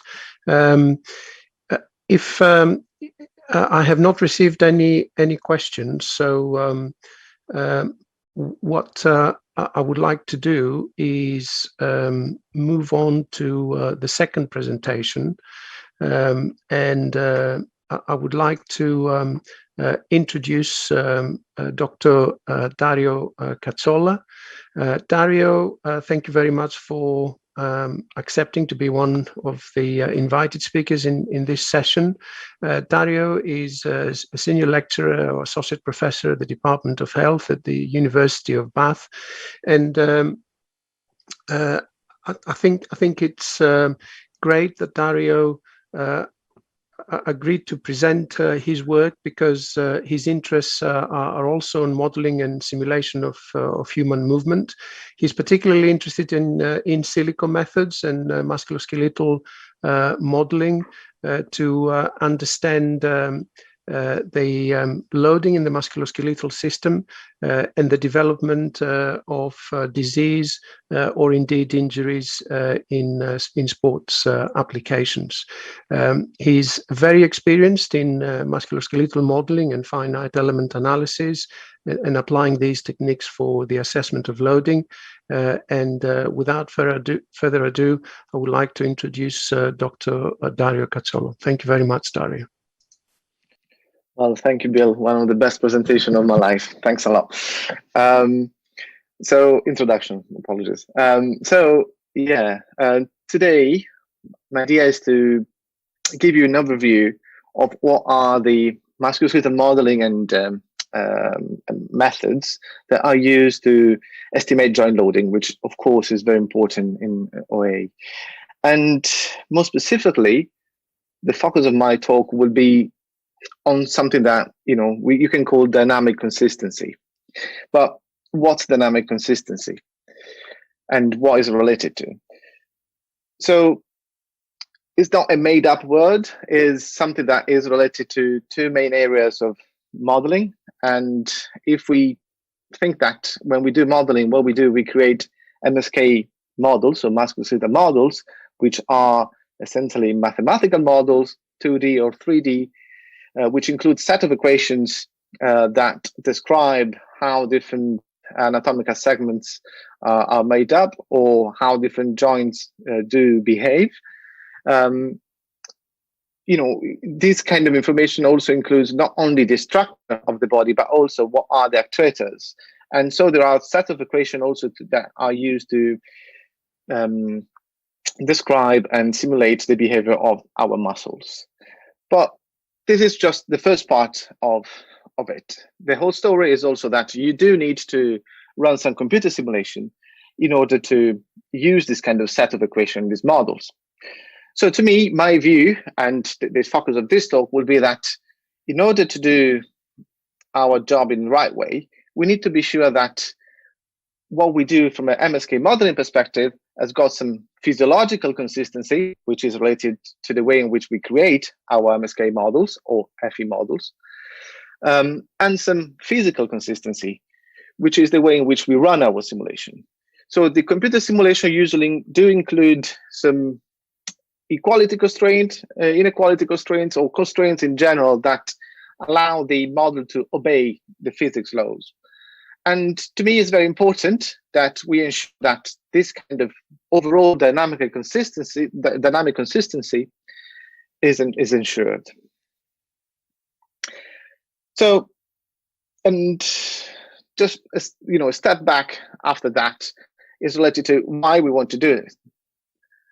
The reason why we want to do some modeling, of course, is in this case because we want to estimate what we kind of measure in vivo. So it's difficult to, unless you've got a instrumented implant, it's difficult to have an understanding of what are the joint reaction forces going through the joints. Also, we want to do some modeling because in the future, we are not there yet, but we will be able to predict potentially some treatment outcomes. But most importantly to me, the reason why I want to do modeling in order to understand different diseases is because we can finally enable what we call the personalized medicine approach. And an example to that is related to, unfortunately, something that we know very well, is that when you talk about patients and the patient go through surgery, something that something is a bit of a pain for us is that the patient satisfaction overall is not that good. If you think about knee arthroplasty, essentially almost 20% of the patient going through knee arthroplasty are not very happy about it. And after that, almost 40% of them do have some movement difficulties. So why is that? It's because we are using a more kind of generic approach, and therefore, statistically, most of them, do quite well. But what we want to do as biomechanists or clinicians, what we want to get that number down to 0. So that's the reason why I think modeling is very important, and that's the reason why also this conference is very important. What I'm going to do now, everything we're talking about in this kind of talk is related to the steps from having a patient in the lab to the calculation of joint reaction forces. I don't have time to go into the finite element analysis yet. And it's about the classic idea of having somebody getting to the lab, and we want to do a clinical assessment. So we're going to measure the kinematics, we're going to measure ground reaction forces, and the same pipeline that David actually explained very well before. Thanks, David. I don't have to redo it. So to be able to run a clinical assessment that is valuable enough for us, I think the important bit is that, as I said before, we have an idea of this kind of dynamic consistency. So we do have a physical consistency, a physiological consistency, and we are using the simulation methods, and we are using a certain level of personalization that allows us to, for example, do a longitudinal analysis on the same patient, being sure that the different kind of analysis can be compared because the methods and the models are very solid and validated. So today, what I'm going to do, I'm going to talk about the challenges related to this. And I know there are different challenges related to these approaches. There are some clinical challenges, some technical challenges, and some practical challenges. But today, I'm going to focus on the technical one. So it's going to be a bit of a nerdy presentation, but hopefully it's going to be useful. So that's essentially what David explained before. And I'm just using a kind of traffic light system to show you what I believe is good or reliable enough, and what I believe might not be reliable enough. I put EMG as a reliable green, even though there are, we can talk about it, but that's all right. But if you think about the ground reaction forces or what we measure, the EMG, joint kinematics, and some extent IK and global optimization are used quite well nowadays. We know that we can get some good information out of it.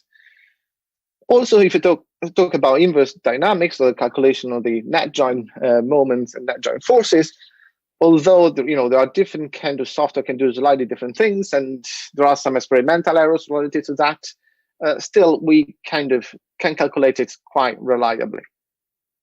What is changing a lot across different labs and different kind of approaches is actually how the muscle forces and joint reaction forces are calculated.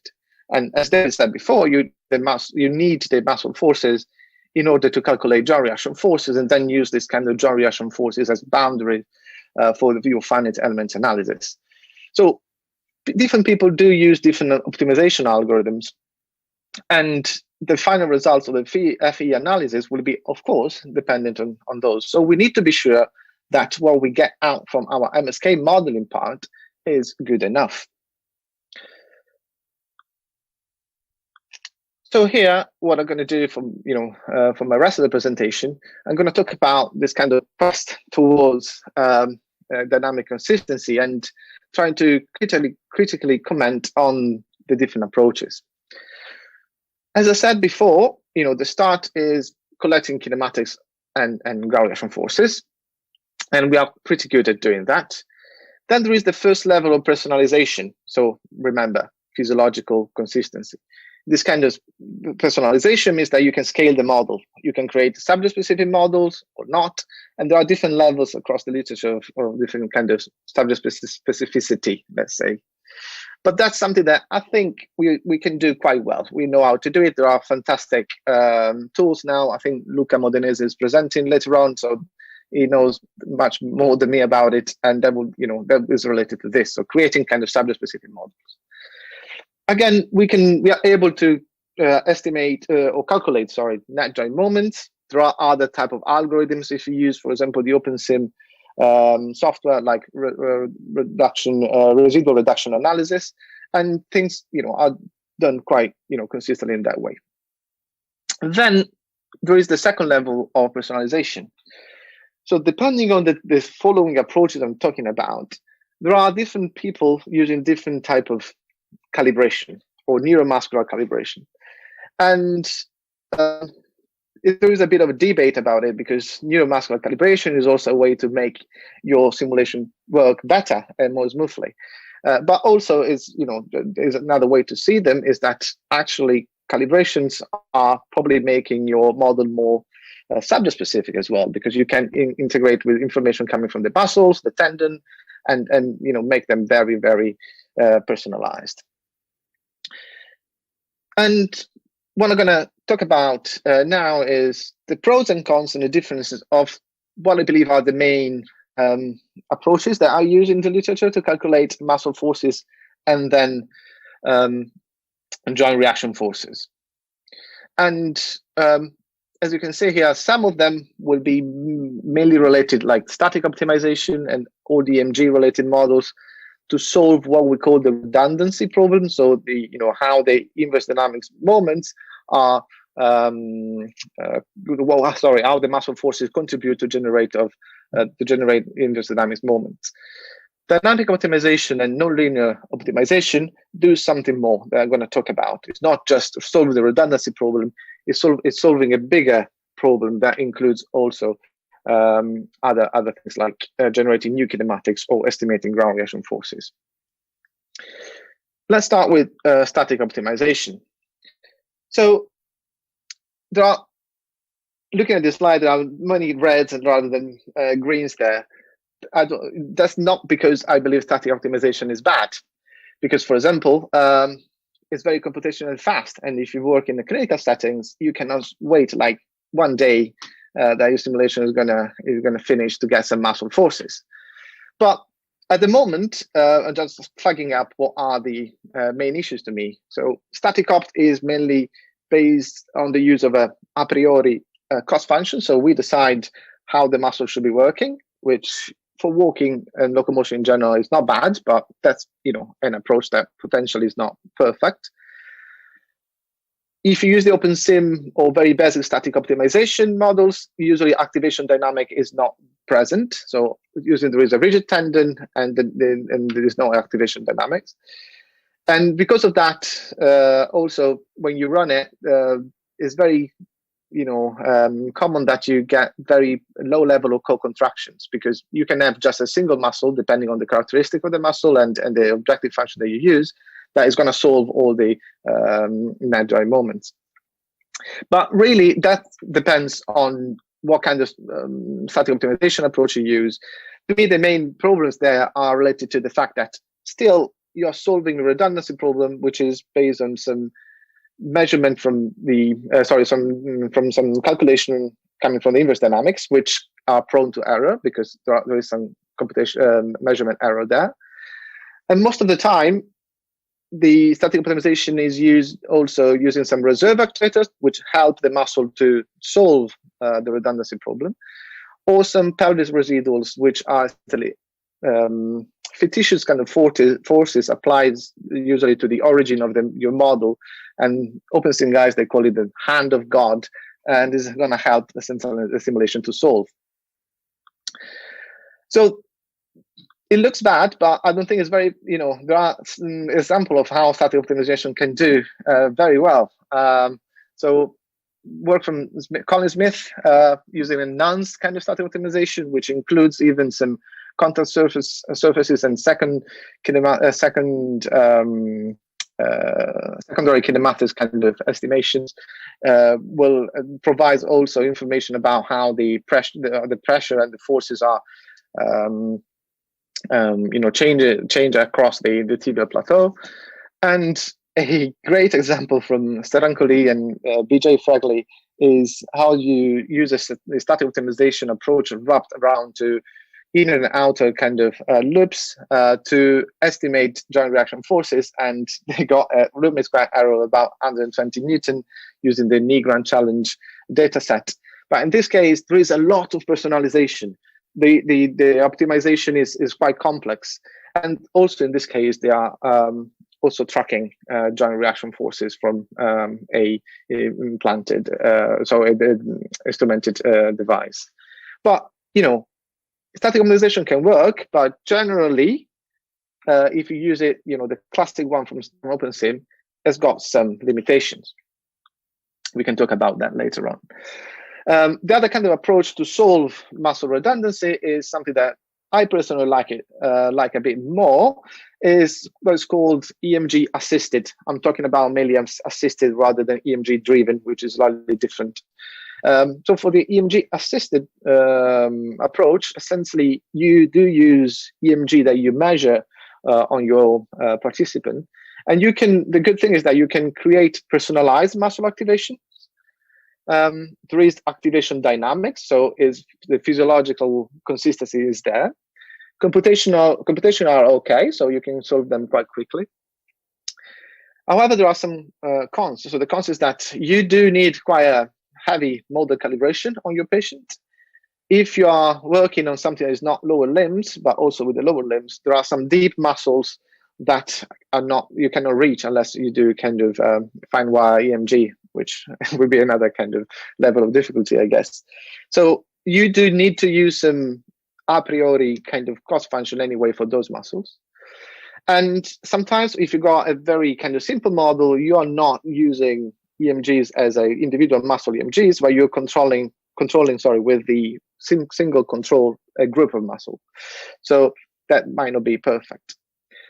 In this case, finally, what you can do to check whether your results are good, usually compare the new net joint moments generated by your muscles to the experimental one, rather than the kinematics or other type of variable.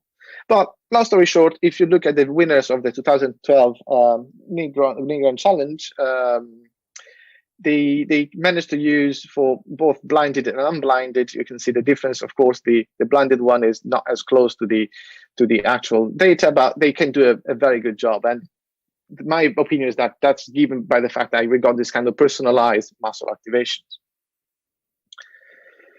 Moving towards the more complex and dynamic optimizations, what we can see there is that the dynamic optimization is not only solving a redundancy problem, but usually dynamic optimization is a combination of a static optimization and some forward dynamics. The big thing is that there is some forward dynamics in it. So everything that you create has got physiological consistency, a physical consistency. And what you do usually, you do track kinematics data. So the final kinematics that you generate might not be the same, but is very physically consistent. The other problem is that how you solve the redundancy problem. So I'm not going to repeat this one that I said before. And again, if you look at the winners for the 2011 competition, we got very similar kind of results. And also this approach can work very well. I like it more because it's more controllable in terms of physical and physiological consistency. Finally, a new approach that has been used in the last probably 5 years is the nonlinear optimization approach. And this kind of approach is the most complex one, but to me, the most promising one as well. So in this kind of approach, what you do, you're solving a nonlinear optimization, and it comes from the optimal control kind of theory as an approach. And what you do is essentially the design variables for the optimization are both the controls and the states of the system. So what you get at the end is a very dynamically consistent result simulation. So you estimate also the ground reaction forces, and potentially the joint line moments that you get out, which are based on something that is fully dynamically consistent, can be slightly different from the experimental one. But is that a bad thing or a good thing? So maybe the model is helping us out to filter out some errors. So this is an example of some work that James Colburn is doing, one of my PhD students, in collaboration with Isa. And we got very kind of low error with the kinematics. As you can see, ground reaction forces are very, very close to the experimental data as before the joint net moment. The problem is that there is the accessibility of this kind of methods is quite low, even though now there is OpenSIMOCO that can be used, and the complexity is very high. That's an example of kind of output you can get in comparison to what I showed you before. So the error is similar to what a competition winner had before with a very simple model. It's a generic full body model, 1 degree of freedom knee joint that was of course blinded. So long story short, that these are my take-home messages. So in order to get dynamic consistency, I think in the future, if possible, if it's going to be more accessible, direct collocation will be probably a good choice. And to do that, we need to allow this kind of methods to be more personalizable and accept more kind of generic content models, and potentially include some EMG modeling within direct collocation. In terms of physiological consistency, I think we are doing a better job in terms of using tools, and there are tools probably in this case mainly generated by Luca. So there is the staple that I was going to present before, and then there is another great kind of tool that he published on the Annals of Biomechanics that is generating new muscle paths for these muscles. And that's it. Thanks. Thank you very much, Dario.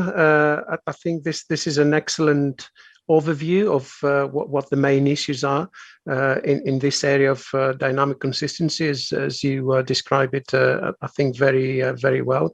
And just perhaps a very quick question, one to you and one to David, because I think that those two presentations obviously complement one another very well. So I'll start with you just very quickly. Although we're a bit behind in terms of time, but this issue obviously is key to calculating loads that are physiologically valid and correct.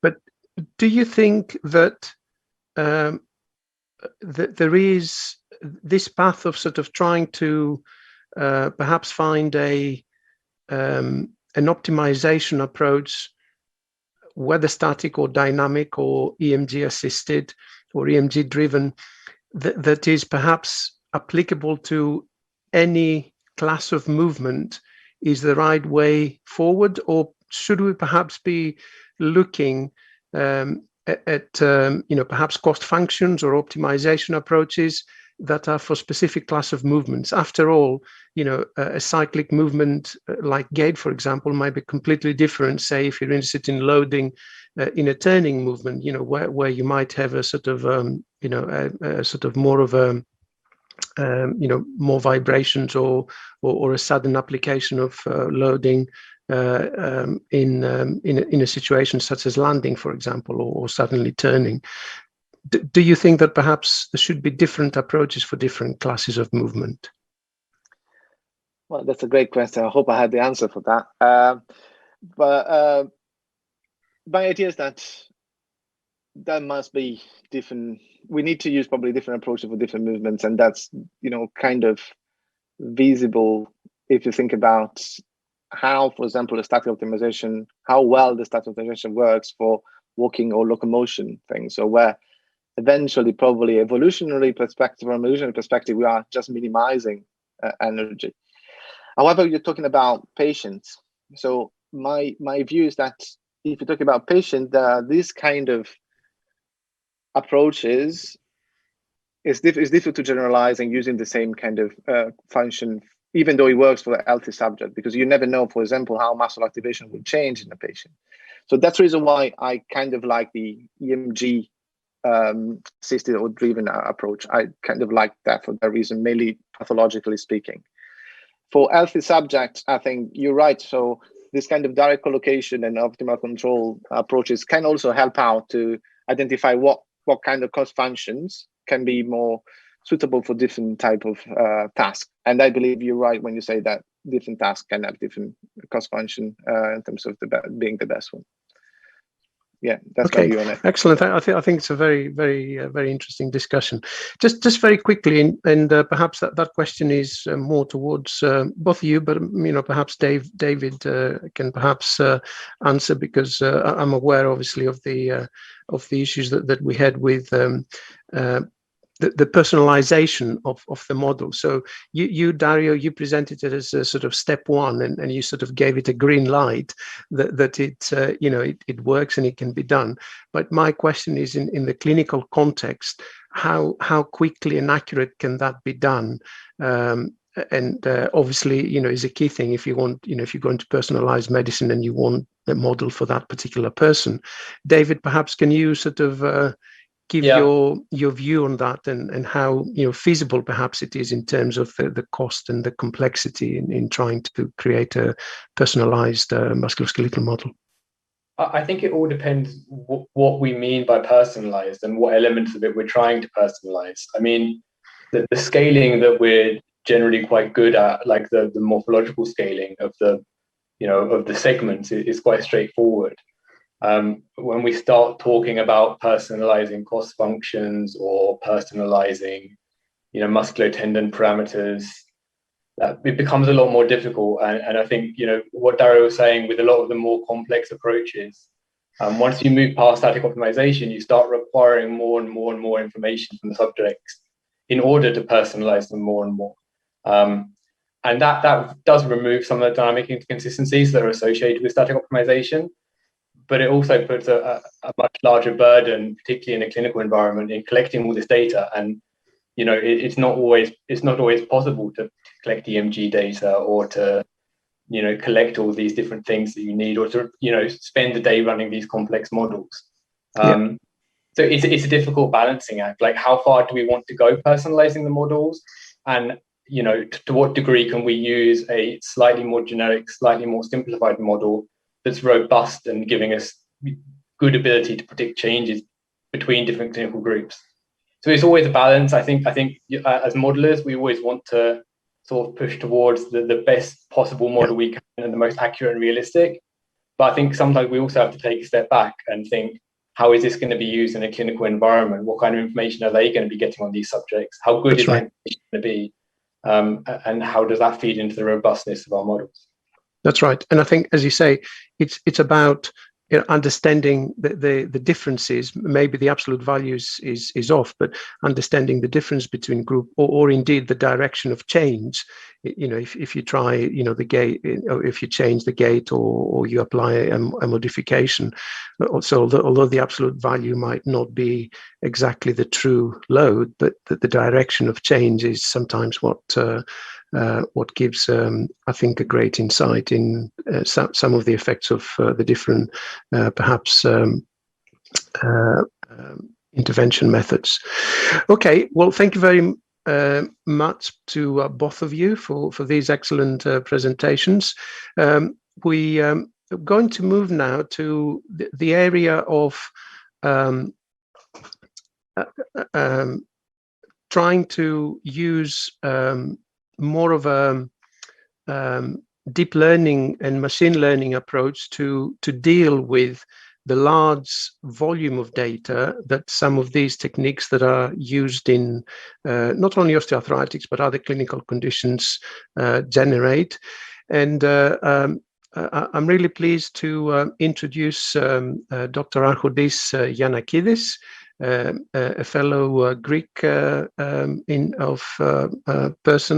in the UK. Archodis is actually an electrical engineer that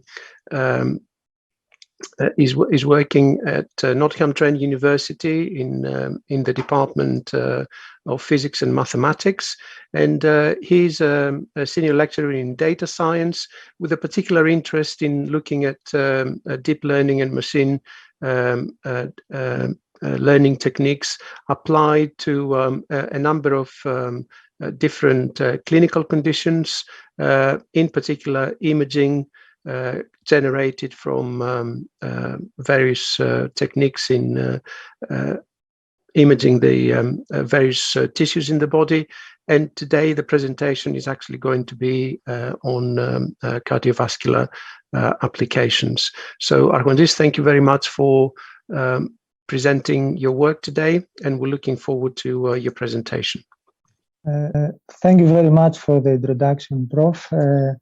Good afternoon, everyone. Indeed, I'm very happy to participate in this event, and thank you for the invitation. So actually, yes, my talk is not about osteoarthritis, but it is very much about going from modeling to clinical interventions. Okay, so also I would like to say that the data set for this project was from Royal Brompton Hospital, which was my previous employment.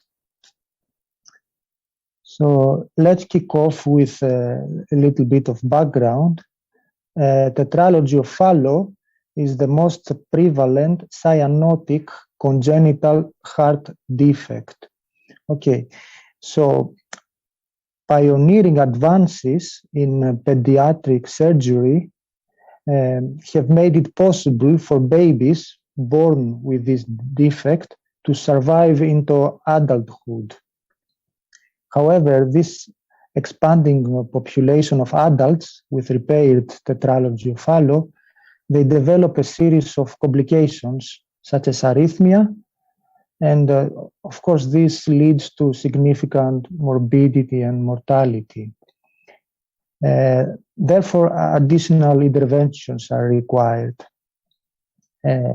Currently, arrhythmia is treated by ablation, and this is guided by X-ray fluoroscopy, and also an electrophysiology study is present.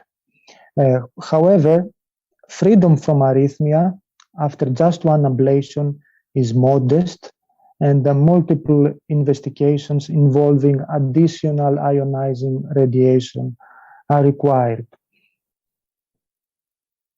The accurate knowledge of the unusual post-repair cardiac anatomy and also the location and distribution of myocardial scar would be hugely beneficial during the arrhythmia ablation. Okay, so standard X-ray fluoroscopy is limited because it only gives 2D projections of the cardiac anatomy, and it also has poor soft tissue contrast. In addition, the conventional electroanatomical voltage mapping that is happening during ablation is offering a very low spatial resolution characterization of the diseased tissue, and also it suffers from poor contact. So in this image, for example, you can see on the left the MRI, the aorta vessel, and also the right ventricle, and also in black and purple, you can see the diseased tissue. And on the right-hand side, it's what we get from the electroanatomical study and the fluoroscopy. So clearly, we can have a more detailed characterization of the diseased tissue, which is the target of ablation using MRI. So the aim of this project was to use MRI for guiding the electrophysiology interventions towards achieving patient-specific ablation approaches, where the guidance would be 3D high-resolution image-based. And to extract this wealth of information residing in the CMR images, we would be using deep learning. And this would allow to have information in a robust, fully automated and fast manner. This is just a quick high-level interview of the project. You can see the project involved 3 MRI sequences. 2 of them were used for segmenting the cardiac anatomy and the scar tissue. There was also a 3rd sequence for acquiring a cardiac motion model, which would be registered with the static segmentations to give us eventually a high-resolution dynamic map of a contracting heart.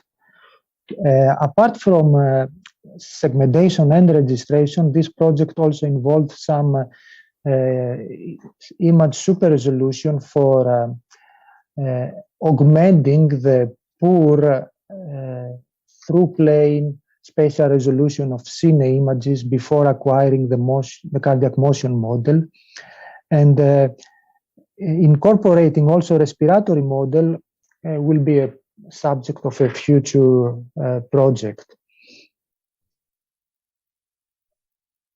So I will start with the task of segmentation, in particular segmenting the right ventricle, which is the most important chamber for this specific cardiac pathology. So it's really critical to know the anatomy in the right ventricle. However, the manual process by experts, it requires something like 3 or 4 hours to segment actually all 4 chambers. And it's difficult because the right ventricular shape, it eludes any standardization. Okay, there is a lot of variability going on. So I haven't included anything for describing deep learning. So for this project, I have been using convolutional neural networks that are particularly well suited for computer vision and pattern recognition tasks. So this somehow describes the architecture I used. It's a 3D network. Actually, we have 3D data. It's 11 layers deep. It uses like small 3x3x3 kernels.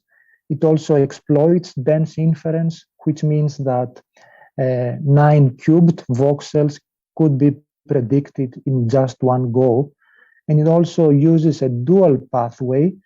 And this is basically for capturing both local and larger contextual information, which has been shown to help a lot with segmentation tasks. These are some results from the work. So on the figure 4, it's the qualitative results. On the first column is the data set, okay, 3 views, axial, sagittal, and coronal.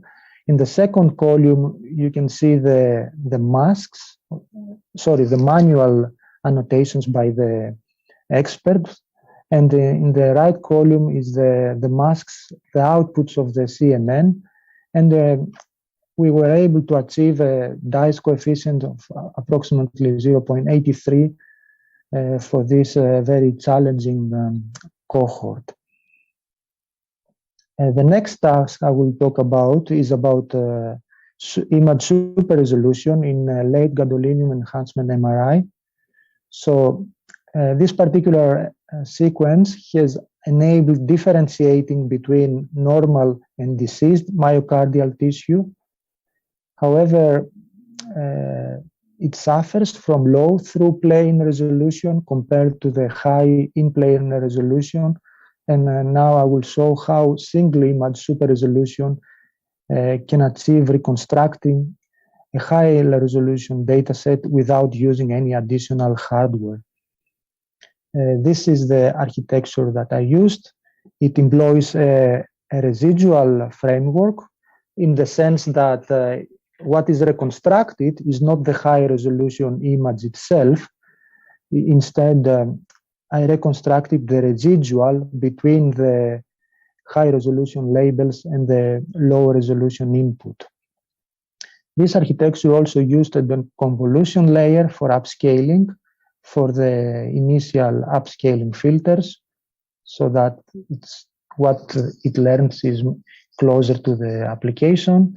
This is then fed to 6 convolutional layers and ReLU activation units.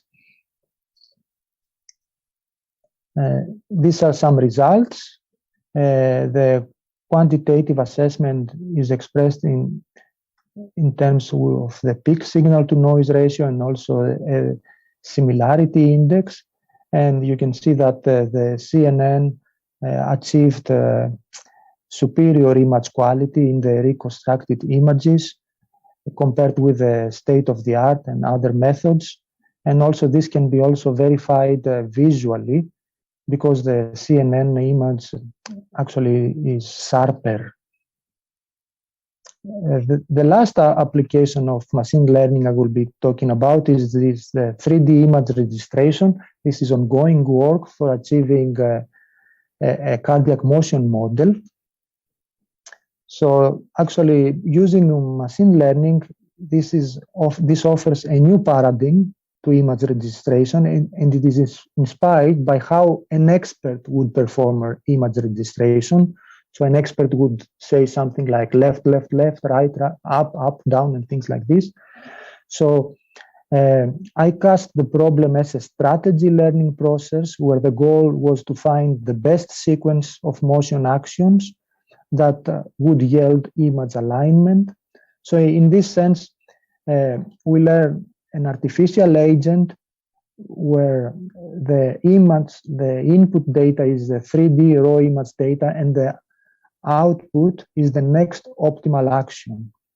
And to cope with the dimensionality problem, I employed a greedy supervised approach for an end-to-end learning coupled with an attention-driven hierarchical strategy. So this may look like a deep reinforcement learning framework, but it's actually a fully supervised approach. So in this way, we remove the need for a very time-consuming space exploration of the agent. This is how the problem was formulated. Actually, I considered only rigid body registration. So that means what the model predicts in every step is 3 parameters for translation, 3 parameters for rotation, and 1 parameter for scaling. And so what is predicted in every step is something like ±1, which is millimeter if it is about translating, or it's ±1, which is degrees if it is about rotations. And then also there is an option for 0, of course. This is the architecture that I employed. There are typical convolutional architecture that involves convolutional layers followed by fully connected layers. And this is then fed back to the input to guide the next step of the process. So in conclusion, I believe deep learning could be employed to streamline clinical interventions to treat osteoarthritis. A useful insight that I believe the audience could get from the application of the deep learning for the segmentation task was that 60 to 80 data sets seemed to suffice for training deep learning architectures for such a challenging and highly variant population. So I think that could be valuable information. Another conclusion is that deep learning is capable of resolving high-resolution images of the knee, which could dramatically improve the diagnosis of knee osteoarthritis by better interrogating relevant tissues, and deep learning based 2D, 3D image registration. For example, when we want to register 2D fluoroscopy images with 3D CT or MRI data to derive some evaluation of the kinematics. Okay, this is also possible to be performed using deep learning, and this would improve understanding of the joint functionality. Thank you very much for your attention. Thank you so much, Arjundis, for this excellent presentation.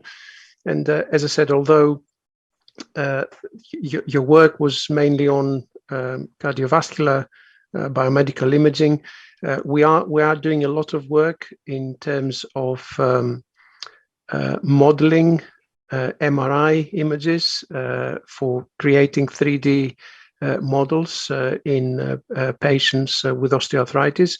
In fact, a large part of this project is about modeling the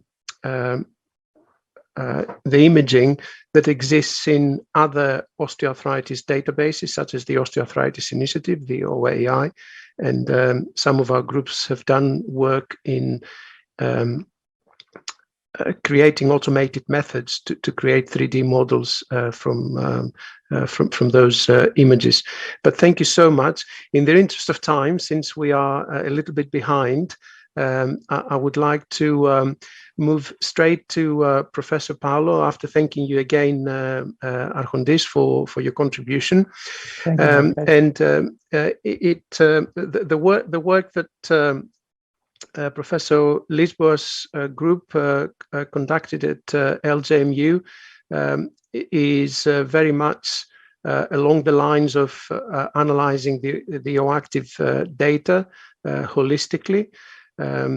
You would have seen in the first session the variety of data from different domains that we try to collect in OActive, and Professor Lisboa's group is one of the main groups responsible for trying to create models that are interpretable, that link the a great variety of factors and variables that we collected in OActive in predicting the onset of osteoarthritis in our data, in our project, but also the analysis of other databases, as I explained, such as the Osteoarthritis Initiative and MOST, to also look at progression, although we don't have progression data in OActive.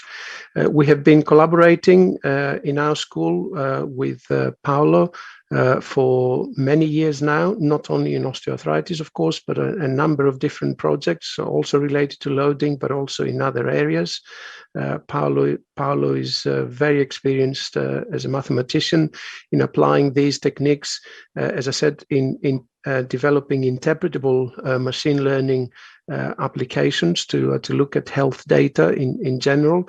And it really is my pleasure to introduce Paolo to describe the work that they've done in analyzing the OActive data. Thank you, Bill, for a very kind introduction. And it is a pleasure to speak at this conference, and I would like to thank straight away everyone involved in the OActive project, and particularly our close collaborators, both in Cyprus and here in LJMU, for enabling us and giving us the opportunity to do this work. I am going to be talking about risk prediction models for diagnosis and prognosis of KOA. So that's more specific to KOA, using indeed interpretable models. So the emphasis of this is to try and get understanding as well as predictions, so that we can correlate the prediction outcome directly to our clinical understanding of what's going on. The emphasis is on clinical data rather than specifically medical data or anything else.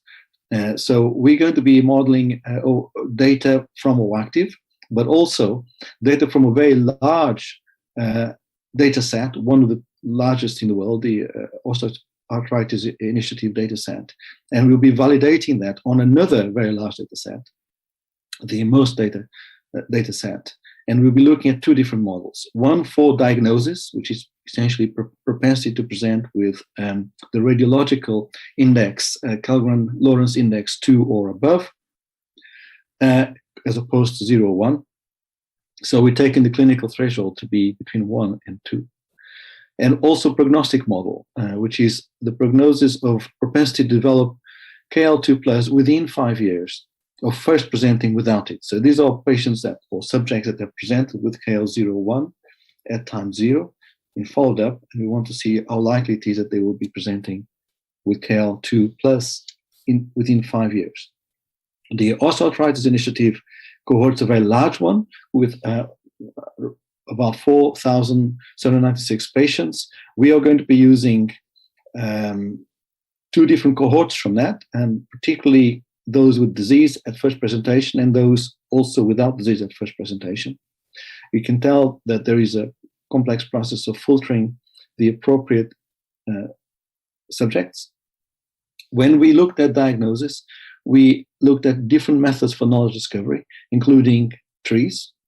And what you can see from trees is you get the usual tree structure with some reasonable predictive power, and with indications of around pain, BMI, and age, and knee swelling, which is what we might expect clinically.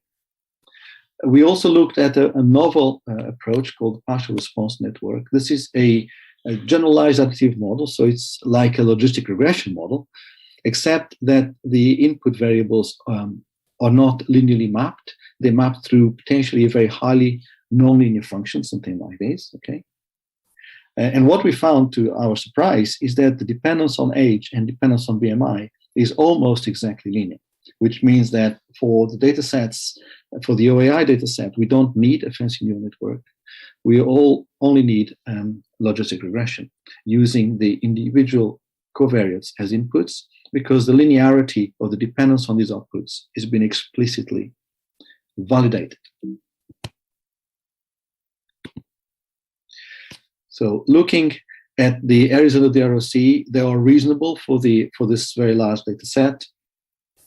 And we then applied the data onto the models onto the new data set, which is the multi-center osteoarthritis study initiative data set. So this is now kind of close to a high-level standard of validation. It's validating a model developed by one large cohort and prospectively collected using one particular protocol, and then fixing that model and applying it to another completely different cohort, collected somewhere else according to a different protocol, but over the same condition.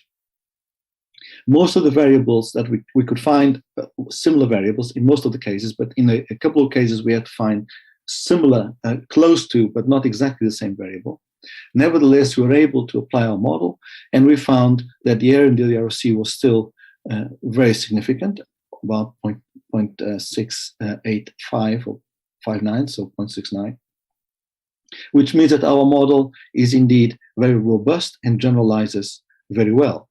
Well, moreover, we also analyzed, applied the models to data from OActive, and you were able to get very good prediction, although we know that the OActive data sets are quite specific, as was indicated in the first session today. You have 3 different cohorts, each of which is very focused, and they're not focused on diagnosis of KL per se. They're focused on the analysis of specific factors around young people, older people, or athletes with traumatic injuries. So the results are interesting, but we do get some anomalies, but still the performance is very strong.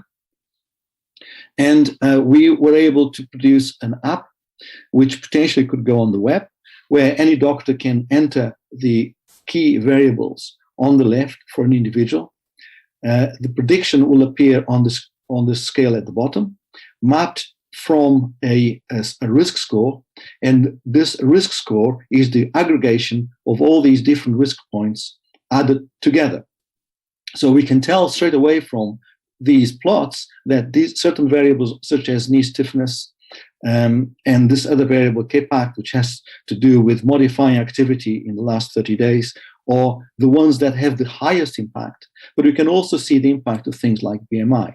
So not only can the doctor produce a predictive diagnosis and an understanding of what are the key factors for that individual subject that relate to this diagnosis, they can identify how close that diagnosis is to the threshold of being a propensity greater than or less than for the overall population.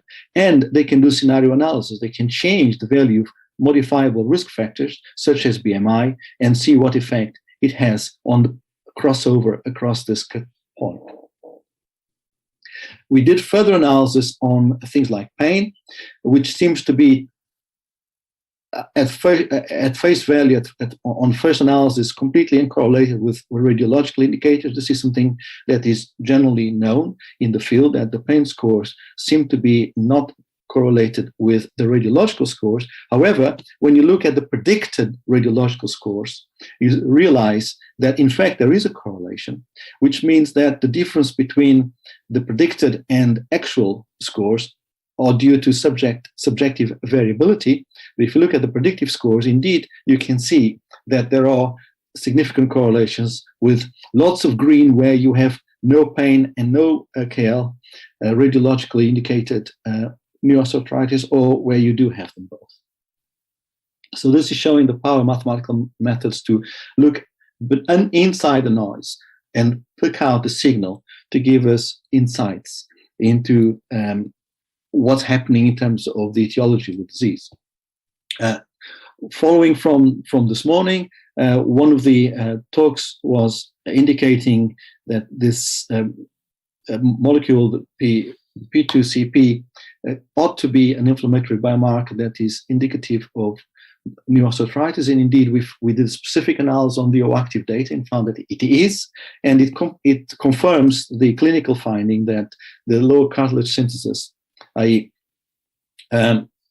effectively having lower values of this variable, is associated with a higher prevalence of knee osteoarthritis. So the data set is not very large, as these step changes over here, but nevertheless, we are confirming the ability to verify in the OActive data set the presence and the value of these inflammatory biomarkers.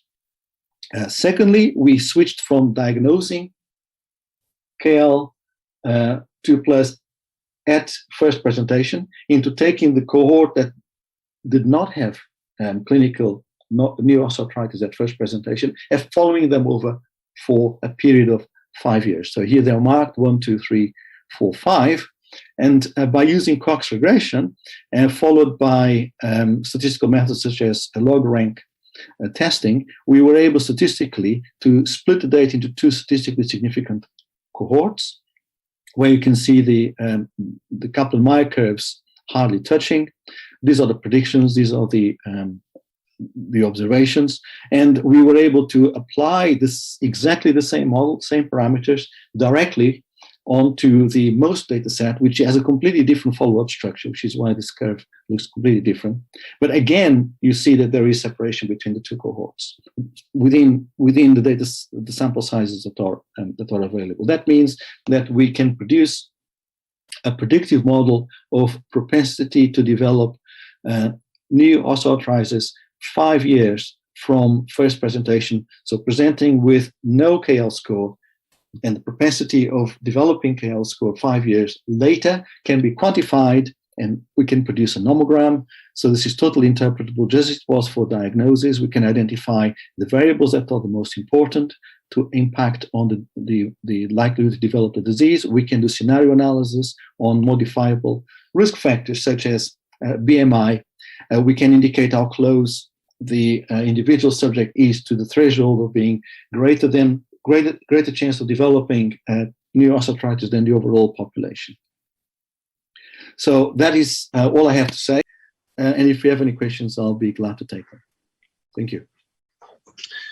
Thank you so much, Paolo. I think that presentation is really, for me, where all the work comes together, because it's not just collecting data from all those domains from an individual, in other words, the physical, behavioral, and mechanical, but how the types of models that you describe are able to produce interpretable models that will help clinicians, because that's what it's all about.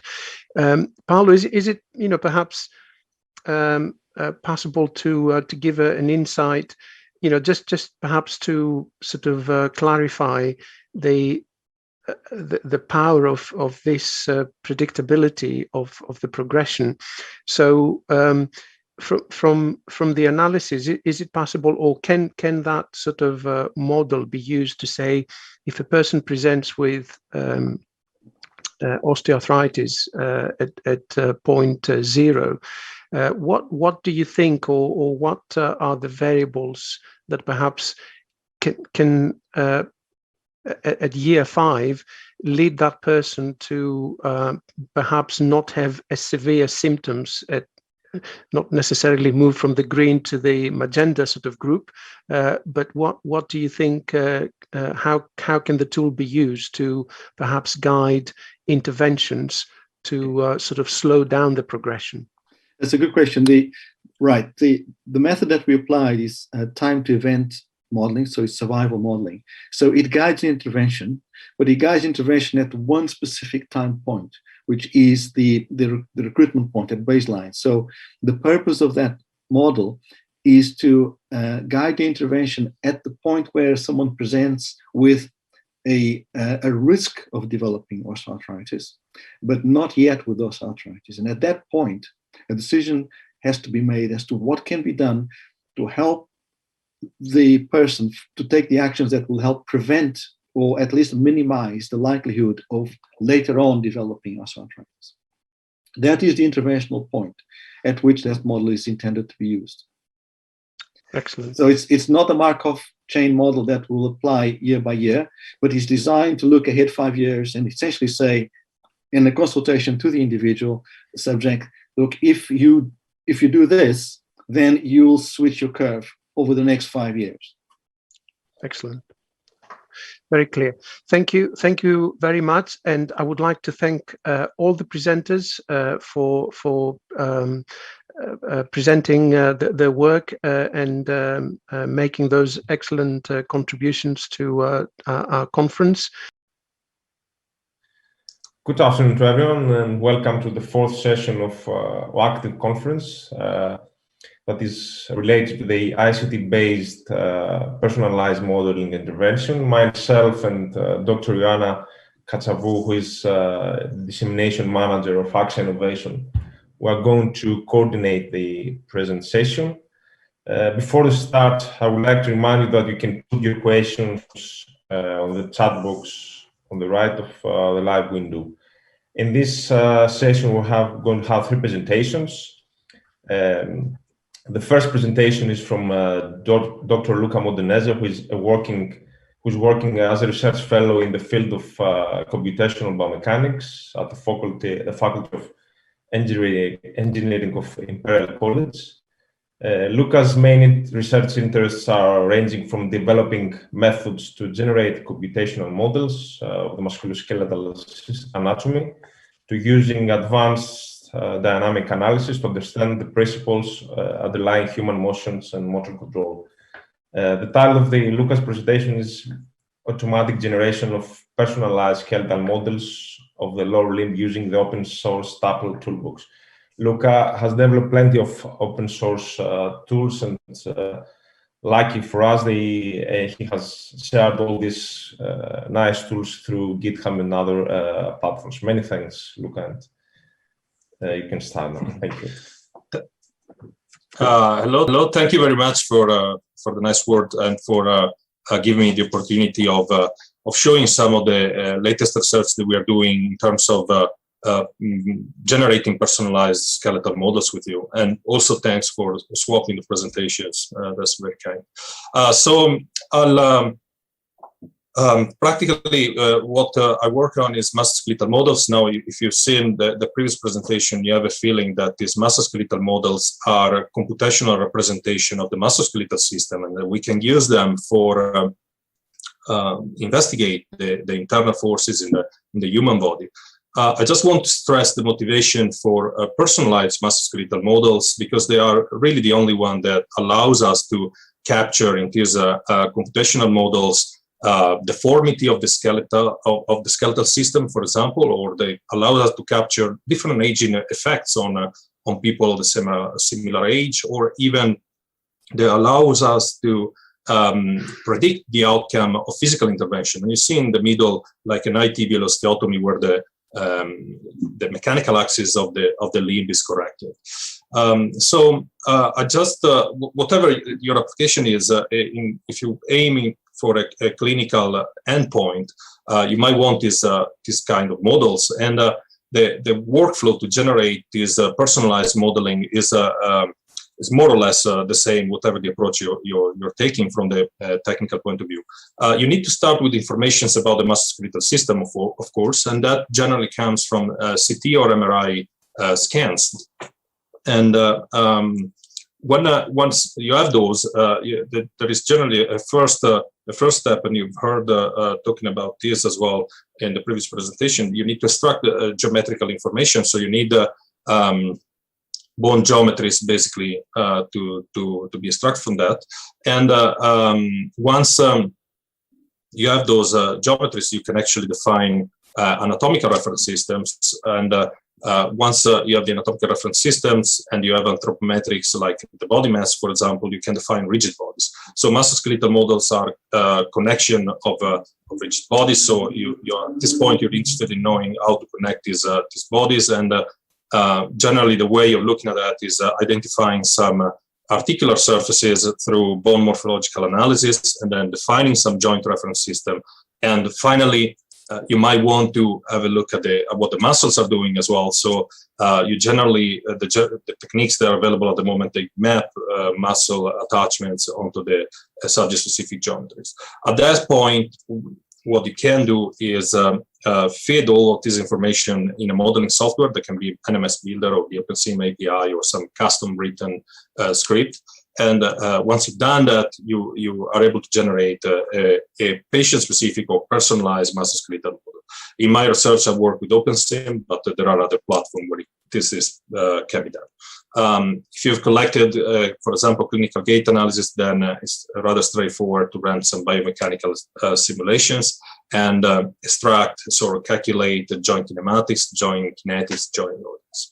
So all good. This is conceptually very simple. And we actually outlined in the past a very detailed step-by-step procedure that allows you to go from the segmentation, bone segmented from MRI to the model. So like with some geometrical fitting, followed by a very standardized definition of the reference system, and then a supervised atlas registration to the bones. And that ends up with a complete musculoskeletal model. The issue with this is that this procedure takes around 5 hours per leg, excluding segmentation. So that is clearly not compatible with large stage studies or any kind of clinical applications. You cannot think of such a long process to generate a model for just one patient, one leg of one patient. And also the workflow itself is very complex in the sense that it involves different, at least the available workflows at the moment, they involve the use of different software. So it's not a click and play thing, but is of such a complexity that requires training of an operator, and also this implies that the operator has some, has some sort of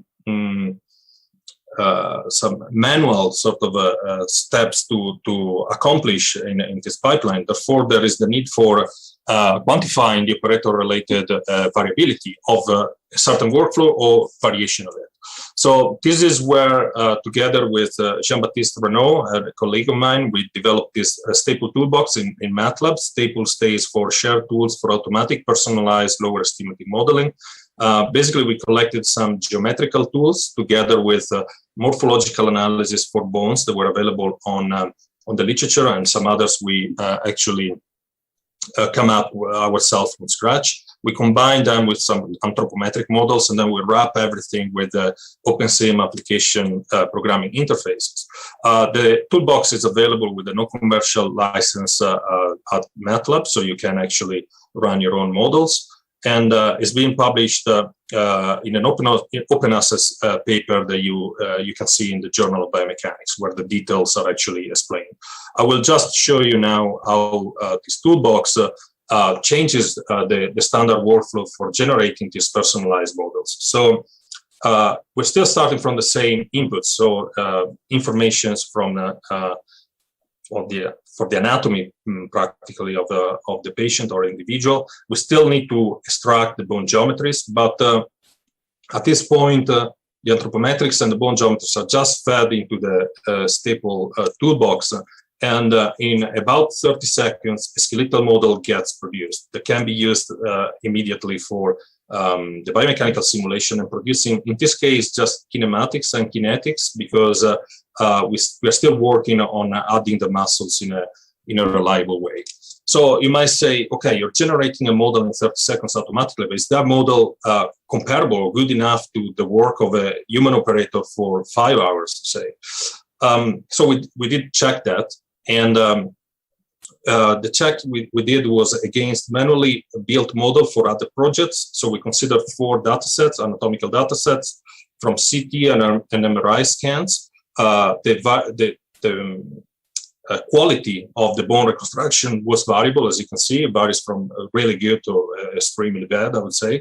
And what we did was we built the automatic models, and then we checked the differences in the reference systems that we created at the level of the joints for distance of the origin, and then the maximum distance of the axis, so the orientation of the axis of the reference system. What we found is we compared these distances and these differences against the interoperator repeatability that was assessed for the same pipeline in another publication. And what we found is that for the hip, knee, and talocrural joints, so the ankle joint, the differences were actually within the interoperator repeatability. We did find larger differences at the pelvis and at the subtalar joint. The pelvis are just, I want to point out specifically the difference in the axis that reaches, these are maximum differences that I'm presenting. It reaches almost 4 degrees, and that is a pelvic tilt. So practically our automatic algorithm has a systematic error in determining the landmarks that are used to build this reference system at the pelvis. You can see there the comparison. And at the subtalar joint, we have a relatively large error because it's 11 degrees on the axis of the subtalar joint. But first of all, this is not that far away from the repeatability of a human operator that reaches almost 10 degrees. And it's also for the very bad meshes, so like the worst case of the meshes. For the other is actually between 1 and 3 degrees. So it is totally acceptable, at least for our sort of, in our opinion. You might wonder what changes, in terms of actual kinematics and kinetics when they are computed. And so we took the worst model, the one with the worst geometrical models. We ran 6 walking trials. And then we ran a statistical parametric mapping to compare the curves that we obtained. And we only found statistical differences for the pelvic tilt and for the hip flexion extension. And if you recall that I presented an error of around 3.6 degrees in pelvic tilt, this is basically the propagation of that initial offset in the definition of the pelvis reference system. If we look at the joint kinetics, on the other hand, we did exactly the same thing, again, statistical parametric mapping for comparing the curves. And we found that the errors, the statistical differences were mostly on the swing phase of gait. And that was because there was a different estimation of mass. In the automatic models, it was estimated through regression equations, and in the manual model, they were actually estimated using volume estimation. So, like they had the skin segmentation that was not available to us when we built the model. So, in summary, showed you how we developed this staple tool that can automatically generate skeletal models. These models, they perform practically as manual models, but they are actually generated in a negligible amount of time. Of course, segmentation is still an issue. It needs to be done in order to feed the tool. And the next step will be adding musculature to actually have fully featured musculoskeletal models generated automatically. I want to conclude like acknowledging my coworkers and my source of family. And thank you very much for listening. Thank you very much, Luca, for this great presentation. Thank you. Okay, cannot see any question in the chat. I wanted to ask you is because you presented a full body skeletal model, and you know in reading sometimes. Sorry, I can't hear you properly.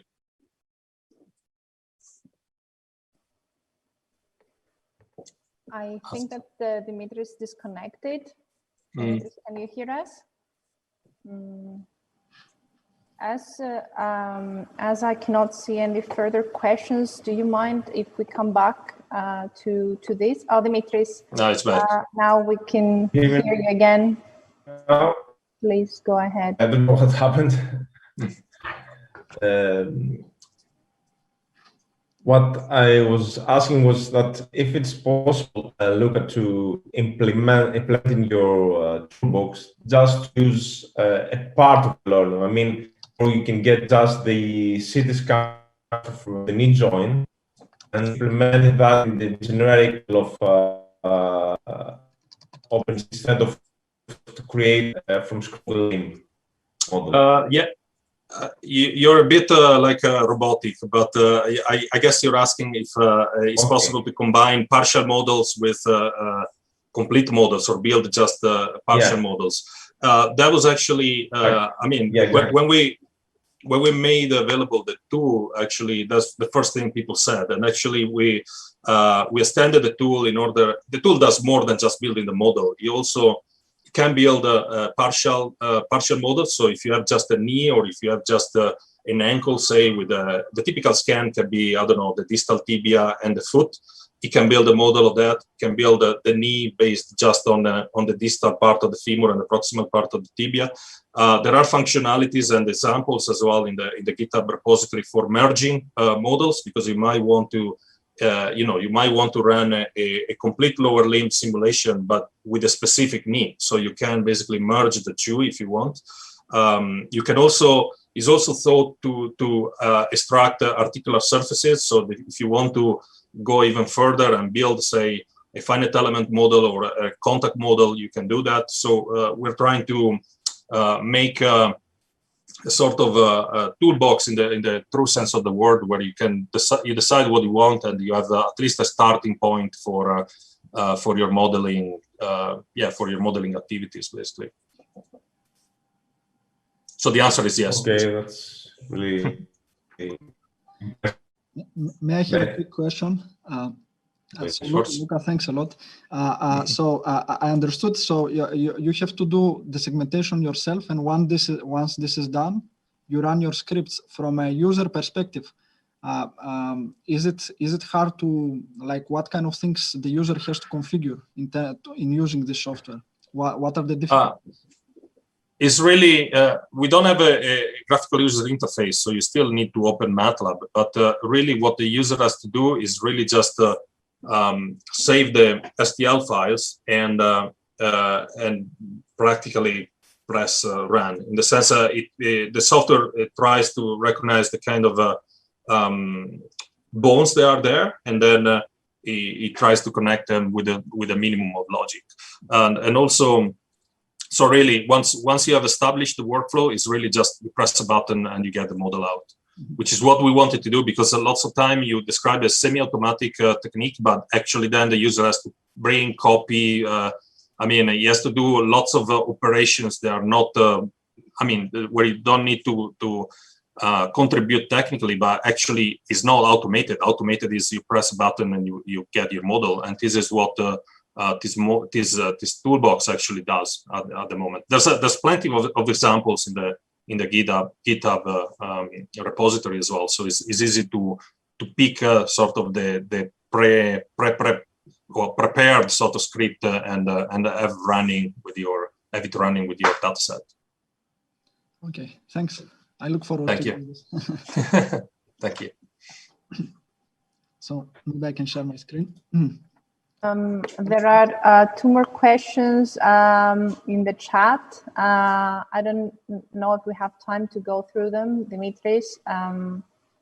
It's for the presentation, the previous presentation. I think we can, go with the questions also. Yeah, I think it's good to have the answer from Luca. I can see that from Nikos Halapidis can you please elaborate on how Staple determines the landmarks? Yeah, so practically what in the Staple toolbox, each bone is run through a morphological analysis. So for example, in the case of the tibia, that is the easiest, we ran a PCA, so we know the, PCA or principal axis of inertia, depends on the approach, and then we slice it. And then we identify the largest ellipse, for example, and then based on that, we define a reference system, and we add the third axis, the axis of inertia. This is the simplest one. And based on those axes, then we identify the bony landmarks. For example, for the pelvis, is a bit more elaborated, but the systematic error that was talking about in the presentation derives from a systematic error in determination of the reference system. So it's always morphological analysis, definition, reference system, and then landmarking of the bone surface, basically.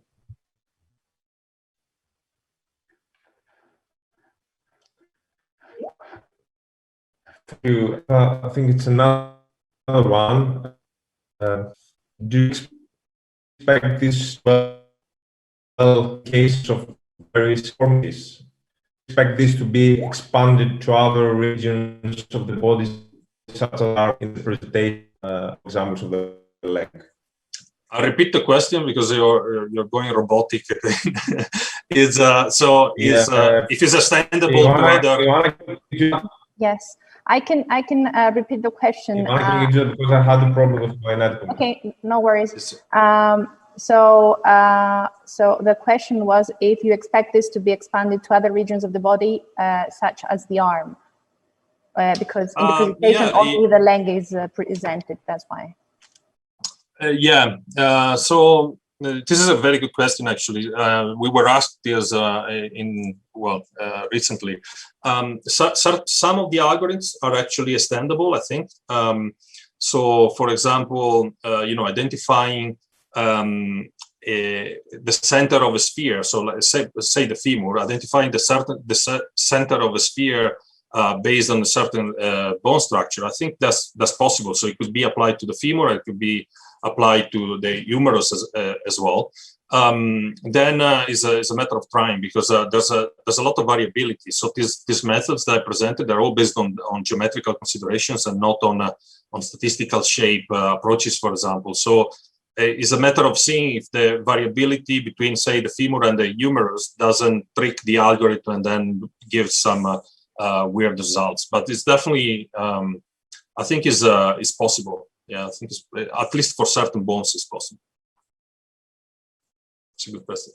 Thanks. Great. Thank you very much, Luca.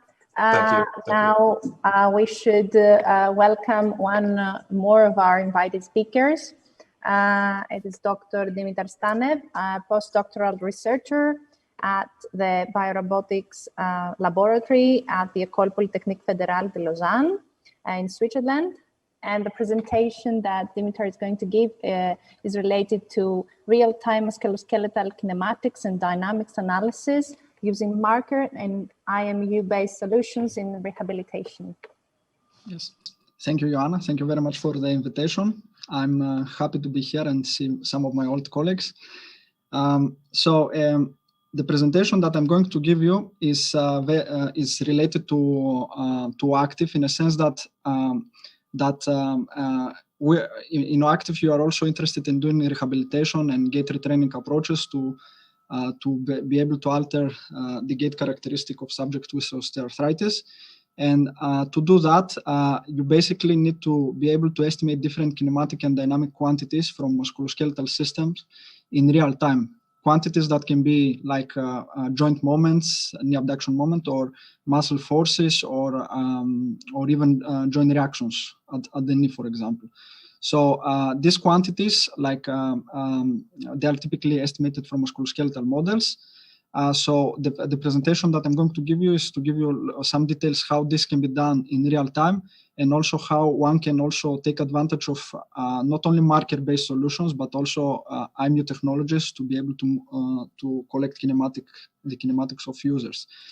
I would like to acknowledge the colleagues that work with me on this work, Konstantinos, Philip, and the rest of the team. So this work was recently accepted in Sensors in a special issue. And also you can find below the link of the GitHub where we maintain the code with all the examples and tests. So what were the current solutions before we do this work? So basically, Van der Borget created the human body model. It's a model where you can solve for the muscle forces in real time. So the model is very fast, accurate, and has been validated. However, the drawback is that it's proprietary, so you cannot. It's expensive, and you cannot extend it easily and customize it for your research. And there was the work from Claudio Bislato and colleagues, where they also implemented inverse kinematics and inverse dynamics for real-time applications. Their code is made available on GitHub, and of course, the same group, they have their own method for estimating muscle forces using EMG-driven methods. Basically, they measure the EMG using surface electrodes, and they use this information with their models to try to predict muscle forces. And once you know muscle forces, you can also estimate joint reactions. On the other hand, we want to complement the solutions in the sense that our framework can also run inverse kinematics, but now we also can solve the problem with IMU measurements. We also implemented some filtering methods and differentiation, which I will show later, that improve a lot the accuracy of the system. Then, of course, inverse dynamics, muscle optimization. In our case, muscle optimization is solved without any information from EMG measurements. So this is one difference that we provide. So in case you don't use EMG in your application, you can use our approach. And of course, we also have a method for predicting ground reaction forces. Therefore, you could use IMUs and go outside the dedicated environment to try to do dynamic analysis. Our software is fast, accurate, has been validated against offline analysis, and it's also a free software.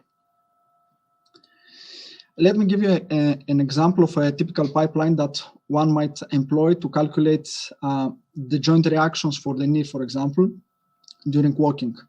So to calculate the joint reactions, how one must start. So basically you have a musculoskeletal model which you calibrate to a specific subject. And then depending on the measurement system that you use, is it a marker system or an IMU, you collect these positions in real time and you pass them to the inverse kinematics module.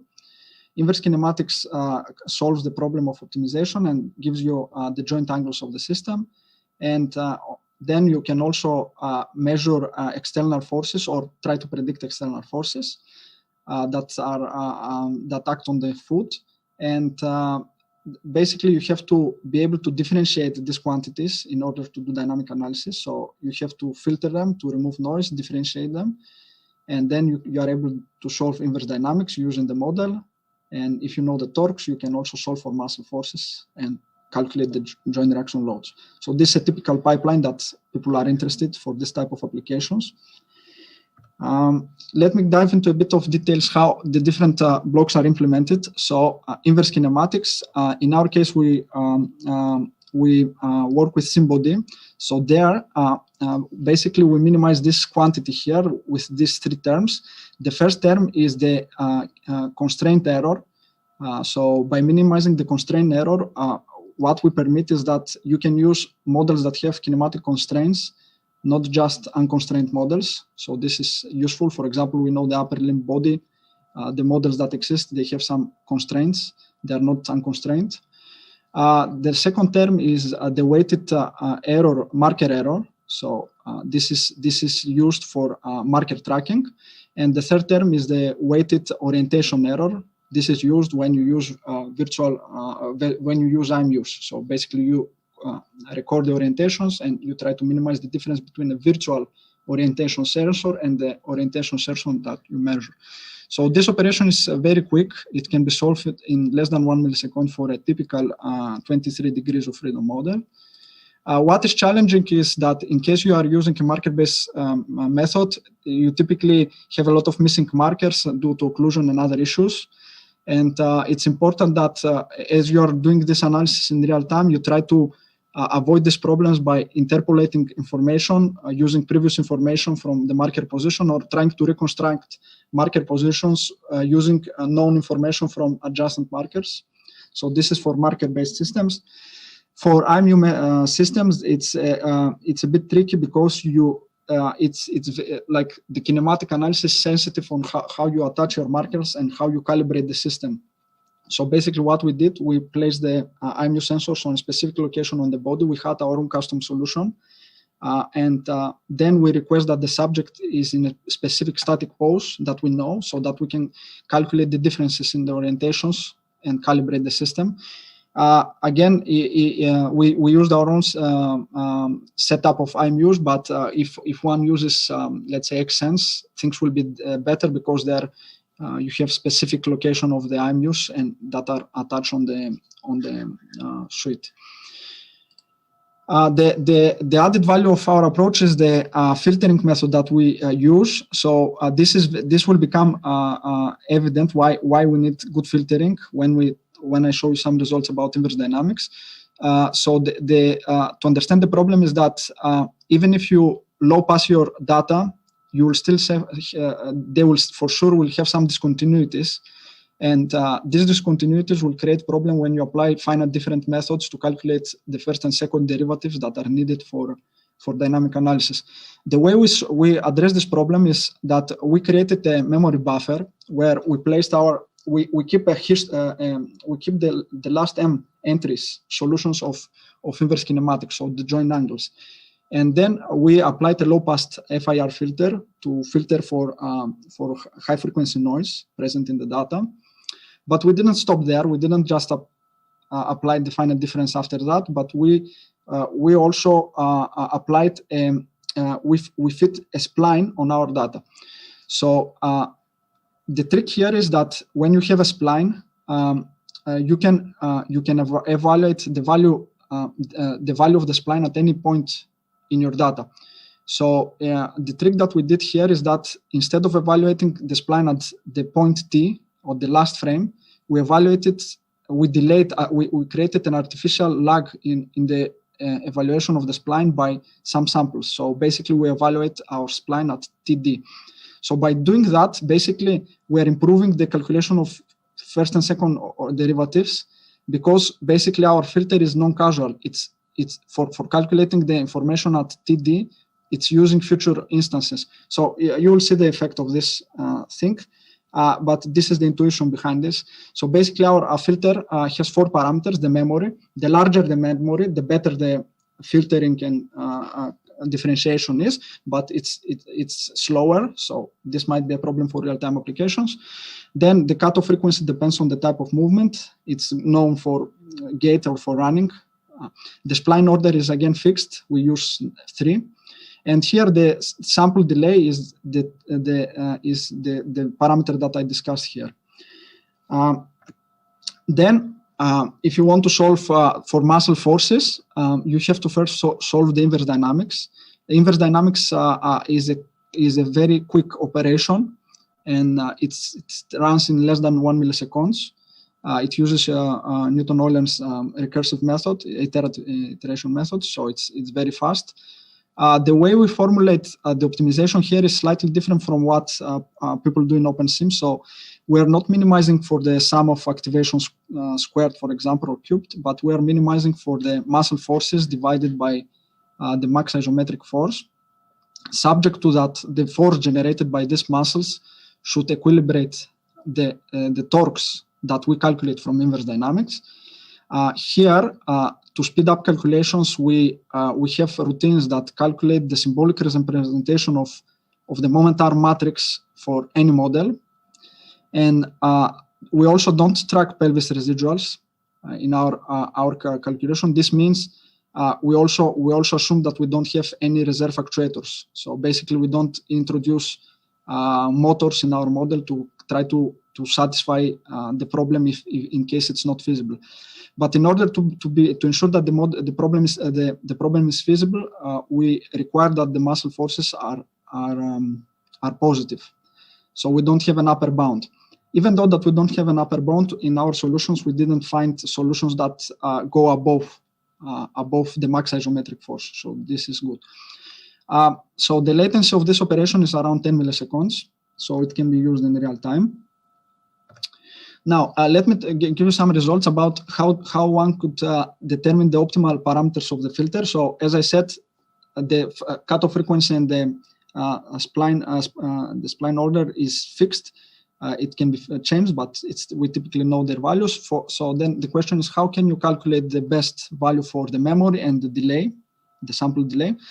And here, what I present you is on the first row, we have the RMS value for the coordinate, velocity, and acceleration of the angles.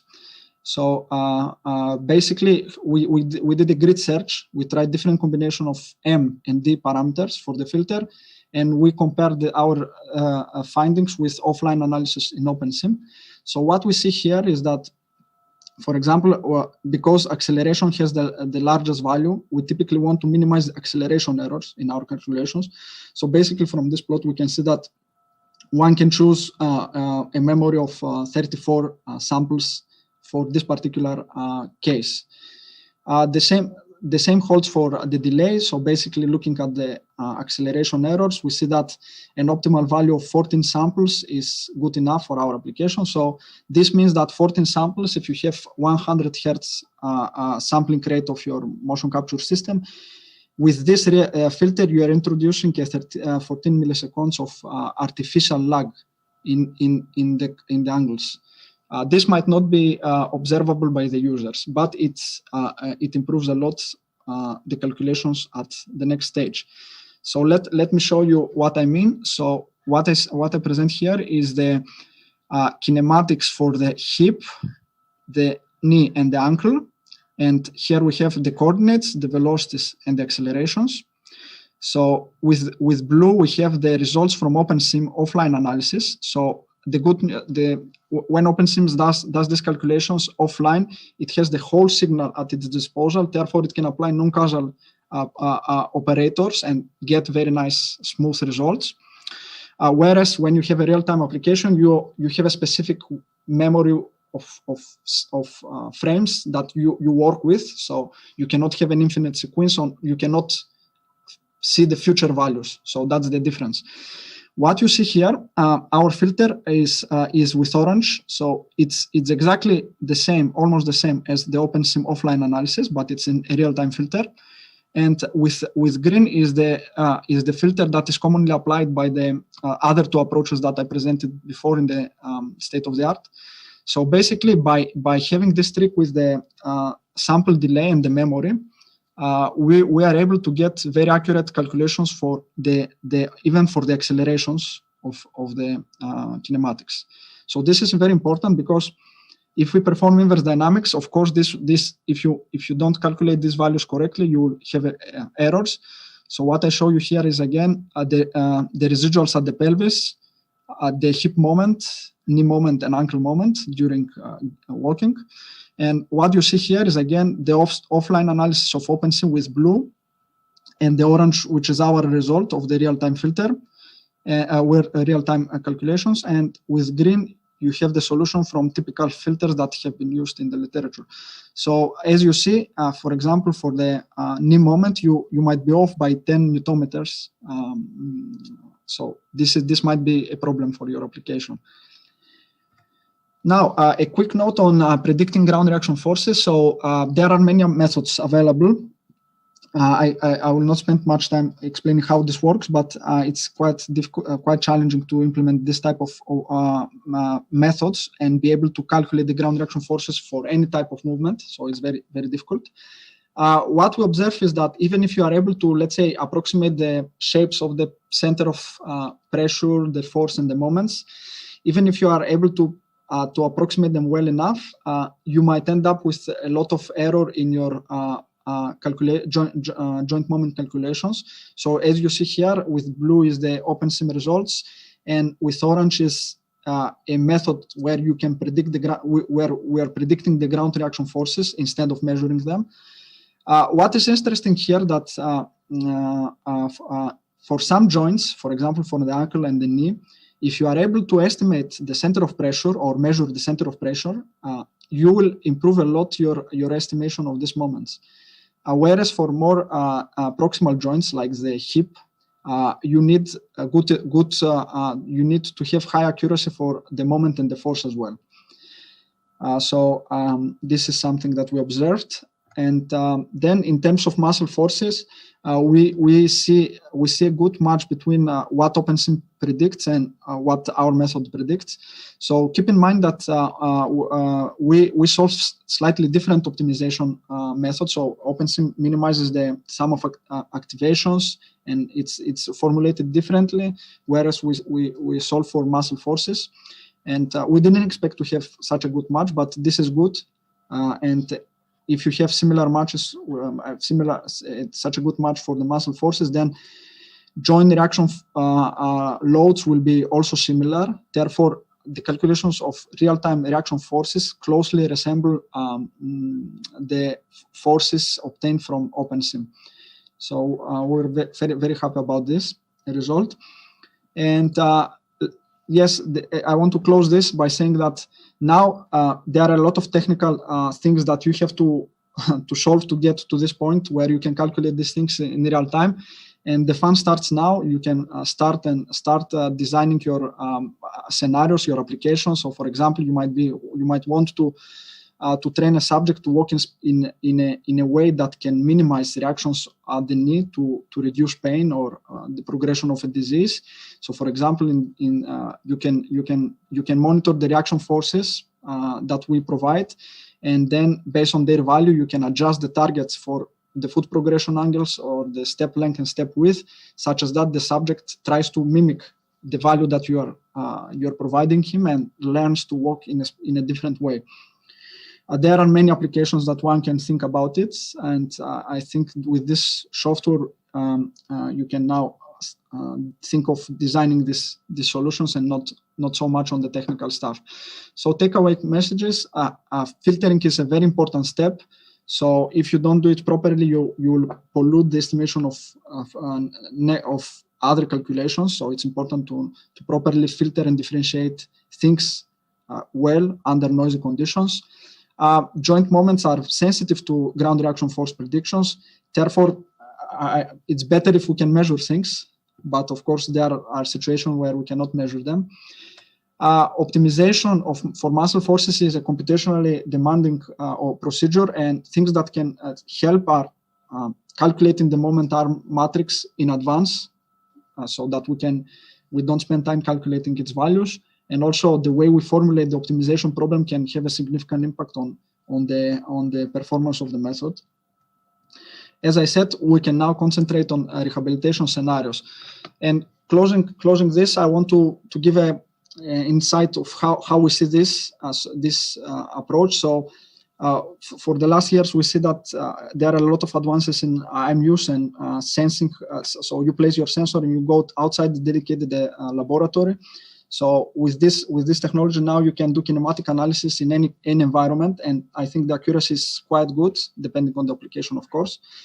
And the only thing that is missing is that if we are able to sense the interaction with the environment, the reaction forces that are applied on the model, or when the subject grabs a specific object or lifts a package. So if we are able to be able to estimate these things from kinematics only, or maybe improve the way we sense the environment, I think then one can also move forward and apply the things that I told you now to be able in real time to calculate all these things that cannot be measured, like Marshall forces and joint reaction loads, and provide feedback to the user. That, of course, depends on the application that we're targeting. Thank you very much, and I hope you like the presentation, and I'm open to questions. Thank you very much, Dimitar. We will only have time for one short question as we're out of time, but the question is, the IMU calibration you applied in your pipeline rely only on static poses, right? Yes. Did you consider to use a functional calibration based on specific movements, walking, sit on stand, to have a better and accurate estimation of the sensor to body calibration? Also, to avoid the strict positioning of the IMU on the body in the same way for different subjects? It was a little bit long. Yeah, it's a very nice question. No, we didn't consider this. We in our study, we concentrated mostly on delivering the modules so that they can work in real time, and we spent less time on the calibration phase. But I know it's a very important step, but we didn't want to move in this direction because we used our own IMU system. So if we want to move in this direction, we would try to have, let's say, maybe use XSense and a marker-based motion capture system, so that we can do these tests and try to come up with a good protocol to calibrate this. But it's a very nice question, and it gives a good motivation for the next study. Thank you. Great. Thank you also, Dimitar, and for your nice presentation. Thank you. We will now move to the last presentation of this session that will shed light on the impact of augmented reality interventions in osteoarthritis, presented by Professor Konstantinos Moustakas, an associate professor in the Electrical and Computer Engineering Department of University of Patras in Greece, and one of the OActive partners. Konstantinos, the floor is yours. Thank you very much, Joanna. I enjoyed very much listening to Dimitar and all the other very nice presentations. And they actually shaped very well, starting from the previous session and this session as well, on what are the requirements, the scientific requirements to derive, to deliver something that will be close to a clinical application.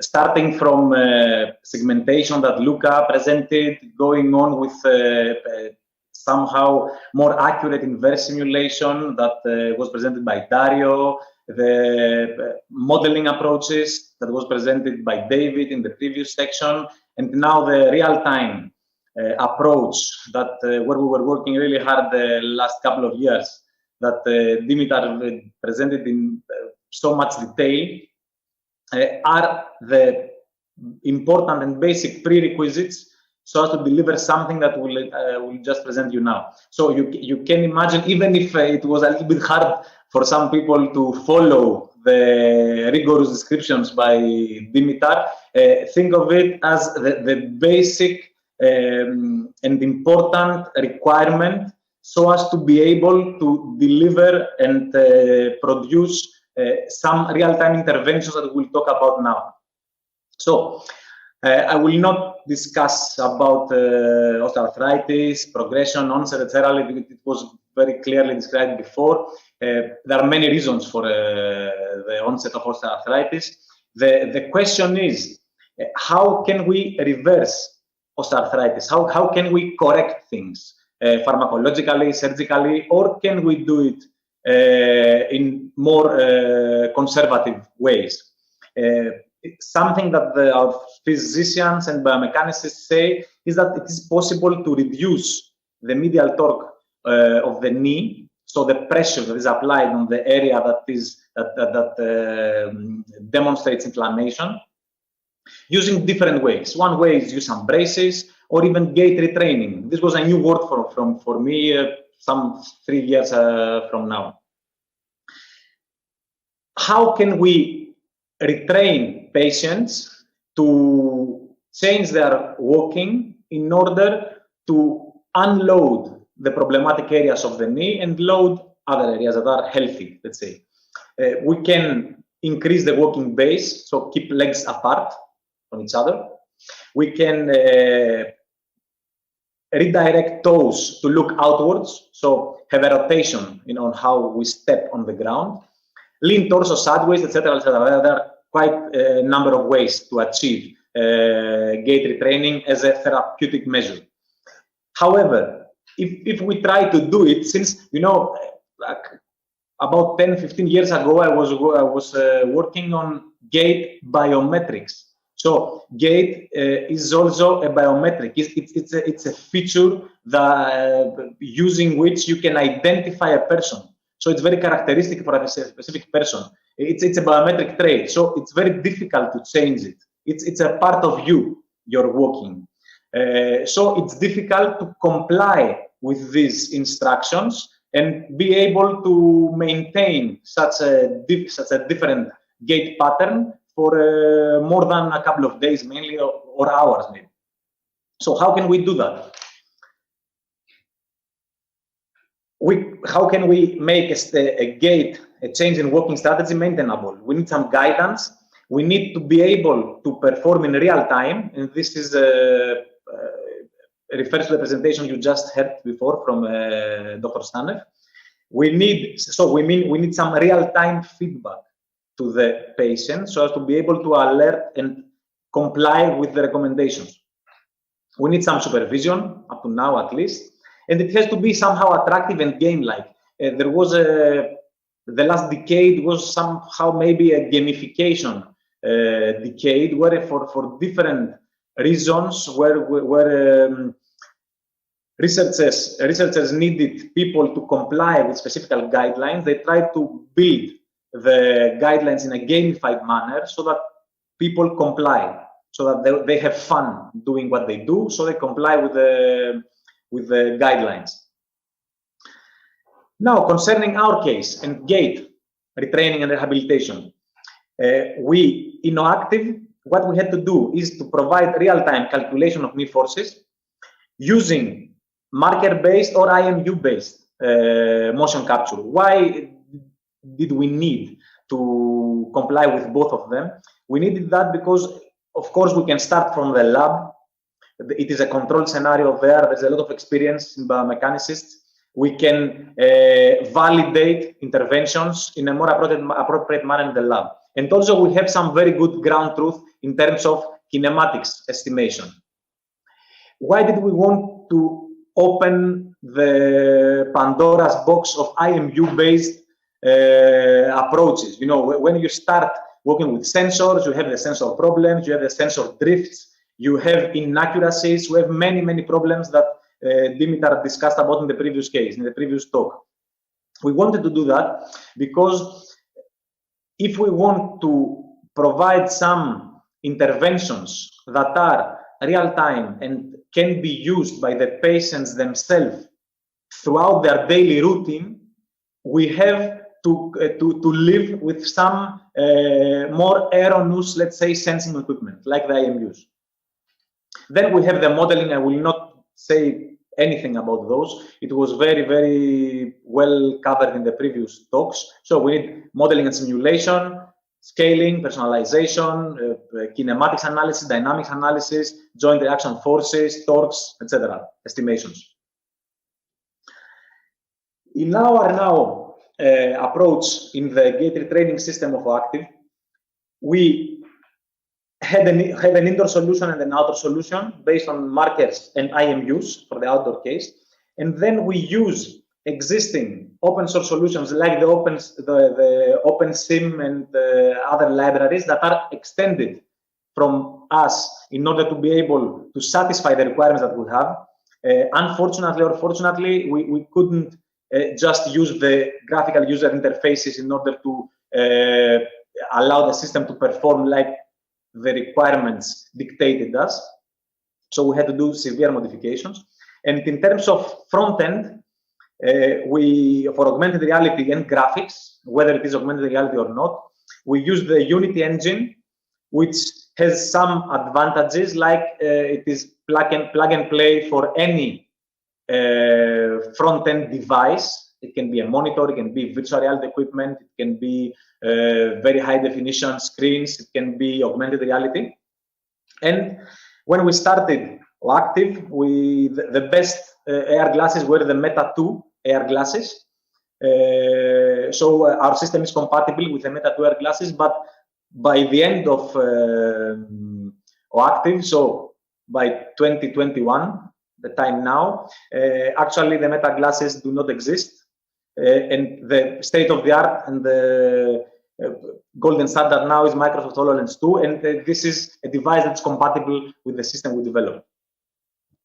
Now, if we would like to somehow put the system that was developed in a pipeline, you will see that we have everything there. So there is the motion capture information that we have to process. There is the data analysis part that includes parts of what has been presented before. We use the OpenSim backend and not the front end, unfortunately, and it's written in C++ to make it much quicker and allow for real-time implementations. Concerning the front end, it's very important to say that what we actually did is we developed an API. So using the API, any researcher can develop their own interventions. So the means to develop any idea that anybody wants to develop are there by the end of OActive. So as to demonstrate now some functionalities, I will show some parts of the clinician front end that we developed as an application of our API, the patient front end that includes several visualization options. It performs in real time, and it was last couple of months addition. We have also now implemented the VIVRO tactile feedback using wearable vests or belts to the user, since it has been reported that VIVRO tactile feedback might be a better feedback mean compared to visual feedback for patients. Now you can see in this video now some parts of the clinician front ends. You can see how the skeleton and the muscles are visualized. We should note that muscles are procedurally generated, so they are generated on the fly using the inverse simulation pipeline. We can visualize joint and ground reaction forces that are estimated using the real-time estimation procedure described before. There are several GUIs where the clinician can choose different parameters to visualize while performing an experiment that are of interest for this particular patient. I will go quickly through this. You can see in this part of the screen, and so on and so forth. You can see also some parameters that the clinicians allow visualizing, okay, like the distance between the toes, their inclination, and so on. Moreover, the clinicians can define several indicators, bar indicators or gauges, as you can see here, with some intervals where the patient has to lie within this interval during performing a specific exercise so as to consider the exercise successful.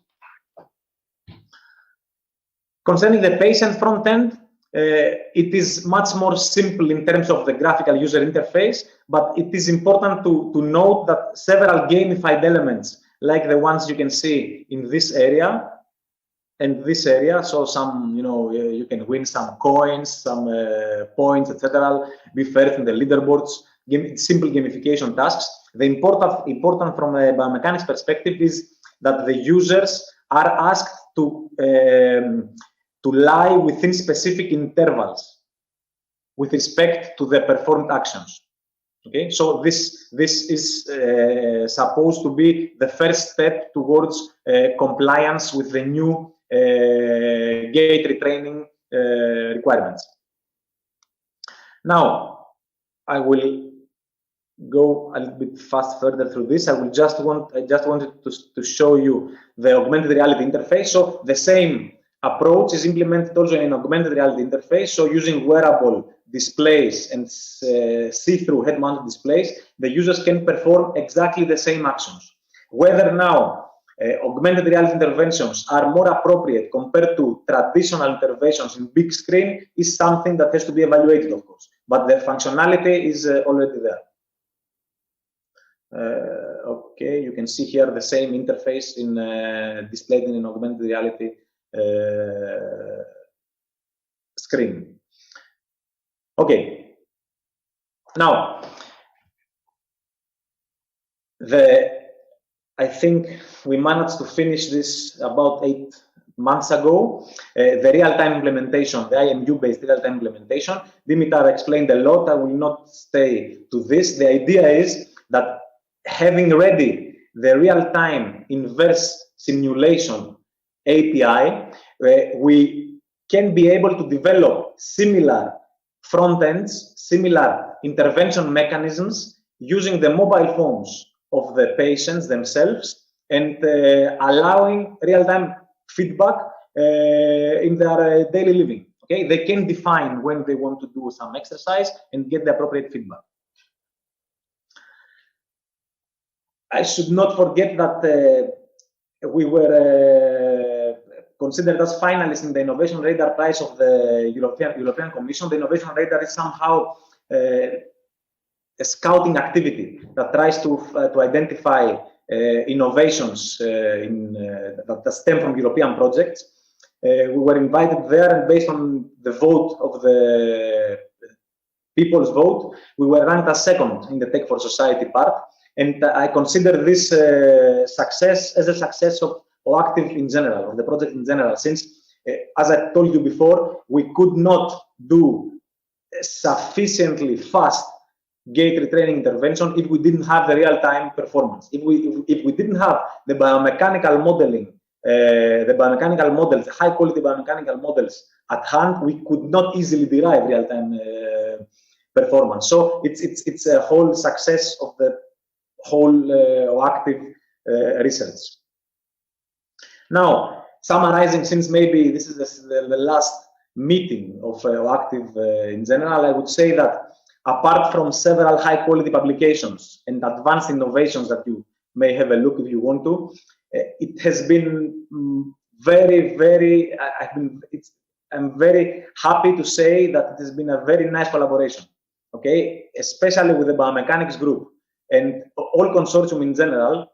I just don't understand a lot about biochemistry, so I cannot judge there. But in terms of biomechanics, I can say that this very nice style of collaboration has led also to extensions of OActive. So OActive, apart from delivering some high quality research and outcomes as it should, paved the way of new research in different domains. I can comment about my group. We have some very nice new work that is about to be published now on anterior cruciate ligament modeling and simulation, on total knee arthroplasty modeling and simulation. These approaches are actually have been already published, and we're working on total hip replacement modeling and simulation. So without the experience gained from OActive, this could be it would be more difficult to proceed with such kind of application. So it's very important to say that.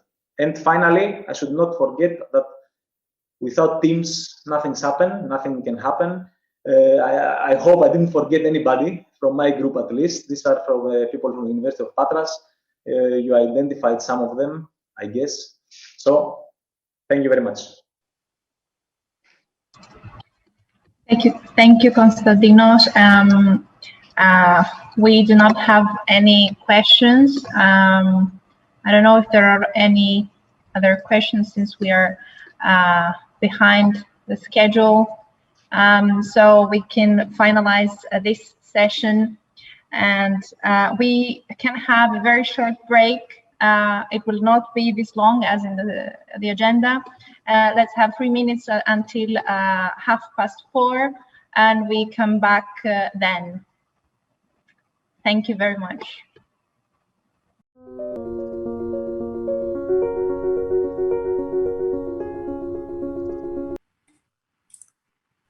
Hello, everybody. I'm Ioana Baroni.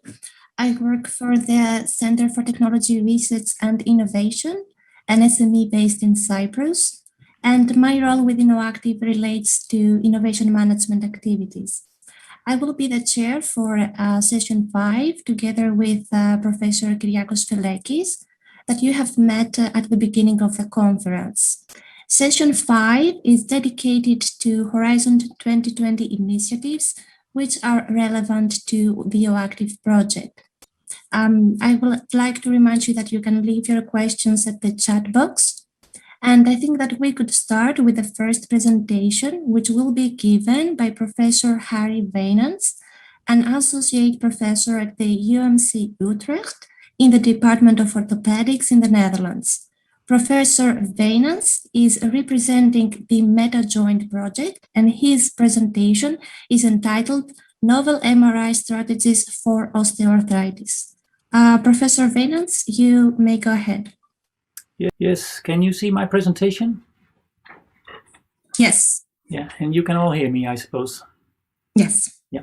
Okay, I was asked to tell something about the MetaJoint project, which is a relatively new project that we started a bit more than around a year ago in the UMC Utrecht, together with the radiology group. And we're specifically interested in osteoarthritis and how we can measure, say, certain aspect of osteoarthritis in MRI. But I would like to get also the opportunity, as I saw today, that your OActive consortium is basically interested in a much wider, has a much wider interest in osteoarthritis. I'm also coordinating another OA project. Sorry, how do I put forward this? Yeah, another OA project, and I'm coordinating the so-called Approach Consortium, which is also a EU-sponsored project, but this is not in Horizon, but it's in IMI. And IMI works with academia together with pharma industry. So there is big pharmaceutical industry that is interested in a certain topic, in this case osteoarthritis, and they set out in IMI a topic, and then they ask the academic centers to come up with a proposal that fits their interest. And from the pharmaceutical companies, John Larkin is in the lead, and I'm in the lead for the academic centers throughout Europe. And there's around 20 centers and 3 pharmaceutical industries making altogether a project of 15 million euro, and it's called the Approach Consortium. And so what is the challenge of the Approach Consortium is that we realize that there's a lack of appropriate measures that can identify the right patient to benefit from a specific therapy in OA, in osteoarthritis. And so there's a lack of these specific and sensitive endpoints, and thereby you cannot really differentiate between responders of a therapy and non-responders of a therapy. So the goal of this consortium is that we, in the end, identify the right patient for a right treatment.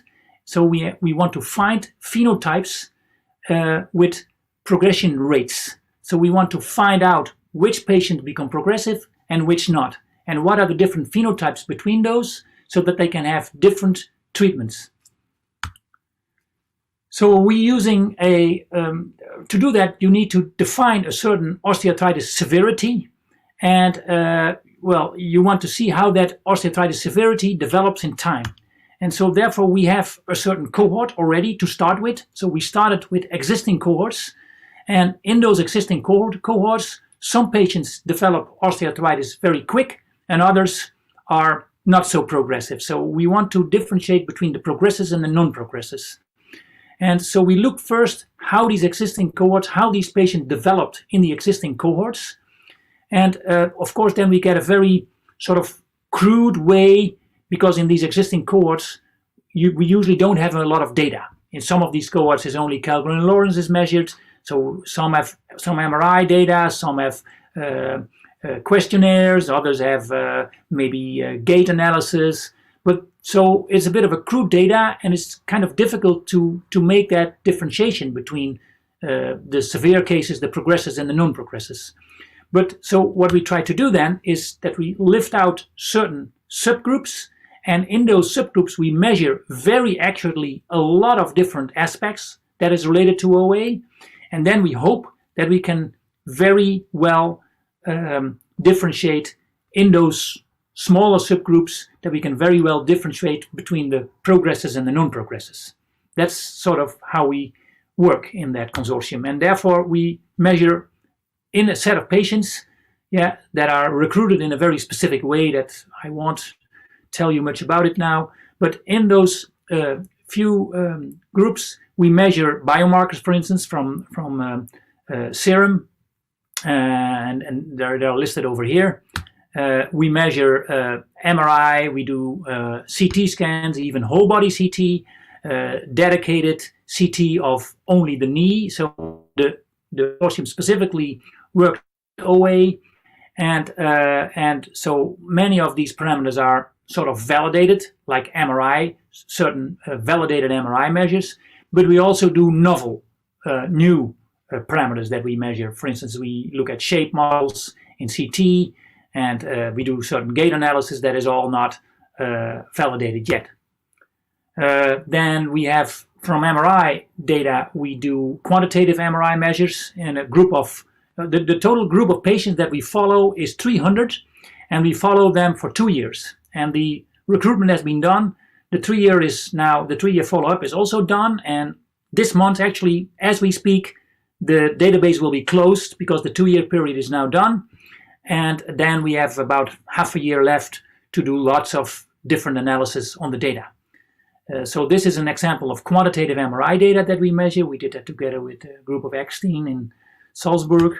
We do qualitative scores, so radiologists do qualitative scoring of the MRI data. We do statistical shape modeling. That's one of my own hobbies that I do in this project. But there's a lot more that we do. And so the end of the story is that we try to predict where the progressors are and where the non-progressors are in these 300 patients. And so we're working on that. And I specifically wanted to show this to you because this group that works in OActive consortium has also a lot of data. I think there is some overlap maybe with our approach consortium. So at the end of the day, it might be nice to catch up with some of you and see whether we can follow up on this, because we have a lot of data, and that data is not really used a lot. So the data crunching should start now as a second project. So I'm looking for collaborators that can help with the data crunching and maybe work on a New Horizon EU call to work on this together. So then I hope I have still, must have a couple of minutes left for the meta joint. The meta joint is actually a very small project. It only has, what we try to do there is to set up completely new MRI strategies that teaches us something about osteoarthritis. And therefore we have a 7 Tesla imaging modality of MRI. We do knee imaging, and we try to make 3 new imaging methods. And we're actually in the process of working on that now. What we try to do is a proof of principle with maybe 1, 2, maximal 3 patients per imaging method. And the first one is that we are, here's a picture of an OA patient. Left panel is healthy, middle panel is early stage, and the right panel is a final stage. And then on the bottom, you see the cartoon of the cartilage tissue. And what we try to get out of that MRI is 3 things. One aspect that should relate it to the is, well, we know a little bit of that, but a lot of the cartilage turnover in human patients is quite unknown. And therefore, we try to set up a deuterium MRI scan. Then we want to know something about the glucosaminoglycans in the cartilage. And therefore, we set up a sodium scan, and then we would like to have some knowledge about the bone turnover in the subcorneal bone regions just under the cartilage, and therefore we give to some patients bisphosphonates that become incorporated in the bone, and then we can actually try to visualize the bisphosphonates using the MRI technique. First example is the deuterium imaging. In fact, what you do here is, this is a paper from 2018, which was a beautiful example how deuterium imaging could be used for brain imaging. And actually by giving patients heavy water or deuterium, which is taken up, then you can actually, or in this case, I think they used even glucose that was made with deuterium inside so you can see where the glucose goes in the body, and you can then make beautiful MRI scans that show you where the energy is taken up and gives you a lot of information about the brain. So we are trying to do the same for a knee joint, actually. So the group made specific coils to that enables them to make that deuterium scan. So 2 protons instead of 1. And that is then going into all using the 7 Tesla scanner. And here's a picture where we actually first start with the anatomy. So what you see here is just a general proton density map, that gives us a lot of anatomy information, and that's what you see here. And so here you see the knee of the proton density, and on top of that we now try to represent the deuterium, and that looks then like this. So in every couple of voxels, so this is a much coarser resolution, so we're working on a finer resolution, but here you see the muscle. So the muscle has a lot of deuterium, and this is only done by the normal deuterium uptake that is normally in your normal habitat, so to say. So the next step will of course be that we give the patient heavy water, and then see where the uptake is the highest. And what we specifically are interested in is how much uptake is there in the synovial layer, how much uptake is there in the cartilage, that might tell us something about the turnover of these tissues. And so this is where we are right now with the deuterium scans. Here we see how these peaks, we can actually get more peaks out of that. And there's another one at the location of the cartilage. The next that we try to do is a sodium scan. And here's an example of that. Again, we make a sodium scan and we just project it on top of a normal proton density scan. And here's an example of it on the right corner, where you can see in yellow-blue the amount of sodium.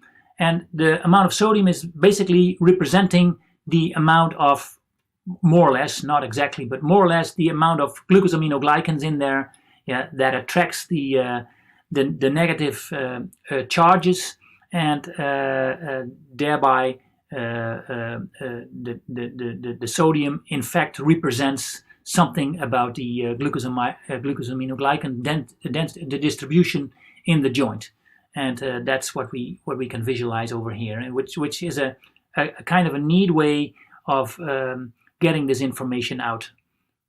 And then the third one is what we try to do there is that we give bisphosphonate to a set of patients. So we have a group of 84 patients that received already bisphosphonates for a clinical trial. And these bisphosphonates are taken up at locations where there is high turnover. And one example of that is, for instance, a general SPECT scan.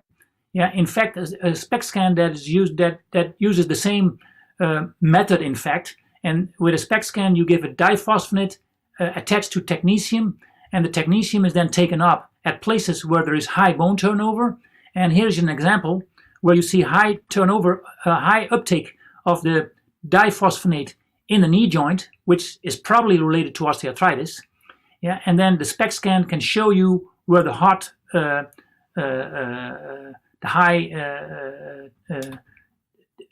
hot tissue is, and that is then representing the uptake of the material, and the nuclear imaging then shows you basically what is what the disease aspect of this joint. But when a patient gets a bisphosphonate, in fact, you can do the same trick, because now there is phosphorus. And so there should be a high amount of phosphorus at the same locations. And so we are currently trying to actually do the MRI for phosphorus. And I cannot show you a picture right now. We're in the process of trying to mimic basically the SPECT picture. We're trying to mimic that in the MRI, which would be an enormous advantage, of course, if we can do that, because then we don't have to make these SPECT scans, and we can immediately scan this. We get this kind of information from an MRI. This is what I wanted to say. Here are my collaborators on the MetaJoint project. And so the take-home message is more or less that I work on consortium called Approach. In Approach, we have a plethora of data which becomes available to us in the next couple of months, and I'm looking for collaborators on this to work on that data any further with maybe methods that you guys develop in OActive. And well, we further try to evaluate the novel MRI methods that I just presented to you in the MetaJoint project. I thank you for your attention. Thank you very much, Professor Wijnands. I don't see any questions in the chat box for you, but is there anybody that would like to ask a question on MetaJoint? Okay, I guess we can move forward. So the next presenter is going to be Professor Mary Murphy. She is a professor in regenerative medicine at the Regenerative Medicine Institute at the National University of Ireland, Galway. She is representing the AutoCRAT project, and her presentation is entitled AutoCRAT for Automated Manufacturing of Novel Next Generation Regenerative Therapies for Osteoarthritis. Professor Murphy, you may start. Good afternoon. And first of all, I'd like to thank the organisers for asking me to present AutoCRAT here today. I've enjoyed all the talks that I've heard. AutoCRAT really focuses on different aspects. And we're looking really at manufacturing of novel next generation regenerative therapies, mostly based on stem cells or the products derived from them as extracellular vesicles, and our disease of interest is osteoarthritis and has been for quite a number of years. So the aims of the project are to develop cell-inspired therapies for OA, but coming from sustainable cell sources. So we're starting with human-induced pluripotent stem cells, and from these cells generating induced mesenchymal stromal cells, but also chondrocytes for development of therapies. We furthermore will be looking at the secretome that we can obtain from both the HI-MSCs and the HI chondrocytes, again, because it's becoming clear in the area of regenerative medicine that it is what the cells secrete for the most part that are active in osteoarthritis. So we have basic packages. We also translate using small and large preclinical testing with relevant models. But furthermore, we actually have established automated production systems to produce the therapeutic entities. And with that, are able to look at the economics of how these automated systems can enable therapies to be more widespread for the patient population, and also address the regulatory hurdles that we would have to go over to get these into patients. So this slide here really just depicts the cells that we're working with. They're bone marrow-derived MSCs or MSCs derived from the induced pluripotent stem cells, as I've mentioned. And on the right, you can see some of these secreted factors that have been shown to be therapeutically associated with modulation of osteoarthritis. Now, this is MRIs of a study that was done quite a number of years ago, but it illustrates the effects of bone marrow-derived MSCs on osteoarthritis. This is a goat model, and on the top, you see an MRI that is not treated with mesenchymal stem cells. And down on the bottom right-hand corner, you see a joint that is treated 6 weeks after creating the injury. And there is quite a dramatic difference. And we have seen this in many, many other animal models since. And this work led to first of all, the ADIPO-A phase 1 clinical trial. And at the top here, you see that in the 18 patients in that trial, pain was very much down very quickly after the injection of the stem cells into the joint, with 17 of the 18 patients seeing a reduction in pain. And interestingly, the VIVO score which was generated by the physician, showed that even that 18 person had better function. This trial then led to the ADIPO-A2 trial, which is still ongoing, but at this stage, 100 patients treated, and those, the latter project is led by Frank Barry at NUI Galway. So at the time ADIPO-A1 and ADIPO-A2 were going on, we also started to look at development of closed, scalable and automated robotic systems for therapeutic stem cell manufacturing, and to do this from the donor right through to the patients. In other words, we generated a device to obtain marrow, which was allowed closed transfer of the raw material into the platform, and everything from that point on was closed and sterile. So AutoStem finished with us having a factory, which is depicted here in the center of this slide. And with the information that we had, we went ahead and obtained funding for Autocrat to further develop the automated production systems, but also to address, as I mentioned, other cell sources for modulation of osteoarthritis. And here you see all the partners involved at the bottom of the slide. So in the context of what is happening in Autocrat as we speak, we're 18 months into the project. We did have some delays, of course, with closures in all the institutes. But we have started looking at therapeutic licensing of the HI-MSCs and how we might be impacting modulation of OA once we get these cells into joints. And this is just one example of really when we license the cells with relevant factors found in the joints, such as interferon gamma or TNF-alpha, we can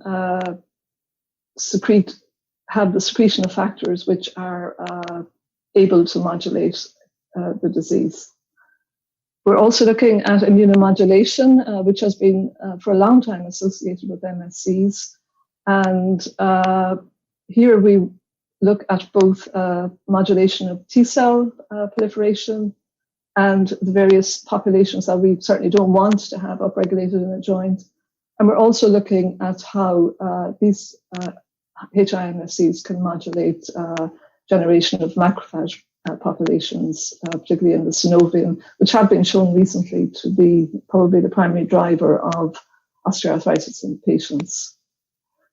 In terms of the extracellular vesicle work, again, we are looking to isolate the EVs from the chondrocytes and all MSC populations, and also to purify them in novel manner so that we can generate large-scale production systems, again, to have enough of these EVs for therapeutic use. And this is just a schematic of how the partners working on EVs have generated a system. We obviously have to go from the bench to patients, and to do that, you really have to work on development of processes that are fully controlled and can be approved for use in patients. And we are in the middle of doing this for both the IMSCs and the ichondrocytes. And this is just one piece of data that was generated here in Galway, where we're comparing the induced MSCs that we have to MSCs derived from bone marrow, and they behave exactly the same. So we believe we have a therapeutic entity that is sustainable and can be expanded up to 84 population doublings before changing phenotype, and therefore a very promising therapeutic. So in terms of automation, we decided that we had to go further than what we had done in AutoStem, which was to develop the automation of production of MSCs. So we're moving on to the IMSCs, the ICHO, but also looking at control of the production. So we're testing in phase in the platform. And VITRO is a partner who's developing a ChemStress fingerprinting assay to, during production, actually take readouts on how well the cells are doing in context of changes that might happen during expansion. This company is also has a system for looking at EV quantification during the production process, and this is working quite well. So this is a schematic of the what we are planning. We have on the bottom right-hand side a depiction of the stromal cell factory, which I can show you on the next slide. And to that, we are adding an autocrat discovery platform and likewise an EB production platform, all in tight association with each other. So this is the AutoStem platform schematic, and here we have proven mass production of the cells. These cells were validated in animal models as being functional. And in the platform, we can produce the cells in any type of bioreactor. There can be the cells can be counted to show what's going on during the production process. And on the right-hand side, you have the bioreactors shown in the turquoise and yellow here. And once the cells are expanded, we can harvest them in this open area in a closed manner and then transfer them into the left-hand side for cryopreservation, which is done in an open manner. So we have different production grades here. And if anybody's ever worked with good manufacturing practice, grade D is a low grade. So our production side is grade D, whereas our fill in and cryopreservation is grade A. So this depicts our quality control discovery platform. And here we're going to do the stem cell differentiation from the HIPSCs, the pluripotent stem cells. We don't need a lot of starting material, so it was felt there was no point in going into large bioreactors. However, we can transfer what is produced here directly into the AutoStem platform in a closed manner, and again, implement production of the cells as well as QC assays in an automated manner. So actually, I missed a slide there. Oh, must be gone. Sorry, I missed an EV slide, but we're doing the same for EVs. So obviously, what we produce has to be validated, and this is done in relevant preclinical models from the mouse using subcutaneous implantation, also direct injections into the knee joints in relevant OA models. And ultimately, the small animal models will be translated for assessment in horses in Sweden. Regulatory compliance is critical. We will be developing all the documentation that will allow us to actually take these automated factories into a good manufacturing production facility and actually start producing once we get regulatory approval for patients. Because it's automated, we have to not just address good manufacturing practice, but also good automated manufacturing practice. And this is being addressed as well. And more importantly, the economic evaluation of the savings that can be made from the use of the automated systems will validate the project and all of the work. The economic evaluation also addresses the benefits that it can have for patients. So with that, I'll just say that we acknowledge Pintail as our project manager and communications and ethics partner, and I'm very happy to take questions.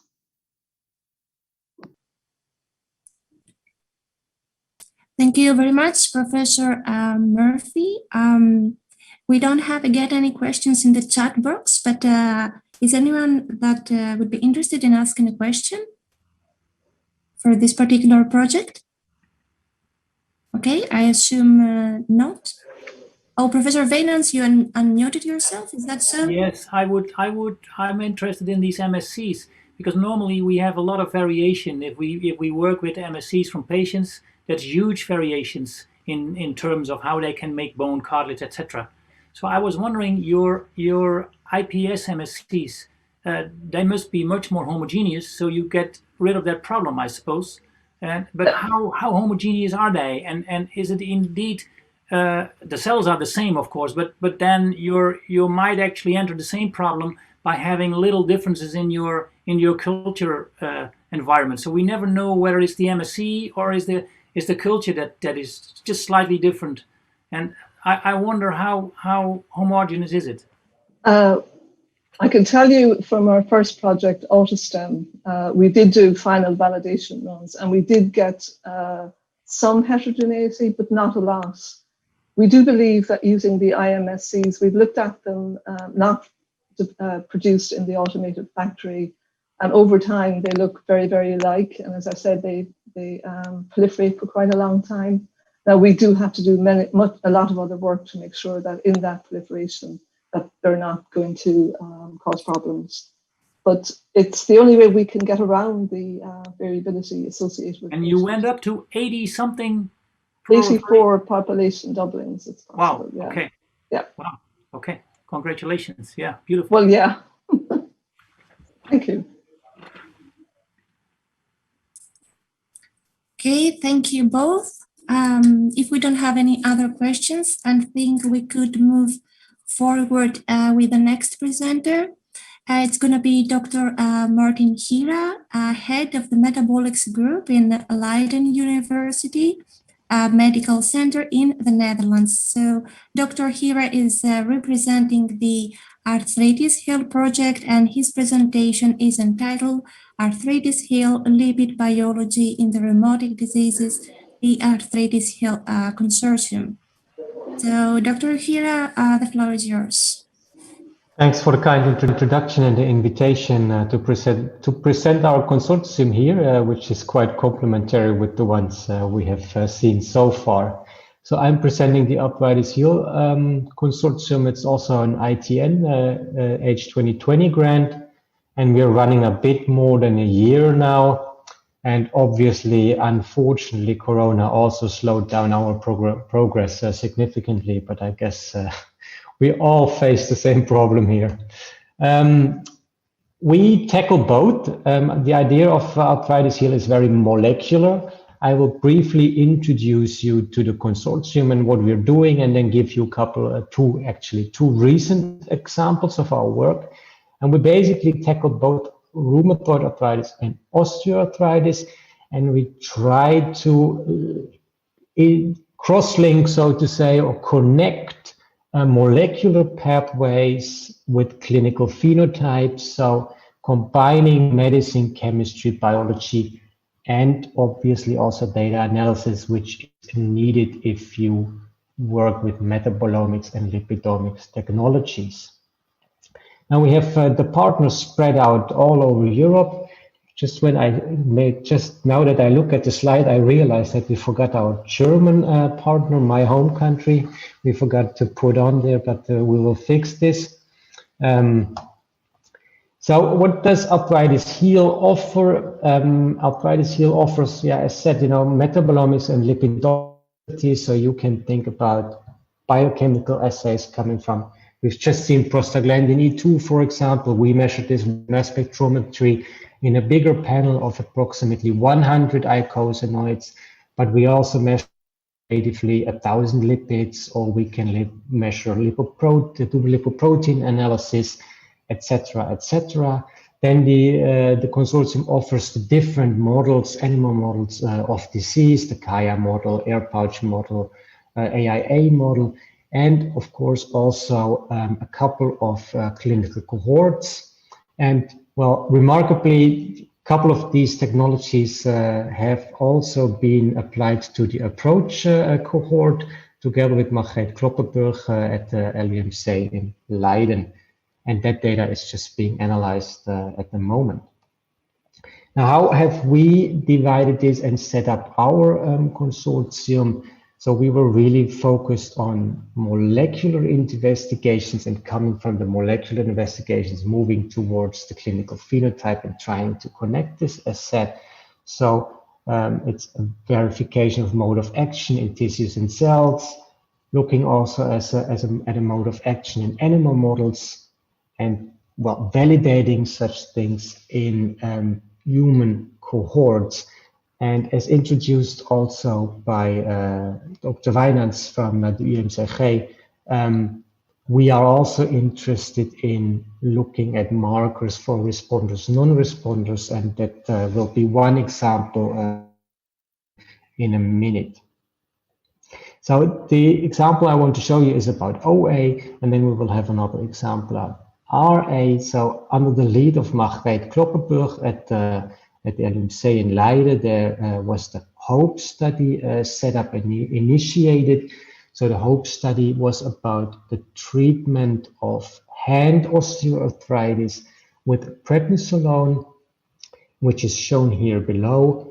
It was a double-blinded, randomized, placebo-controlled trial.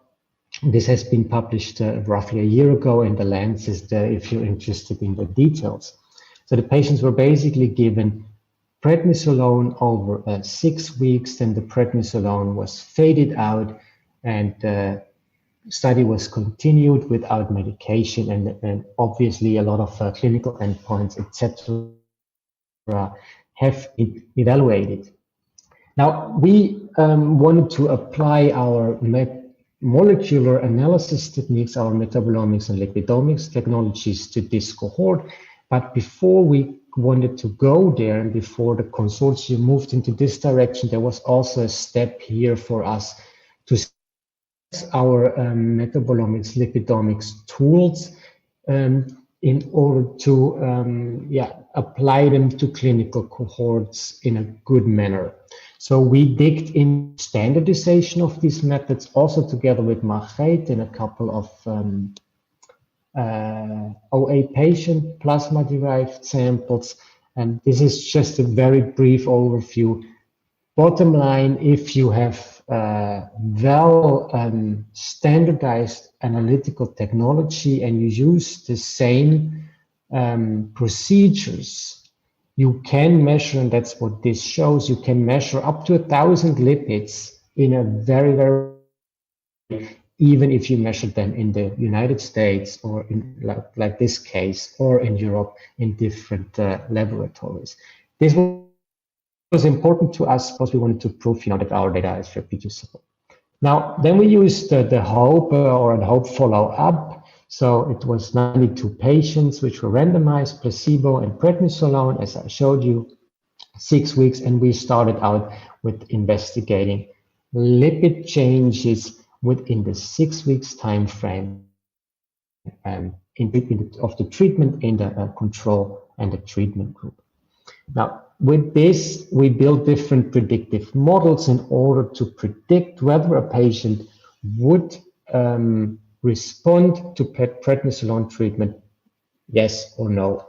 A couple of these models are shown here. So the dark blue would basically be only looking at the clinical endpoints, and when you then add the measured lipidomic signatures of the patients on top, you get the yellow model. So you see that there's a significant increase in the reliability of the prediction of this model, whether or not a patient would respond to the prednisolone treatment. And that is quite valuable to the doctors because then they really have something in hand to monitor this. And at the moment, we are validating this outcome with a couple of, as you see here, a couple of core biomarkers, if you want to say so. And we will repeat everything in order to make sure that, that this is solid data which can hopefully move forward into a more clinical setting. The other example I want to briefly mention is about personalized therapy in rheumatoid arthritis. Well, I'm only a pharmacist and chemist, so I guess most of you know this way better than I do. That anti-TNF therapy is one of the most used therapies nowadays in rheumatoid arthritis. However, also here it is seen that you have responders and you have non-responders to the therapy, and it's a very expensive therapeutic approach. So there is a big societal need in order to come up with a solution who will react to it and who will not. So you can prevent costs, but obviously also side effects and the burden of the patient to undergo a possibly not very effective treatment. Now, our partner at Beckman Coulter, they developed a functional FACS assay for evaluating the response to anti-TNF therapies. For the sake of time, unfortunately, I cannot show you the details, just very roughly, TNF, you have TNF producing cells and you have a forward and you have a reverse pathway. So either TNF can trigger TNF responsive cells, or in the reverse pathway, apoptosis, when the reverse signal apoptosis is triggered and TNF release will be shut down. So you should look at the forward and at the reverse signaling of TNF. Now they set up a 10-color panel for FACS analysis with a couple of different markers correlating with different biological readouts, so to say. And now for the sake of time, it's basically come down to the forward and the reverse signal, which I will show you. So in first instance, they use blood from different donors, activated with LPS, and then gave different anti-TNF registered drugs into the incubated cells. You incubate for 4 hours, you sterilize, and then you can do directly FACS analysis. So not a big complicated assay, but really something aimed at a possible clinical application. So trying to keep it simple, so to say. Important here, pink and orange are, for example, different donors. And as you see, there is a huge variation in the response to the different therapies, which we can, for example, pick up in the NK cells, but also in the NKT cells, where you have a huge difference in response in first instance to LPS, but also later then to the therapy. So this assay is still under development, and the question at the moment is if we have this whole blood functional assay, where we could already look at the anti-TNF mode of action, so the forward and the reverse signaling, if we can possibly apply this in a more clinically relevant setting for patient stratification. So at the moment, we're trying to roll out, so to say, this assay at different medical centers in a test phase, and to gather some data on patient-derived material undergoing or waiting to get into anti-TNF therapy, and then we could, of course, before they get it, already test their blood and see what kind of data we can get with this. And well, I said, this is all ongoing, and we're running at the moment for approximately a little bit more than 1 year. Oops, sorry, that was the last. I have to acknowledge my co-workers and all the partners involved, and obviously I want to thank you for your time, and I'm happy to answer questions. Thank you very much, Dr. Hira. We don't have any questions in the chat box, but if anyone is interested in posing a question, please, you can do so by unmuting yourself. Okay, I assume we have no questions, so thank you again, Dr. Hira, and I think that we could move on with the next project, which will be presented by Paola Occhetta, a postdoctoral fellow at Politecnica di Milano and CEO of the BIOMARKERS in Italy. So Paola Occhetta is representing the project Universal, and her presentation is entitled Universal Towards a Mechanically Actively Fully Human Osteoarthritic Joint on Chip Model to Screen the Efficacy of Anti-OA Drugs and Medical Devices. So thank you very much for the introduction and for the kind invitation to this nice conference. So of course, I will not go into detail in my introduction because I believe the floor is well aware of what osteoarthritis is. What we are focusing on my project and on other projects in our group in Politecnico di Milano is to try to understand and find a solution to the fact that anti-OA drugs, even if there are promising candidates in preclinical phases, mostly fail when they arrive to clinical studies. And what we believe is that one of the reasons is the poor predictability and predictivity of available preclinical screening tools. On one side, indeed, we have in vitro models that are mainly too simplistic and not representative of the complexity of the human joint. And on the other side, of course, animal models are much better. However, still they raise money and time problem, and not always they have a behavior which is comparable with the human one. So to try to help in solving this gap and solving this problem, we are focusing on a technology which is called organ-on-a-chip. Organ-on-chip is an emerging technology that was firstly introduced a few years ago. And basically, organ-on-chip are in vitro tools that are able to shrink the function of human organ or disease in a platform that you can see in this slide, which are the size of a coin. So they are really small, they use few material, but they are able to replicate human physiology and pathology with an unprecedented precision. And we believe that we and the community of organ-on-chip believe that they can define a new standard for predicting how a human may respond to a drug. Indeed, it has been estimated that if introduced in the drug discovery pipeline, they would result in a drastic cut in R&D cost and an increase in the success rate in drug discovery. So, of course, we believe this could be applied also to fields like the one of osteoarthritis and in general of joint degenerative pathologies. So for this reason, the final aim of my project is to try to find a way to recapitulate in vitro the complexity of the osteoarthritis pathology. And for this, of course, we have to start from the fact that the joint environment is three-dimensional. So we should replicate this complex 3D architecture.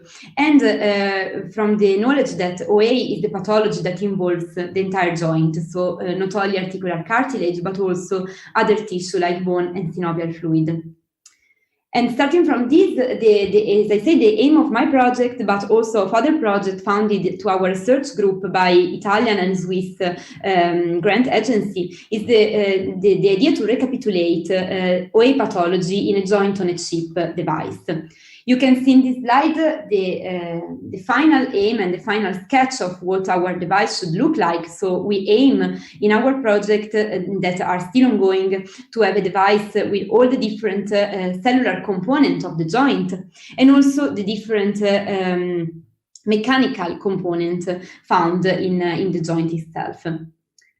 So for going on with our project, we started as a step one from a simplification. So what we did was to mimicking first only one compartment, which is cartilage, and consider a simplified version of the biomechanical environment of the joint. So we consider only the compression component of the mechanical environment.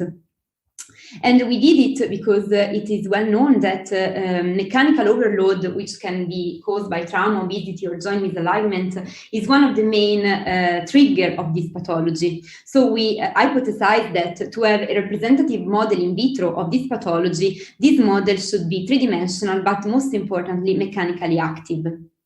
And to test the hypothesis, we started from the technology, and here a disclosure, I'm also co-founder of BIOMARKERS, an Italian startup, and in BIOMARKERS, what we do is to develop what we call develop organ-on-chip. So we develop organ-on-chip, which we integrate with 3D environment and mechanical stimulation. So thanks to this technology, what we can do basically is to create inside our organ inside our organs on this slide, a three-dimensional environment, and to do so, from this top view, we have two rows of barriers, which are called pillars, that are used to let's say, maintain a three-dimensional hydrogen in a central channel of our device, I hope from this video. So we are able to inject an hydrogel and compartmentalized spaces in our microfluidic device. But we are also, thanks to seeing the cross-sectional view, the introduction of the gap between the floor and this pillar, we are also able to introduce mechanical stimulation. What we do so is the floor of our devices, and by moving the floor, we are able to transfer mechanical stimuli and control and precise to our sides. As you see from this video, the cells are subject to a specific mechanical stimulation. The key feature of our technology is the fact that it is highly reliable, but also highly tunable. So by modulating the gap, we can modulate the intensity of the stimulation, and it's highly versatile. So using different shape of our pillars, we can have different kinds of mechanical stimulation. For example, the uniaxial stretch or confined compression. So this technology in general allows to generate multiple tissue models, and specifically can mimic that tissue in which mechanical stimulation is a key requirement. We show that this stimulation can enhance maturation, and most importantly, it can mimic clinically relevant pathological models by replicating key mechanisms. And for this reason, we choose to use this technology in order to apply an high-physiological confined compression, which can mimic one of the states, the low state of the OA joint. And this we believed was enough to trigger pathological traits in vitro. Of course, as I said, this is the simplification of the biomechanics environment that we can find in joint, but we start from this simplification model. So what we did first was to start in our tool to develop an healthy cartilage model. We started from healthy primary chondrocytes isolated from cadaver, and we embedded them in a synthetic polyethylene hydrogen matrix provided by our collaborator Zurich. We injected them in our device, and after 2 weeks, we could obtain an cartilage chip rich in collagen 2, aggrecan, and expressing a high ratio of collagen 2 to collagen 1 gene expression. Our constructs were secreting an increased amount of aminoglycan. And we also correlate the gene profile with the expression of genes in native cartilage, showing that also in our model, you can always do a comparison with native cartilage in red. We could obtain an increase in gene-related cartilage maturation, like aggrecan and leucine, a decrease in gene-related embryonic cartilage development, and an increase in what they are called hypertrophic, so genes that block cartilage to calcify. Then we went on testing our hypothesis, so testing the fact that only by applying mechanical overload, precisely we applied the 30% confined compression, we could trigger OA traits in our cartilage model. So for doing this, we started our experiment after 2 weeks of static culture. We applied the mechanical stimulation. We observed that this led to an enhanced production of E13 that was also verified by immunofluorescence. And also we had a decrease in gene expression of genes characteristic of cartilage, like aggrecan, while an increase in expression at the gene level of filament and inflammatory cytokines. So we could conclude that our hyperphysiological compression caused a shift in anabolic balance, leading to the increase in metabolic degradation and onset of inflammation. We were also interested in checking in our model with other traits of the pathology like calcification and hypertrophy of cartilage. And we saw that by applying an anti-physiological overload again in black, we could observe an increase in gene related to calcification like collagen tannin, while again a decrease in these hypertrophy breakers that has been previously correlated with clinical evidence of osteoarthritis. So we could mimic the switch of articular chondrocytes towards an hypertrophy phenotype. Then we tried to check if this effect was peculiar of our model, and we compared the effect we have with our hypophysiological compression with the use of commonly used inflammatory cytokines, specifically interleukin-1 beta, either at the low dose, so the one found in synovial fluid of OA patient, or at the high dose, which is commonly used in vitro 2D model. What we showed was that by using a high dose of interleukin-1 beta, we could obtain comparable results with our hypophysiological compression in terms of matrix degradation and inflammation, while low doses did not exert an effect in our model. However, when we looked at the effect of stimulation on triggering chondrocyte hypertrophy, we could see an effect only in the case we apply hypophysiological compression, concluding that mechanical compression has a high in mimicking cartilage calcification and hypertrophy. We finally used the model as a tool for drug and medical devices. We started again from a comparison between our model and model induced by interleukin-1 beta, using two drugs as the case study, interleukin-1 receptor antagonist and rifampicin. And we showed that in our model, detect the anti-degrading and anti-inflammatory effect of these two drugs, while the same was not the case when we treated the model only with interleukin-1 beta. We repeated this test with other drugs at different concentration, and without going into detail, what we conclude was that we were able to predict the effect of this drug with results that were comparable with the one already published in animal models. We finally used the device to screen also the effect of some medical device provided by a pharmaceutical company in Italy, Fidia, and in particular the effect of iMovies, which is like hyaluronic acid, specifically modified to be effective in reducing activity, and we compare it with the non-modified control, which is the IL-GAN. What we show is that we were able to detect the specific effect of iMovies on immunity protein reduction that was not present in IL-GAN, while both hyaluronic acid had an effect in reducing inflammation, and it is well known that hyaluronic acid has an anti-inflammatory effect. This is the point at which we arrived now 1.5 years ago. Working on making the model more complex, and we are working in two directions. On the first side, we are working for the developmental unit of SILICO, and this in collaboration with the Hospital of Basel. And on the other side, we are working for synovial joint on SILICO, considering the synovial and the immunological contact together with the Federico Galeazzi in Italy. Just preliminary data on this. So for the first part, the contract joint on SILICO, we first worked on the development of not only articular cartilage, but also of calcified cartilage. For doing so, we started by using canals from cells. We differentiated that into hypertrophic calcified cartilage.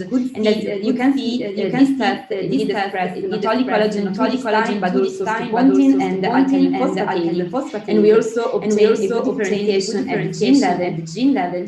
And we are now using a new version of the device, which we can compartmentalize tissue to replicate different setup of the osteochondral unit. As you can see, we can now culture articular and hyaline cartilage together, and we can differentially express them having hyaline cartilage gene typical of cartilage, while only the counterpart gene typical of hypertrophy. Finally, for the synovial joint chip, we are developing a new device, compartmentalized device that will be able to recapitulate interaction between cartilage and synovial membrane, with the final aim to investigate the crosstalk that there is at the beginning and the initiation of OA, in order to understand from where the first triggers of the pathology come from.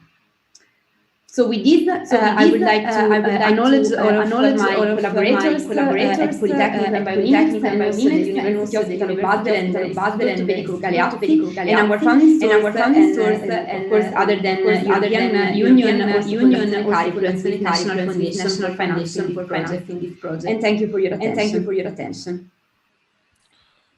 Thank you. Thank you very much. Yes, Kyriakos, please go ahead. Yes, I would like to ask something if there is no question from what I can say. Great work, congratulations. Thank you. You might said it and I missed it. I mean, the end goal will be to have a personalized chip and do trials for each patient, or a standardized? Yeah. So, of course, our final vision is to have personalized model. So, however, we are not experts, let's say, in the biological counterpart, especially when in the clinical counterpart, I would say, coming.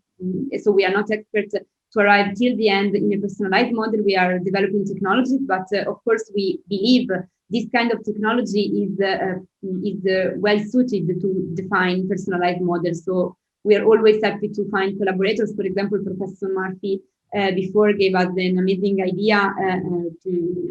Our final aim would be to use, for example, induced pluripotent stem cells to set up personalized models. So this would be the final vision. Yeah. Great. Thank you. Thank you. Thank you both. If we don't have any other questions. There is one question. Yes. Can I ask a question? Sure. Short one. If you have multiple cell types in your biochip, how do you deal with that? Because normally we give the different cell types, if we culture them, we give them different culture medium and we treat them in a different way. So I suppose if you have synovium with macrophages in the same culture chip as your chondrocytes, for instance, that doesn't go along together. No. How do you deal with that? Yeah, so it depends. So, for example, for the osteochondral unit, we optimize the medium composition that could be good both for chondrocytes and NFTs. Of course, this was easier. While for the synovial chip, this is we had a technological solution. So basically, our chip is compartmentalized. The different tissues are cultured separately when they are maturing, and then thanks to the presence of valves, we can put them in communication only when we want them to be in communication. And this is to, of course, having the possibility to use different medium during the first phases of the culture. Wow, that's sophisticated. Congratulations. Thank you. Yeah.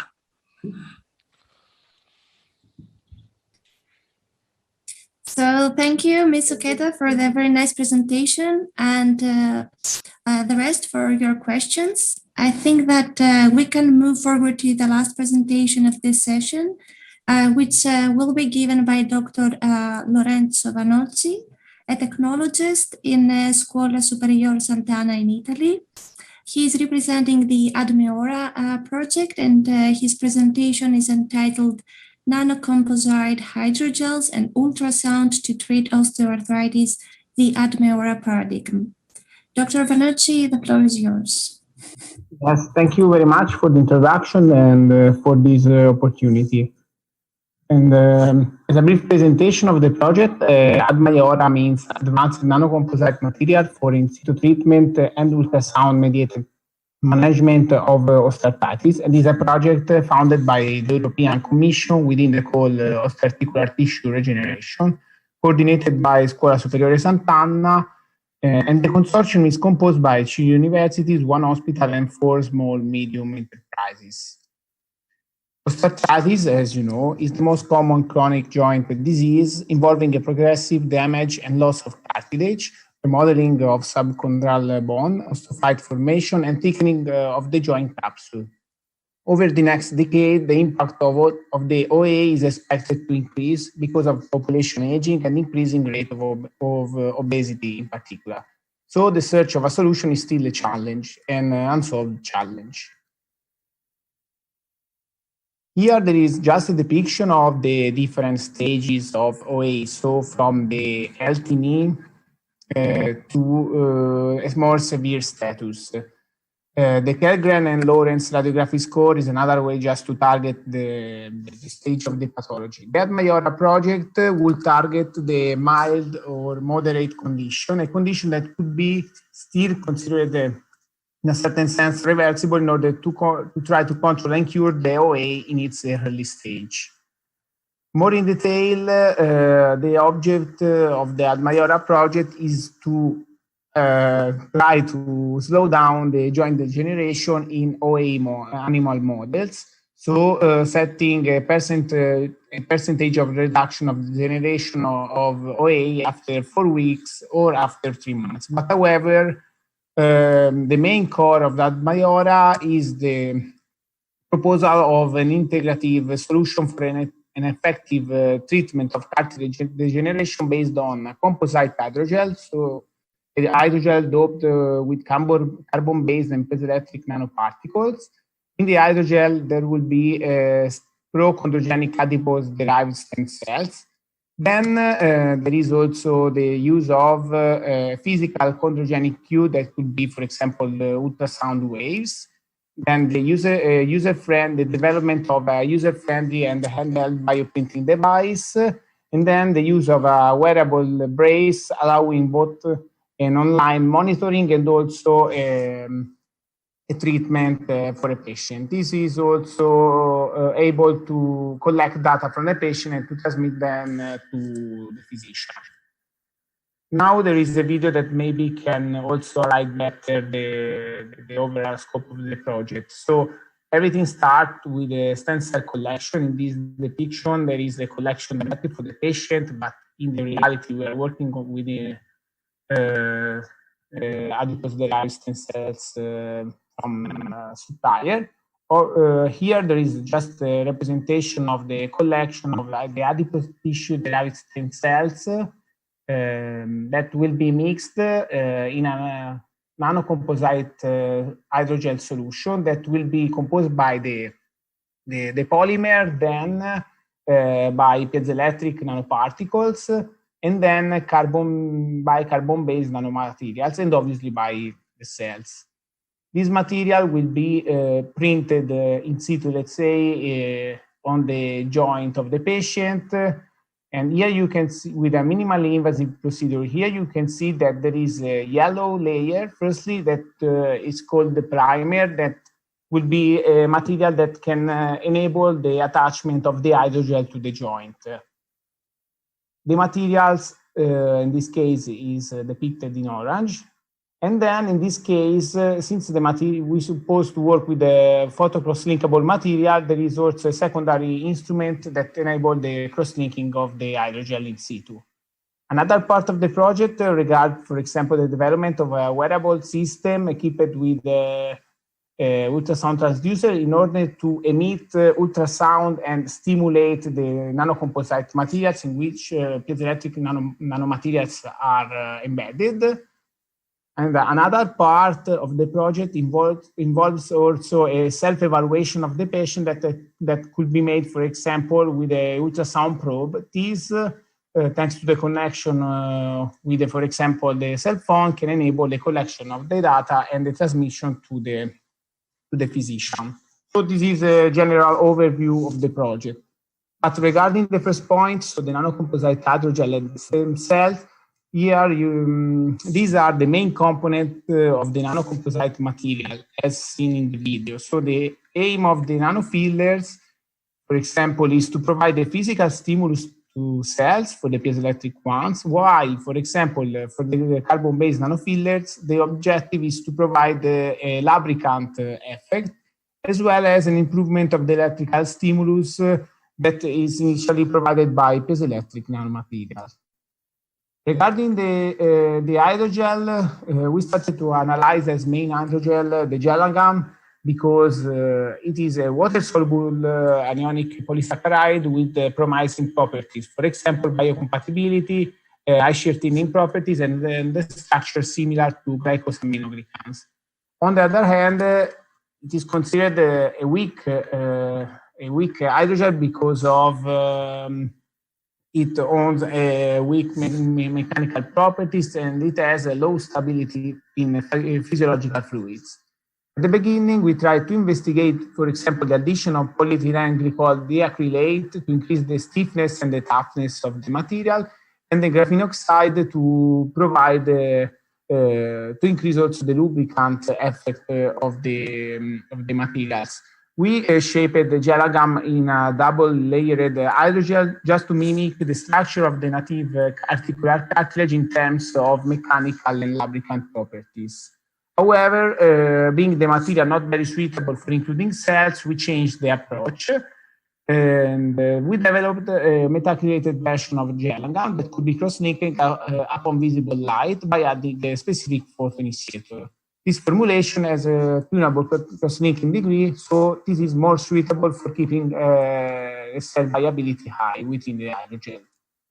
We successfully fabricated the hydrogel upon light cross-linking with visible light. The slides showed also a cross-section of the hydrogel, showing a wide presence of, in this case, live chondrocytes up to 14 days. This was mainly due to the lower mesh size of the hydrogel that allows the entrance of nutrients with respect to the previous formulation. Such results were confirmed also by the analysis of the metabolic activity. We are working on including the nanomaterials within the hydrogel. The first study showed the formation of the nanocomposite hydrogel despite the presence of nanofillers that could interfere with the cross-linking process. Actually, tests are ongoing to evaluate cell viability with adipose-derived stem cells and also to evaluate the differentiation of stem cells towards a chondrogenic phenotype. Then another part of the work is related to the exogenous stimulation, so the ultrasound technologies. Within Mayora, we envision to exploit the ultrasound because they can provide a mechanical stimulus to the material, to cells, but also to piezoelectric nanomaterials included within the cells, the hydrogels. The ultrasound can be considered a safe external stimulus, which is a sort of also of a wireless stimulation. There are several parameters that can be tuned as, for example, frequency that should be above 20 kilohertz or duty cycle, pulse length, and so on. Why the presence of piezoelectric materials is important? Because they can convert the mechanical energy received, as for example, from ultrasound, to electrical one in order to produce a sort of localized voltage, as visible in the video. This paradigm was already studied by our group, and this slide just an example. We evidenced that the combination of internalized piezoelectric nanoparticle and ultrasound stimulation enhanced the muscle differentiation as visible from the gene expression. Moreover, in vitro tests are normally affected by significant errors, up 700%, due to the ultrasound wave attenuation, reflection, transmission, generation of standing waves, and so on.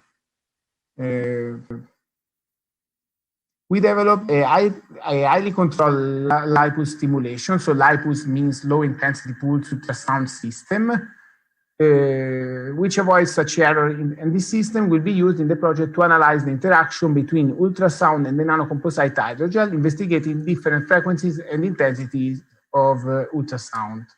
The final aim is to investigate in vitro the biological effects in order to find the right frequency and US parameter for increasing the differentiation of adipose-derived stem cells into chondrocytes, and through specific simulation tool, analyzing the optimal parameter for being applied in vivo thanks to the use of animal models. What regarding the bioprinting tool developed within the project, the scientific literature has been recently enriched with innovative strategies for printing multi-material represented in this slide. However, in these cases, all approaches involve the need of an open surgery scenario. In Admaiora, we would propose a tool able to print multi-materials with a minimally invasive procedure, taking care in printing cells within a stable hydrogel. Here you can see an overview of the instrument, envisioned for being controlled by the surgeon with pedals and able to print up to 3 materials. So a core with cells, a shell which could represent a protective layer, and the primer, and to the use of a fluidic actuation system.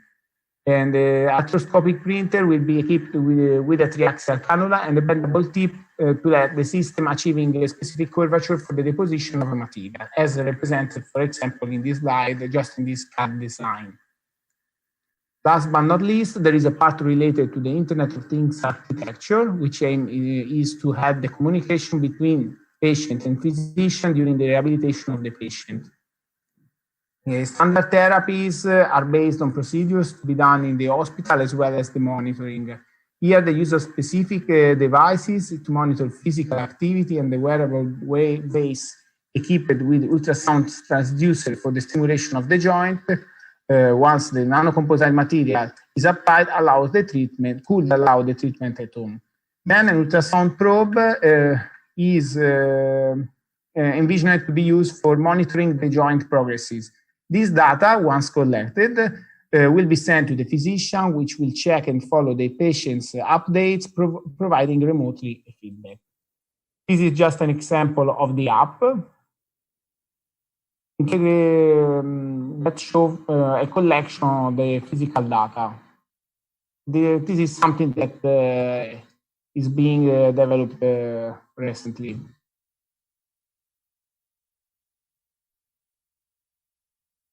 Okay, finally, I would like to thank all my colleagues, the project Admaiora, and thanks all of you for the attention. Thank you very much, Dr. Lorenzo. Are there any questions for this presentation? Yes, there is a question in the chat, Joanna. Is whether you plan to evaluate the effective differentiation of ASCs and the effective production of type 2 collagen, which is the main problem of chondrocytes derived from stem cells differentiation. Yes, I didn't show the result because there are some tests that are going with also promising results. So for the moment, we are trying to test the nanocomposite material with the adipose-derived stem cells and with while applying the ultrasound stimulation, and we are analyzing the production of the collagen 1, 2, and 10 in order to evaluate, because the real objective is to promote the formation of the hyaline cartilage. So to evaluate the formation of the collagen 2. And this is our objective, and we are focusing our effort toward this aim. Thank you.